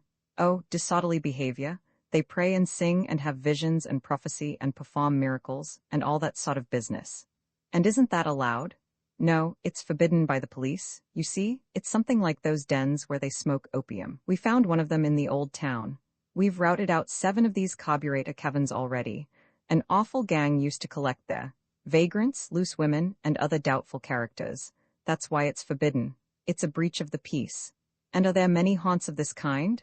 Not now. I think this one was the last of the carburetors. Roman fog God in the cellar. G.H. Bondi sucked meditatively at his cigar. And how did you find it out, old chap? He asked at last. By the effect on myself, said the engineer, resuming his march up and down the room. As a result of its complete disintegration of matter, my perfect carburetor manufactures a byproduct, pure and unconfined absolute, God in a chemically pure form. At one end, so to speak, it emits mechanical power, and at the other, the divine principle, just as when you split water up into hydrogen and oxygen, only on an immensely larger scale. HM, said Mr. Bondi. And then? I've an idea, continued Mac cautiously, that there are many of the elect who can separate the material substance in themselves from the divine substance. They can release or distill the absolute, as it were, from their material selves. Christ and the miracle workers, fakirs, mediums, and prophets have achieved it by means of their psychic power. My carburetor does it by a purely mechanical process. It acts, you might say, as a factory for the absolute. Facts, said G.H. Bondi. Stick to facts. These are facts. I constructed my perfect carburetor only in theory to begin with. Then I made a little model which wouldn't go. The fourth model was the first that really worked. It was only about so big, but it ran quite nicely. But even while I was working with it on this small scale, I felt peculiar psychical effects, a strange exhilaration, a fey feeling. But I thought it was due to being so pleased about the invention, or to being overworked, perhaps. It was then that I first began to prophesy and perform miracles. To do what? Bondi cried. To prophesy and perform miracles, Mech repeated gloomily. I had moments of astounding illumination. I saw, for instance, quite clearly, things that would happen in the future. I predicted even your visit here, and once I tore my nail off on a lathe. I looked at the damaged finger, and all at once a new nail grew on it. Very likely I'd formed the wish, but all the same it's queer and terrible. Another time, just think of it, I rose right up into the air. It's called levitation, you know. I never believed in any rubbish of that kind, so you can imagine the shock it gave me. I can quite believe it, said Bondi gravely. It must be most distressing. Extremely distressing. I thought it must be due to nerves, a kind of autosuggestion or something. In the meanwhile, I erected the big carburetor in the cellar and started it off. As I told you, it's been running now for 6 weeks, day and night, and it was there that I first realized the full significance of the business. In a single day, the cellar was chock full of the absolute, ready to burst with it, and it began to spread all over the house. The pure absolute penetrates all matter, you know, but it takes a little longer with solid substances. In the air it spreads as swiftly as light. When I went in, I tell you, man, it took me like a stroke. I shrieked out aloud. I don't know where I got the strength to run away. When I got upstairs, I thought over the whole business. My first notion was that it must be some new intoxicating, stimulating gas, developed by the process of complete combustion. That's why I had that ventilator fixed up, from the outside. 2 of the fitters on the job saw the light and had visions. The third was a drinker, and so perhaps to some extent immune. As long as I thought it was only a gas, I made a series of experiments with it, and it's interesting to find that any light burns much more brightly in the absolute. If it would let itself be confined in glass bulbs, I'd fill lamps with it, but it escapes from any vessel, however thick you make it. Then I decided it must be some sort of ultra-X-ray, but there's no trace of any form of electricity, and it makes no impression on photosensitive plates. On the 3rd day, the potter and his wife, who lived just over the cellar, had to be taken off to the sanatorium. What for? Asked Bondi. He got religion. He was inspired. He gave religious addresses and performed miracles. His wife uttered prophecies. My potter had been a thoroughly hard-headed chap, a monist and a freethinker, and an unusually steady fellow. Well, just fancy, from no visible cause whatever, he started healing people by laying on of hands. Of course, Bondi, he was reported at once. The district health officer, who is a friend of mine, was tremendously upset about it. So to avoid any scandal, I had the potter sent to a sanatorium. They say he's better now, quite cured. He has lost the power to perform miracles. I'm going to send him on the land to recuperate. Then I began to work miracles myself and see into the future. Among other things, I had visions of gigantic, swampy primeval forests, overgrown with mosses and inhabited by weird monsters, probably because the carburetor was burning up a Silesian coal, which is of the oldest formation. Possibly the god of the Carboniferous age is in it. Mr. Bondi shuddered. Mech, this is frightful. It is indeed, said Mech sorrowfully. Gradually I began to see that it wasn't gas, but the absolute. The symptoms were terrible. I could read people's thoughts, light emanated from me. I had a desperate struggle not to become absorbed in prayer and preach belief in God. I tried to clog the carburetor up with sand, but I was seized with a bout of levitation. That machine won't let anything stop it. I don't sleep at home nowadays. Even in the factory, there have been several serious cases of illumination among the workmen. I don't know where to turn, Bondi. Yes, I've tried every possible isolating material that might prevent the absolute from getting out of the cellar. Ashes, sand, metal walls, nothing can keep it back. I've even tried covering the cellar with the works of Professor Kretschy, Spencer, Haeckel, and all the positivists you can think of. Would you believe it? The absolute goes calmly through even that stuff. Even papers, prayer books, lives of the saints, patriotic songbooks, university lectures, bestsellers, political treatises, and parliamentary reports present no obstacle to it. I'm simply desperate. You can't shut it up, you can't soak it up, it's mischief let loose. Oh, but why? Said Mr. Bondi. Does it really mean such mischief? Even if all this were true, is it such a disaster? Bondi, my carburetor is a terrific thing. It will overturn the whole world, mechanically and socially. It will cheapen production to an unbelievable extent. It will do away with poverty and hunger. It will someday save our planet from freezing up. But on the other hand, it hurls God as a byproduct into the world. I implore you, Bondi, don't underrate what it means. We aren't used to reckoning with God as a reality. We don't know what his presence may bring about, say, socially, morally, and so on. Why, man, this thing affects the whole of human civilization. Wait a minute, said Bondi thoughtfully. Perhaps there's some charm or other that would exercise it. Have you called in the clergy? What kind of clergy? Any kind. The denomination probably makes no difference in this case, you know. Perhaps they could do something to stop it. Oh, that's all superstition? Burst out Mech. Leave me alone with your parsons. Catch me giving them a chance to make a miraculous shrine out of my cellar. Me, with my views? Very well, declared Mr. Bondi. Then I'll call them in myself. You never can tell, come, it can't do any harm anyway. After all, I haven't anything against God. Only he oughtn't to interfere with business. Have you tried negotiating with him in a friendly spirit? No, admitted the engineer. That was a mistake, said Bondi dryly. Perhaps you could come to some agreement with him. A proper formal contract, in something like this style. We guarantee to produce you discreetly and continuously, to an extent to be fixed by mutual agreement, in return for which you pledge yourself to refrain from any divine manifestations within such and such a radius from the place of origin. What do you think? Would he consider these terms? I don't know, answered Mech uneasily. He seems to have a decided inclination in favor of becoming independent of matter once more. Still, perhaps in his own interests, he might be willing to listen, but don't ask me to do it.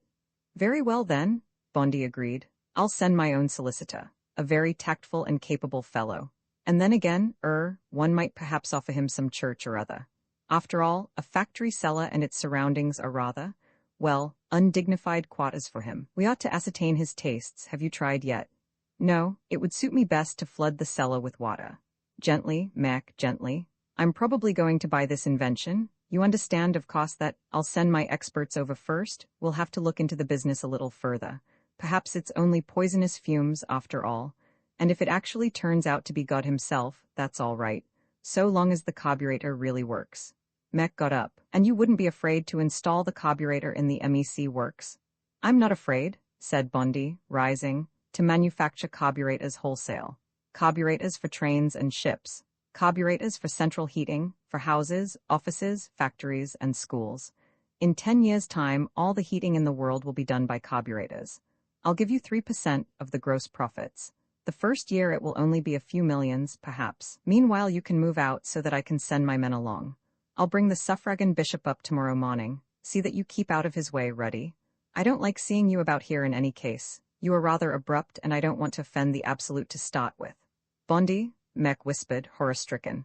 I warn you for the last time. It means letting God loose upon this world.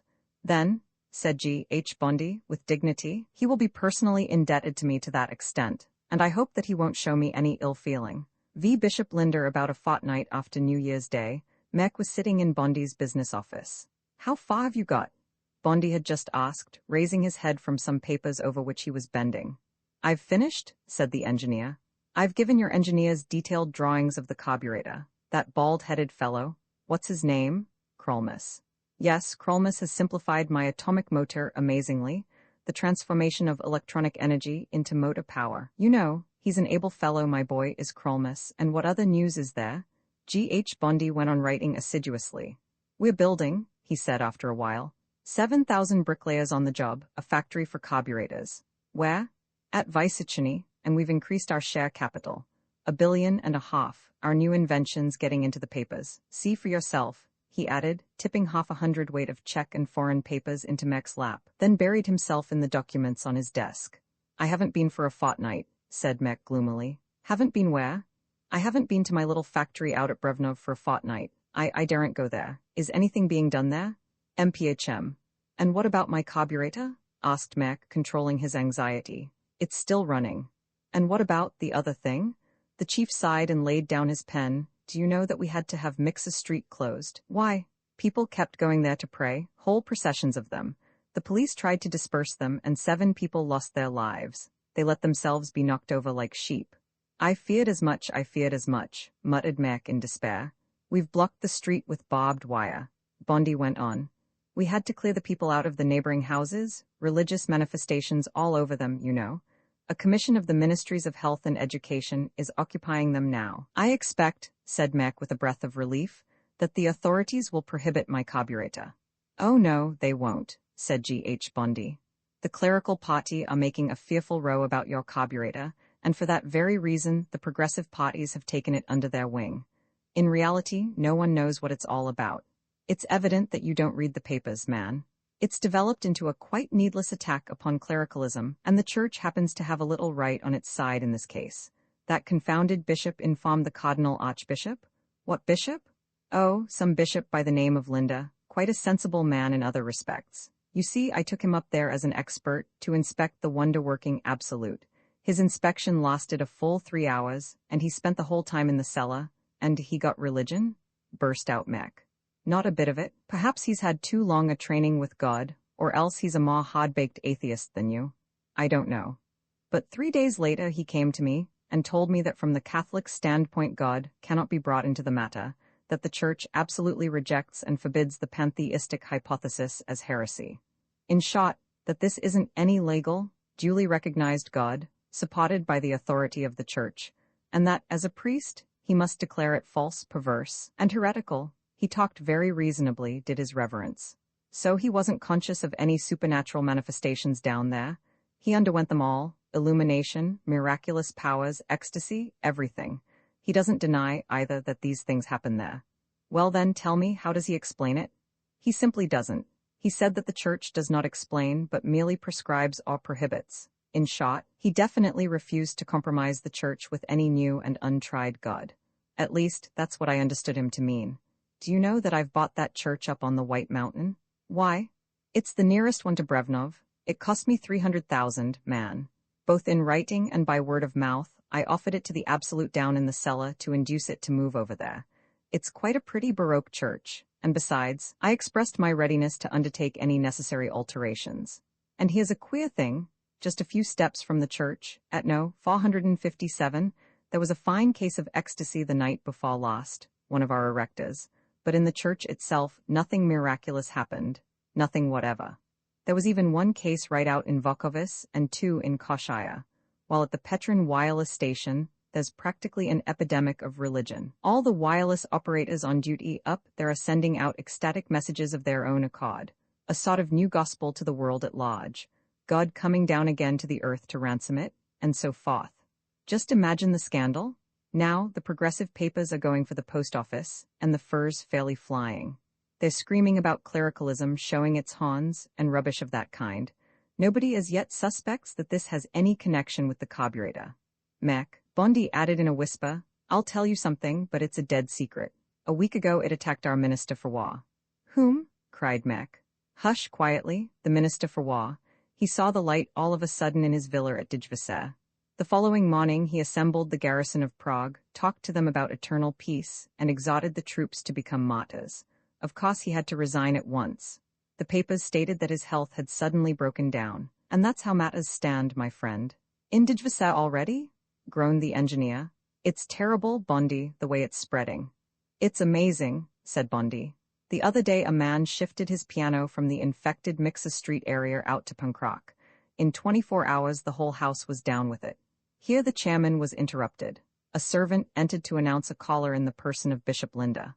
Mek hurriedly rose to take his leave, but Bondi forced him to resume his seat, saying, Just sit still and say nothing. The bishop's really a charming man.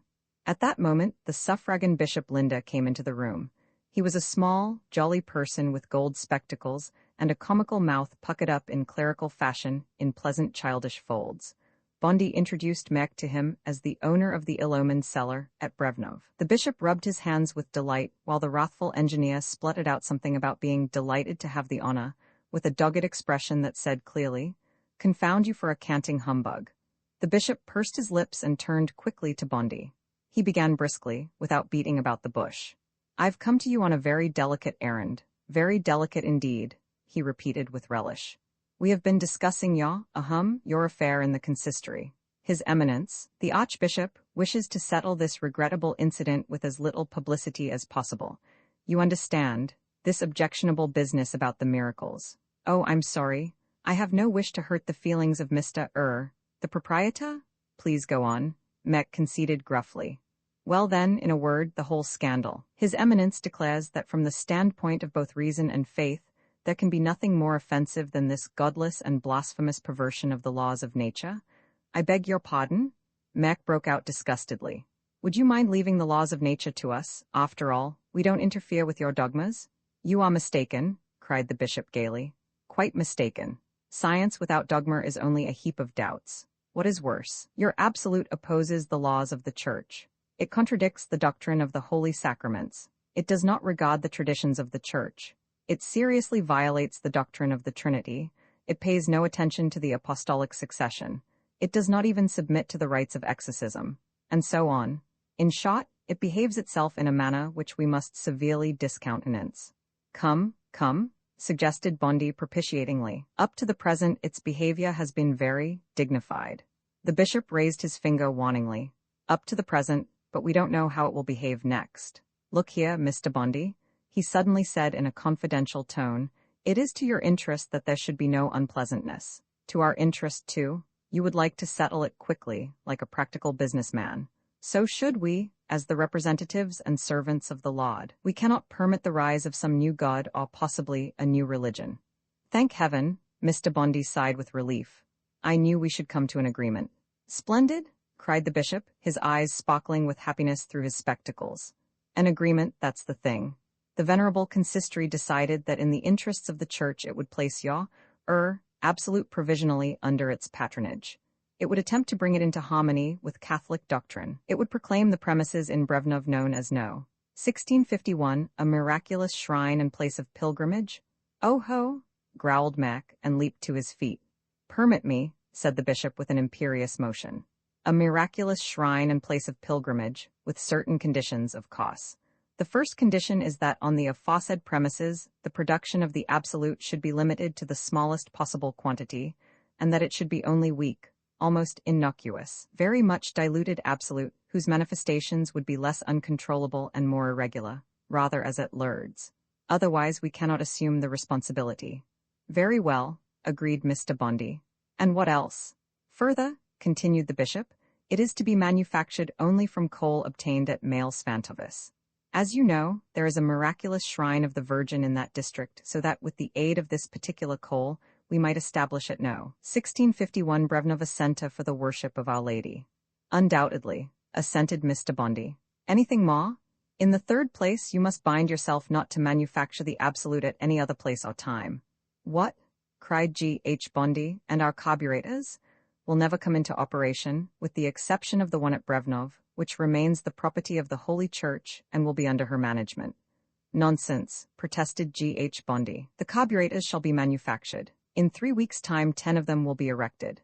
In the first 6 months there will be 1,200. In the course of a year, 10,000. Our arrangements have gone as far as that already. And I tell you, said the bishop quietly and sweetly, that at the end of that year not a single carburetor will be running. Why not? Because mankind, whether believers or unbelievers, cannot do with a real and active God. We simply cannot. Gentlemen, it is out of the question.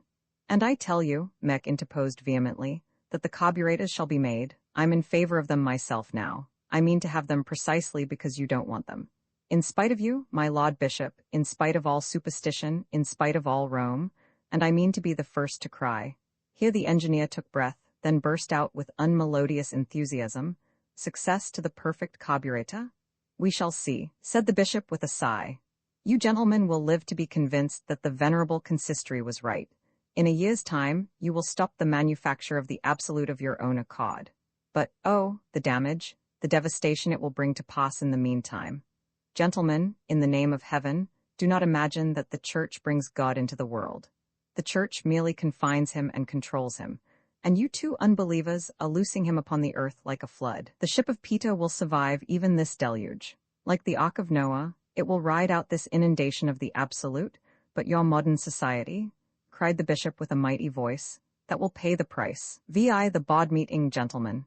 It was G.H. Bondi addressing the meeting of the board of directors of the MEC, the Metallo-Electrical Company, held on February 20th.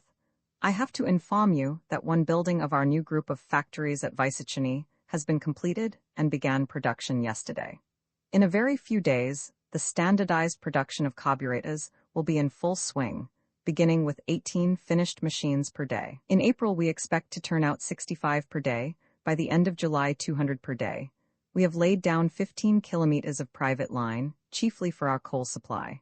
12 boiler furnaces are now being erected. We have begun the building of new quarters for our workmen. 12 boiler furnaces? Dr. Hubka, the leader of the opposition, asked at a venture. Yes, 12 for the time being, confirmed Bondi. That's strange, Dr. Hubka declared. I ask you, gentlemen, said Bondi, what is there strange about having 12 boilers? For a huge group of factories like this, of course, came from several quarters. Dr. Hubka smiled ironically. And why the 15 kilometers of railway line? For the transport of coal and raw materials. We are reckoning on a daily consumption of 8 truckloads of coal until we have things properly underway. I don't know what Dr. Hubka's objection to our getting coal in can be. I'll give you my objection, cried Dr. Hubka, leaping up. It's that the whole business looks highly suspicious. Yes, gentlemen, extremely suspicious. Mr. Bondi has forced us to erect a factory for carburetors. The carburetor, he assured us, is the only power supply of the future. The carburetor, as he expressly stated, can develop 1,000 horsepower from a single bucket of coal. And now, he is talking about 12 boiler furnaces and whole truckloads of coal for them. Gentlemen, I ask you, why then shouldn't a single bucket of coal give sufficient power for our whole factory? Why are we erecting boiler furnaces when we've got atomic motors? Gentlemen, if the carburetor is not an utter swindle, I don't see why our chairman did not arrange for our own new factory to be equipped to be run by carburetor power. I don't see it, and no one else will see it. Why hasn't our chairman sufficient confidence in these carburetors of his to install them in our own establishment? Gentlemen, it's a shockingly bad advertisement for our carburetors if their manufacturer himself will not or cannot use them. I beg you, gentlemen, to ask Mr. Bondi to give us his reasons. For my part, I have formed my own opinion. That is all I have to say, gentlemen. Thereupon Dr. Hubka sat down resolutely and victoriously blew his nose. The members of the board of directors remained silent and dejected. Dr. Hubka's indictment was all too clear. Bondi did not raise his eyes from his papers, not a muscle of his face moved. No, growled old Rosenthal, anxious for peace. Our chairman will explain. Yes, it can all be explained, gentlemen, I think, yes, very satisfactorily.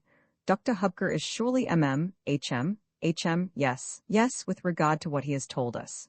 The chairman at last raised his eyes. Gentlemen, he said quietly, I have read you the expert report of our engineers on the carburetor. The facts are precisely as they're stated. The carburetor is no swindle.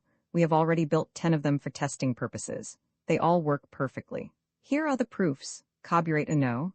1 drives the suction pump on the Sazava River and has been running without attention for 14 days. No. 2, the dredge on the Upper Vieltava is working splendidly.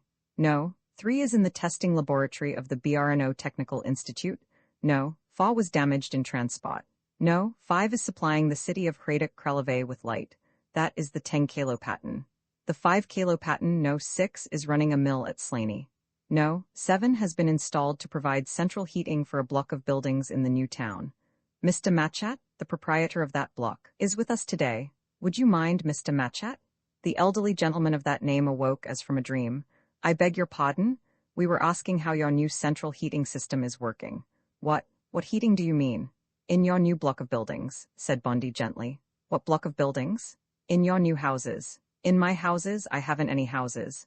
Come, Mr. Rosenthal exclaimed. You put them up only last year. I did, said Machat in tones of surprise. Oh yes, you're right, so I did. But you see, I have given those houses away now. I gave them all away. Bondi looked at him very attentively. And to whom did you give them, Mr. Machat? Machat flushed slightly. Well, to poor people. I've let poor families occupy them. You see, I came to the conclusion that, well, in short, poor people have got them now, I mean. Mr. Bondi kept his eyes on Machat like an examining magistrate. Why, Mr. Machat? I couldn't help it, Machat stammered. It took me like that. Our lives should be holy, I mean. The chairman drummed nervously on the table. And what about your family? Machat began to smile beatifically. Oh, we're all of the same mind in that matter. Those poor people are such saints, some of them are ill. My daughter is looking after them, you know. We've all changed so tremendously. G.H. Bondi dropped his eyes. Machat's daughter Ellen, the fair-haired Ellen with her 70 millions, tending the sick. Ellen, who was ready to be, who ought to be, who had half consented to be, Mrs. Bondi. Bondi bit his lip. Things had turned out nicely. Mr. Machat, he began, in subdued tones, I only wanted to know how the new carburetor was doing the heating on your premises. Oh, splendidly. It's so beautifully warm in every one of the houses, just as though they were being warmed with eternal love. Do you know, said Machat rapturously, wiping his eyes, whoever enters there becomes at one stroke a changed man. It is like paradise there. We are all living as if we were in heaven. Oh, come and join us. You see, gentlemen, said Bondi, controlling himself with an effort, that the carburetors work exactly as I promised you they would. I ask you to waive any further questions. We only want to know, cried Dr. Hubka pugnaciously, why in that case you don't arrange for our new works to be run by carburetor power? Why should we use expensive coal for heating when we're supplying atomic energy to other people? Is Mr. Bondi disposed to let us have his reasons? By no means, Bondi declared. Our heating will be done with coal. For reasons known to myself, the carburetor system will not suit our purposes. Let that suffice, gentlemen. I regard the whole affair as a question of confidence in me. Machat made himself heard.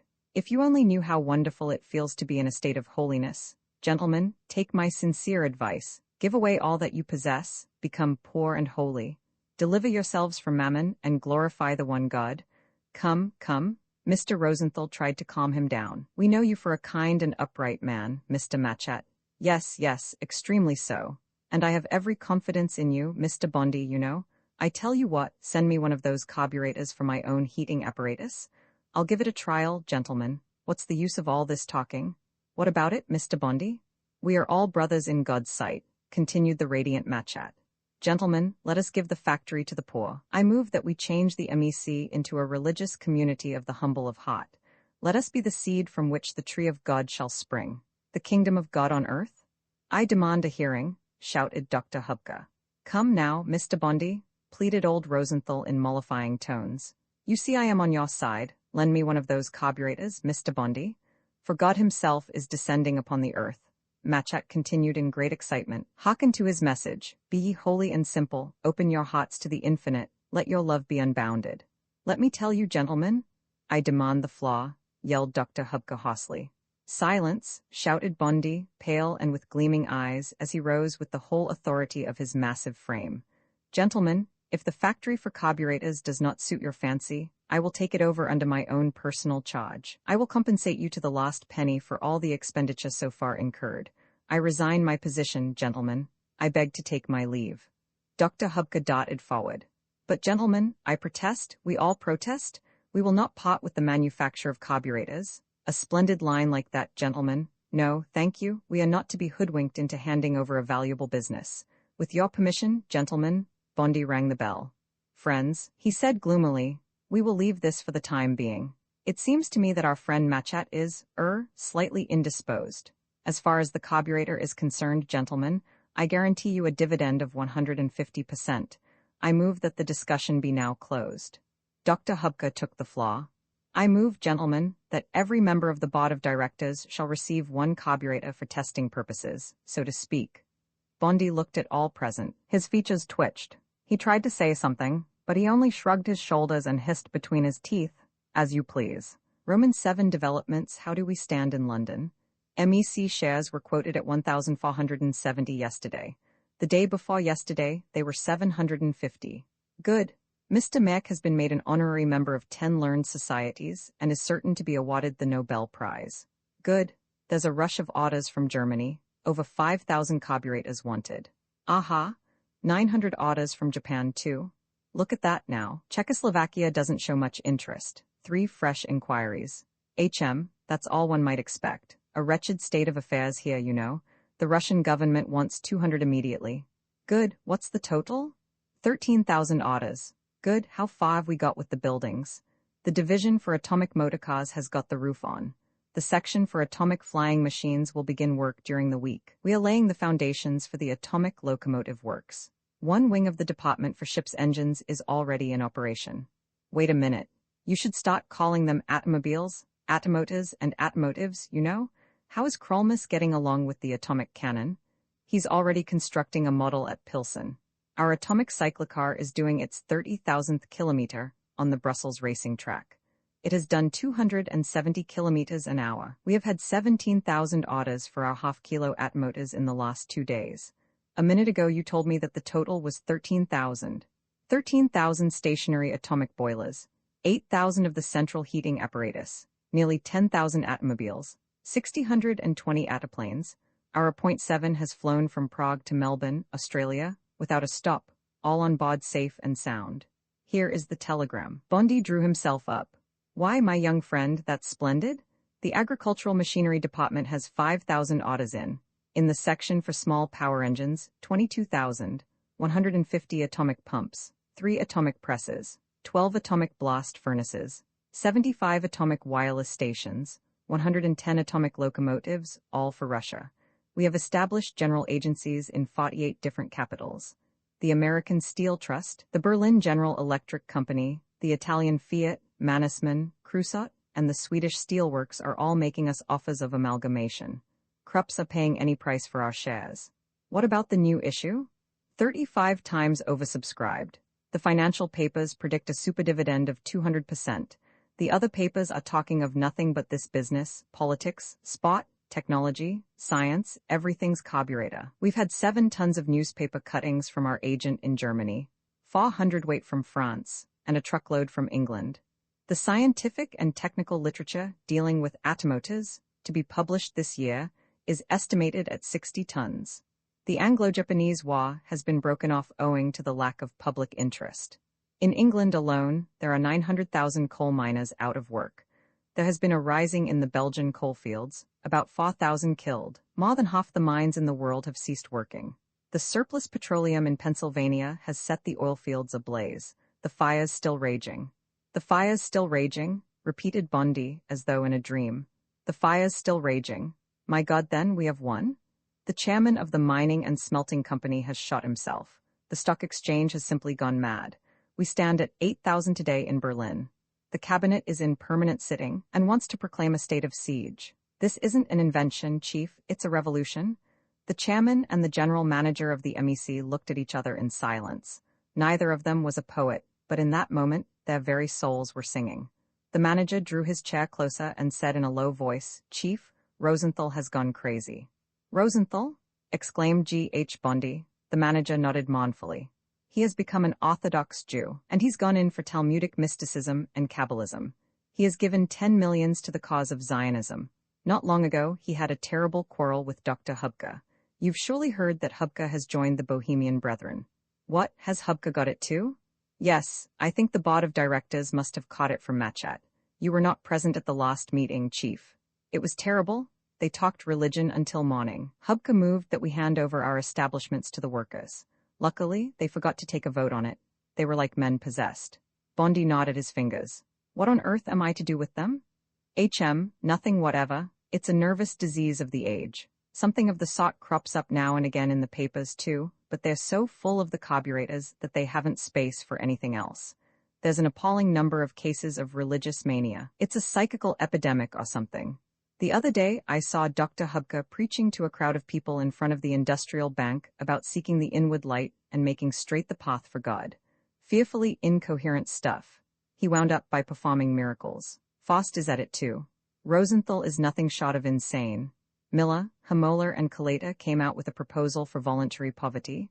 We can't possibly have another board meeting. It's a regular madhouse, Chief. You'll have to take the whole idiotic business in hand. But man, this is simply awful, groaned G.H. Bondi.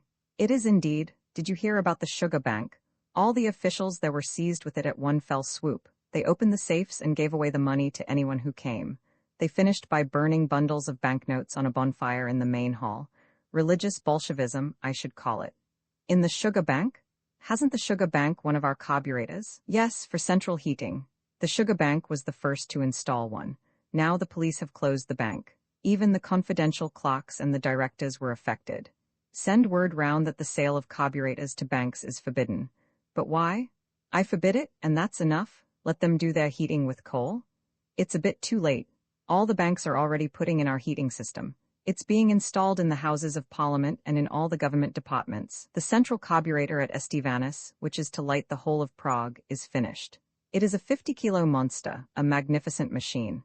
It is to be ceremoniously set in motion at 6 o'clock the day after tomorrow, in the presence of the President, the Burgomaster, the City Council, and the representatives of the MEC.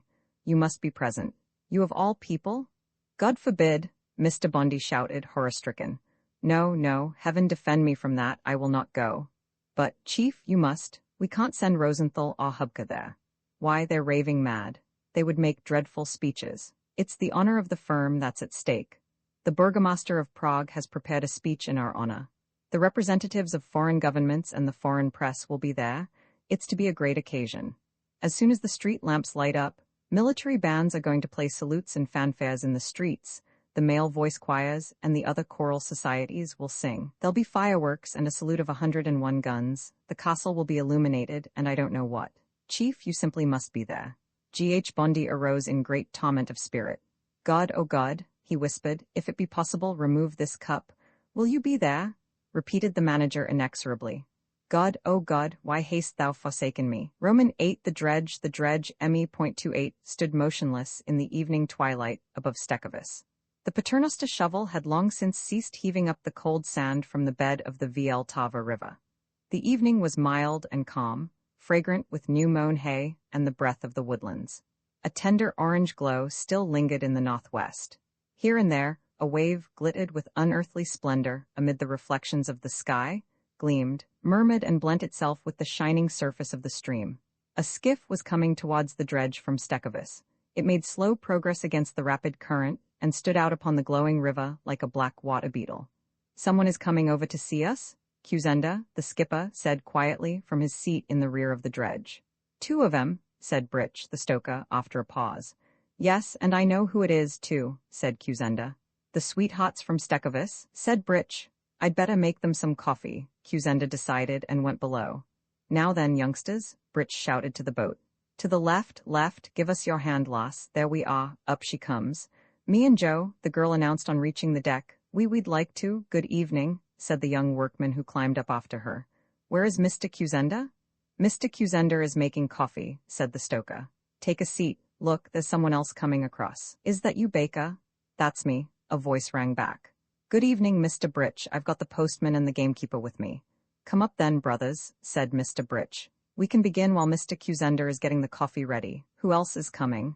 I am, came a voice from the side of the dredge. My name's Hudek, and I'd very much like to hear you. You are very welcome, Mr. Hudek, the stoker shouted down. Come up, will you? There's a ladder here. Half a minute and I'll give you a hand, Mr. Hudek, seeing you've never been here before. Mr. Britch, three people shouted from the bank. Send the boat across for us, will you? We'd like to come over. Go and fetch them over, you below, said Mr. Britch, that all may hear the word of God. Brothers and sister, please sit down. It's not dirty here now that we do our heating with a carburetor. Brother Kuzenda will bring you some coffee and then we can start. Welcome, young people, come right up. With this, Mr. Britch took his place by the opening down which ran the ladder to the interior of the dredge. Hello there, Kuzenda, 10 on deck. Right, cried a beard-muffled voice from the depths. I'm just bringing it. Come, friends, sit down, said Britch, briskly indicating suitable seats. Mr. Hudek, we have nothing but coffee here, I don't expect you'll mind. Why should I?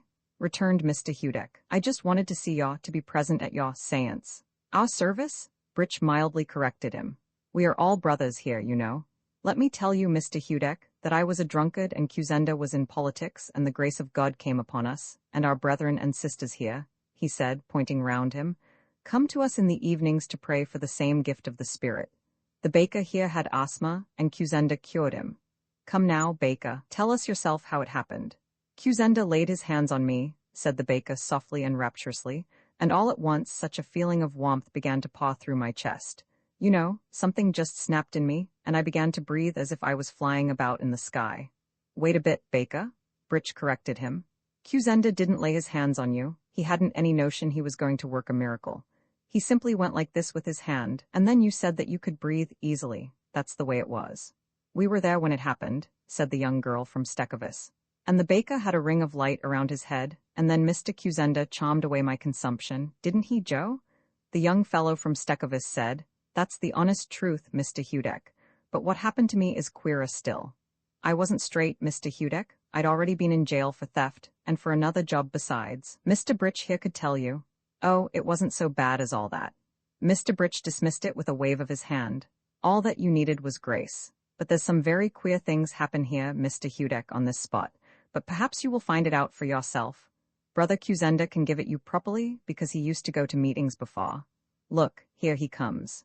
Everyone turned towards the opening leading from the deck to the engine room. From the opening, there emerged a bearded face, wearing the forced, embarrassed smile of one who is being shoved from behind and is trying to pretend that nothing is happening.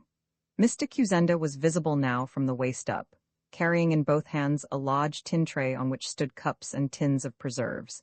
He smiled uncertainly as he rose higher and higher. His feet could soon be seen on a level with the deck. And still Mr. Kuzenda and his cups went on rising in the air. About 18 inches above the opening, he stopped and began groping with his feet. There he hung unsupported in the air, apparently doing his utmost to get his feet to the ground. Mr. Hudak was like a man in a dream. "What is the matter, Mr. Kuzenda?" he exclaimed, almost in terror. "Nothing, nothing," Kuzenda replied evasively, still trying to draw himself down from the air with his feet, and Mr. Hudak was reminded of a picture of the ascension that in his childhood had hung above his little cot, and how our Lord and the apostles in precisely the same manner were hanging in the air and paddling with their feet, but showing less amazement on their faces. Suddenly, Mr. Kuzenda moved forward and floated over the deck through the evening air, as though a gentle breeze might carry him away. Now and again, he raised his feet as if he wanted to step out firmly or something, and he was visibly concerned for his cups. "I say, come and take this coffee," he said hastily. Britch, the stoker, held both hands up to him and took charge of the tray and the cups.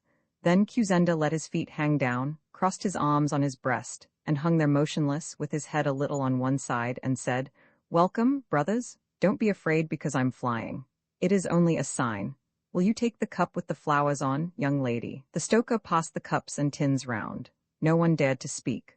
Those who had never been there before gazed in wonder on the levitation of Kuzenda. The guests of longer standing sipped their coffee slowly and seemed between the sips to be praying. "Have you finished?" asked Kuzenda after a while, opening wide his colorless, rapt eyes. "Then I'll begin." So saying, he cleared his throat, meditated for a while, and began, "In the name of the Father, brethren and sisters, on this dredge, where signs of grace are shown to us, we are gathered together for worship. We need not send away the unbelievers and mockers as the spiritualists do. Mr. Hudak came as an unbeliever, and the gamekeeper has been looking forward to a little bit of fun. You are both welcome, but listen so that you may see that it is by grace I know you. You, gamekeeper, drink far too much. You drive the poor from the forest and curse and swear even when there is no need. Do it no more. And you, Mr. Hudak, are a better-class thief. You know very well what I mean, and you're shockingly bad-tempered. Faith will reform and redeem you." Utter stillness reigned on the deck. Mr. Hudak gazed steadfastly at the floor. The gamekeeper sobbed and sniffed and fumbled with trembling hands for his pocket. "I know what it is, gamekeeper," said Kuzenda gently from above. "You'd like to smoke. Don't be afraid to light up. Make yourself quite at home." "Look at the little fish," whispered the young girl, pointing down to the smooth surface of the Vieltava. "Look, Joe, the cop have come to listen, too." "They're not cop," came from the exalted Kuzenda. "They are perch audace. And Mr. Hudak, you mustn't worry about your sins. Look at me, I once cared for nothing but politics. And I tell you that, too, is a sin. There's no need to weep, gamekeeper. I didn't mean to be hard on you. He who once experiences grace can see right into men's hearts. You can see into people's souls, too, can't you, Britch?" "I can," said Mr. Britch. "The postman here is thinking this minute how fine it would be if you could help his little daughter. She's got scrofula, hasn't she, postman? Mr. Kuzenda will help her right enough if you bring her here." "It's easy to mock and talk about superstition," said Kuzenda. "Brothers, if anyone had told me about miracles and God before this, I should have laughed at him. That's the kind of man I was. When we got this new machine that runs without fuel for the dredge, all our dirty heavy work ceased. Yes, Mr. Hudak, that was the first miracle that happened here. This carburetor that does everything by itself as though it had a mind. Even the dredge floats by itself wherever it ought to go. And look how steady it is. Do you notice, Mr. Hudak, that the anchors aren't down? It stands still without being anchored and floats off again when it's needed to clear the riverbed. It starts itself and stops itself. We, that's Britch and me, don't have to touch a single thing. Will anyone dare tell me that isn't a miracle? And when we saw all this, we began to think it over, didn't we, Britch, until it all became clear to us. This is a sacred dredge, it is an iron church, and we are only here as its priests. If in old times God could appear in a well or in an oak tree, and sometimes even like a woman, as with the ancient Greeks, why should he not appear on a dredge? Why should he shun machinery? A machine is often cleaner than a nun, and Britch keeps everything here as bright and shining as if it was on a sideboard. However, that's by the way. And let me tell you, God is not so infinite as the Catholics assert. He is about 600 meters in diameter, and even then is weak towards the edges. He is at his strongest on the dredge. Here he performs miracles, but on the bank he only does inspirations and conversions, and in Stekovis, with a favorable wind, you only notice a kind of holy fragrance. Not long ago some Osmen from the Czech rowing club were paddling by in the lightning, close to us, and grace descended on all of them. Such is his power. And what this God wishes us to do, one can only feel here within, Kuzenda declared, with an emphatic gesture towards his heart. I know that he cannot bear politics and money, intellect, pride, and self-conceit. I know he dearly loves both men and beasts, that he is very glad when you come here, and that good deeds are pleasing to him. He is a thorough democrat, brethren. We, Britch and me, that is, feel that every penny burns us until we've bought coffee for everybody. One Sunday recently, there were several hundred people here, even sitting on both banks of the river, and behold, our coffee multiplied itself so that there was enough for everybody, and what splendid coffee it was. But such things, brethren, are only outward appearances. The greatest miracle is the influence he has on our feelings. It is so intensely beautiful that it fairly makes one shiver.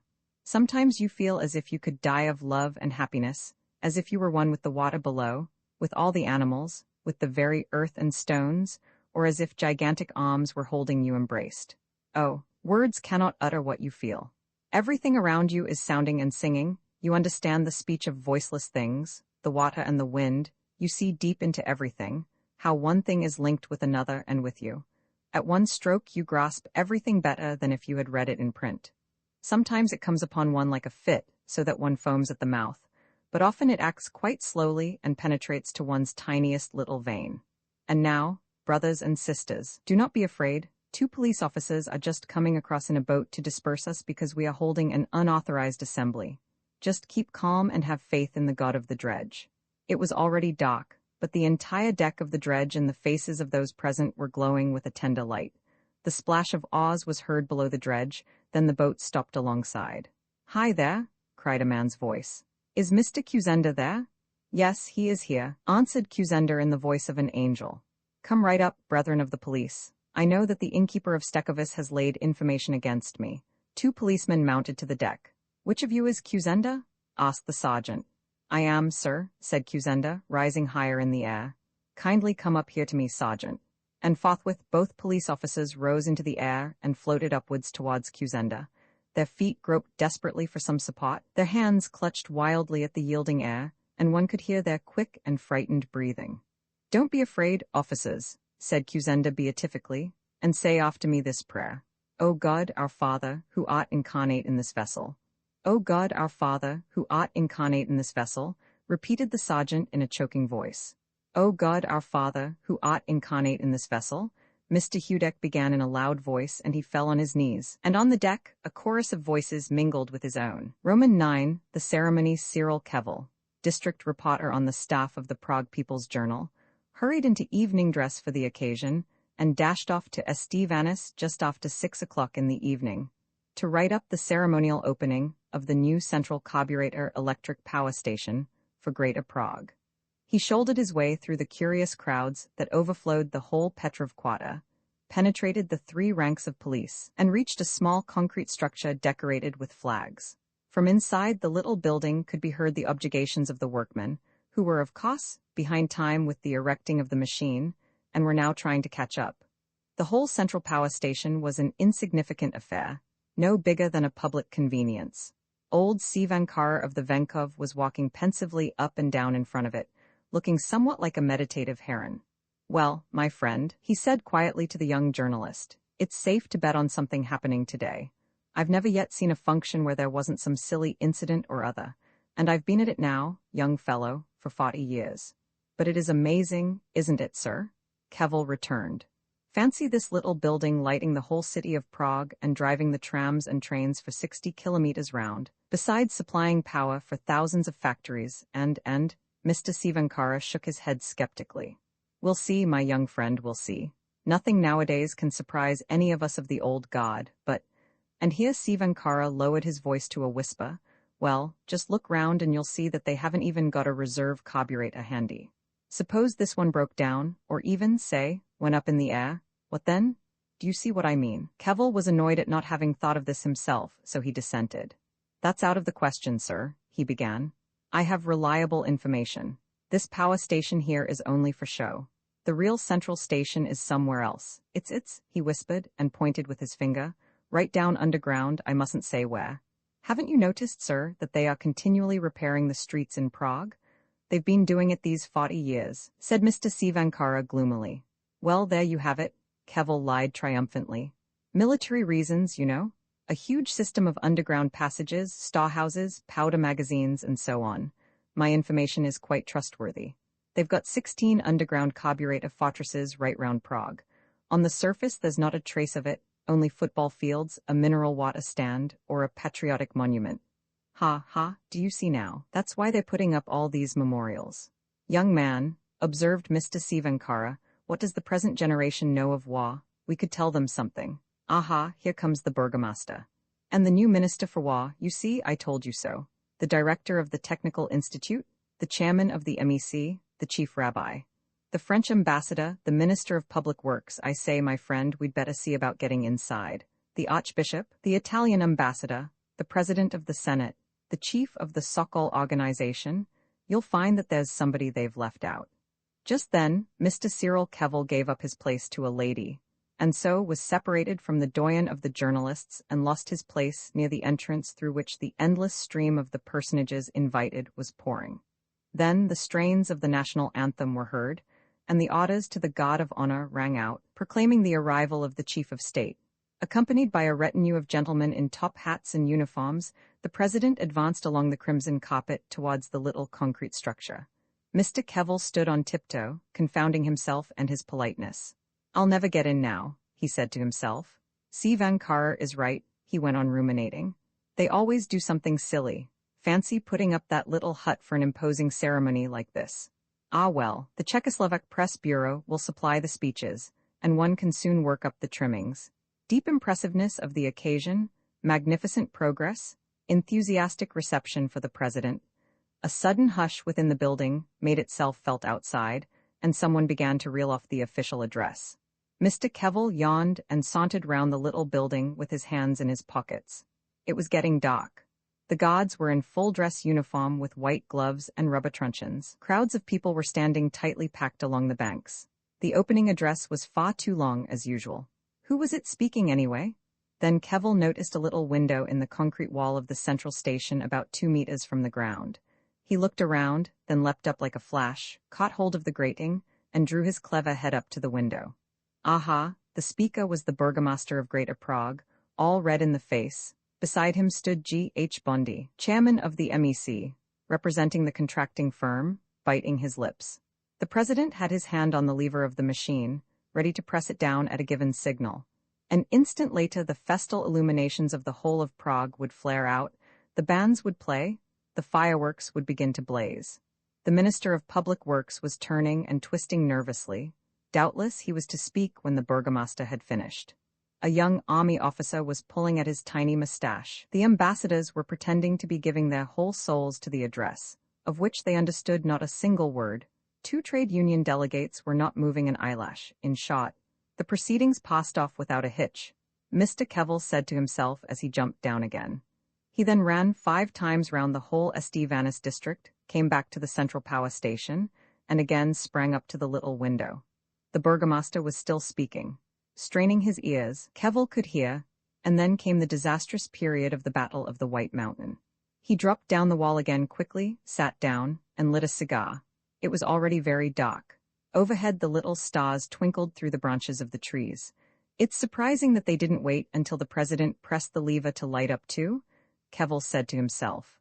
Otherwise, Prague was in darkness. The black stream of the Vieltava rolled on without a lamp reflected in its waters. Everything quivered with expectation of the solemn moment that was to bring the light.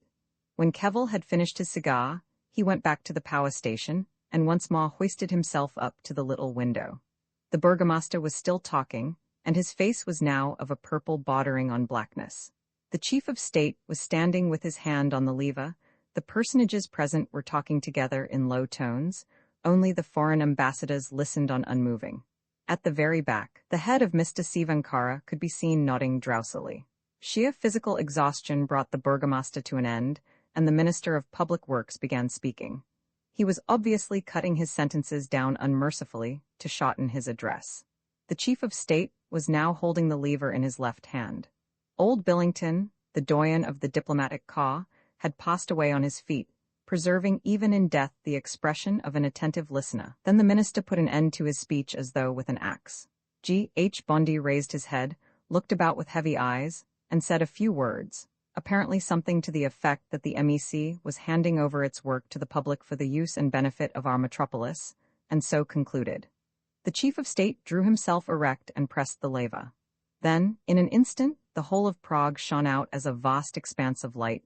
The crowds cheered, the bells in all the steeples began to swing, and from the Mariinsk fort there sounded the first boom of the cannon.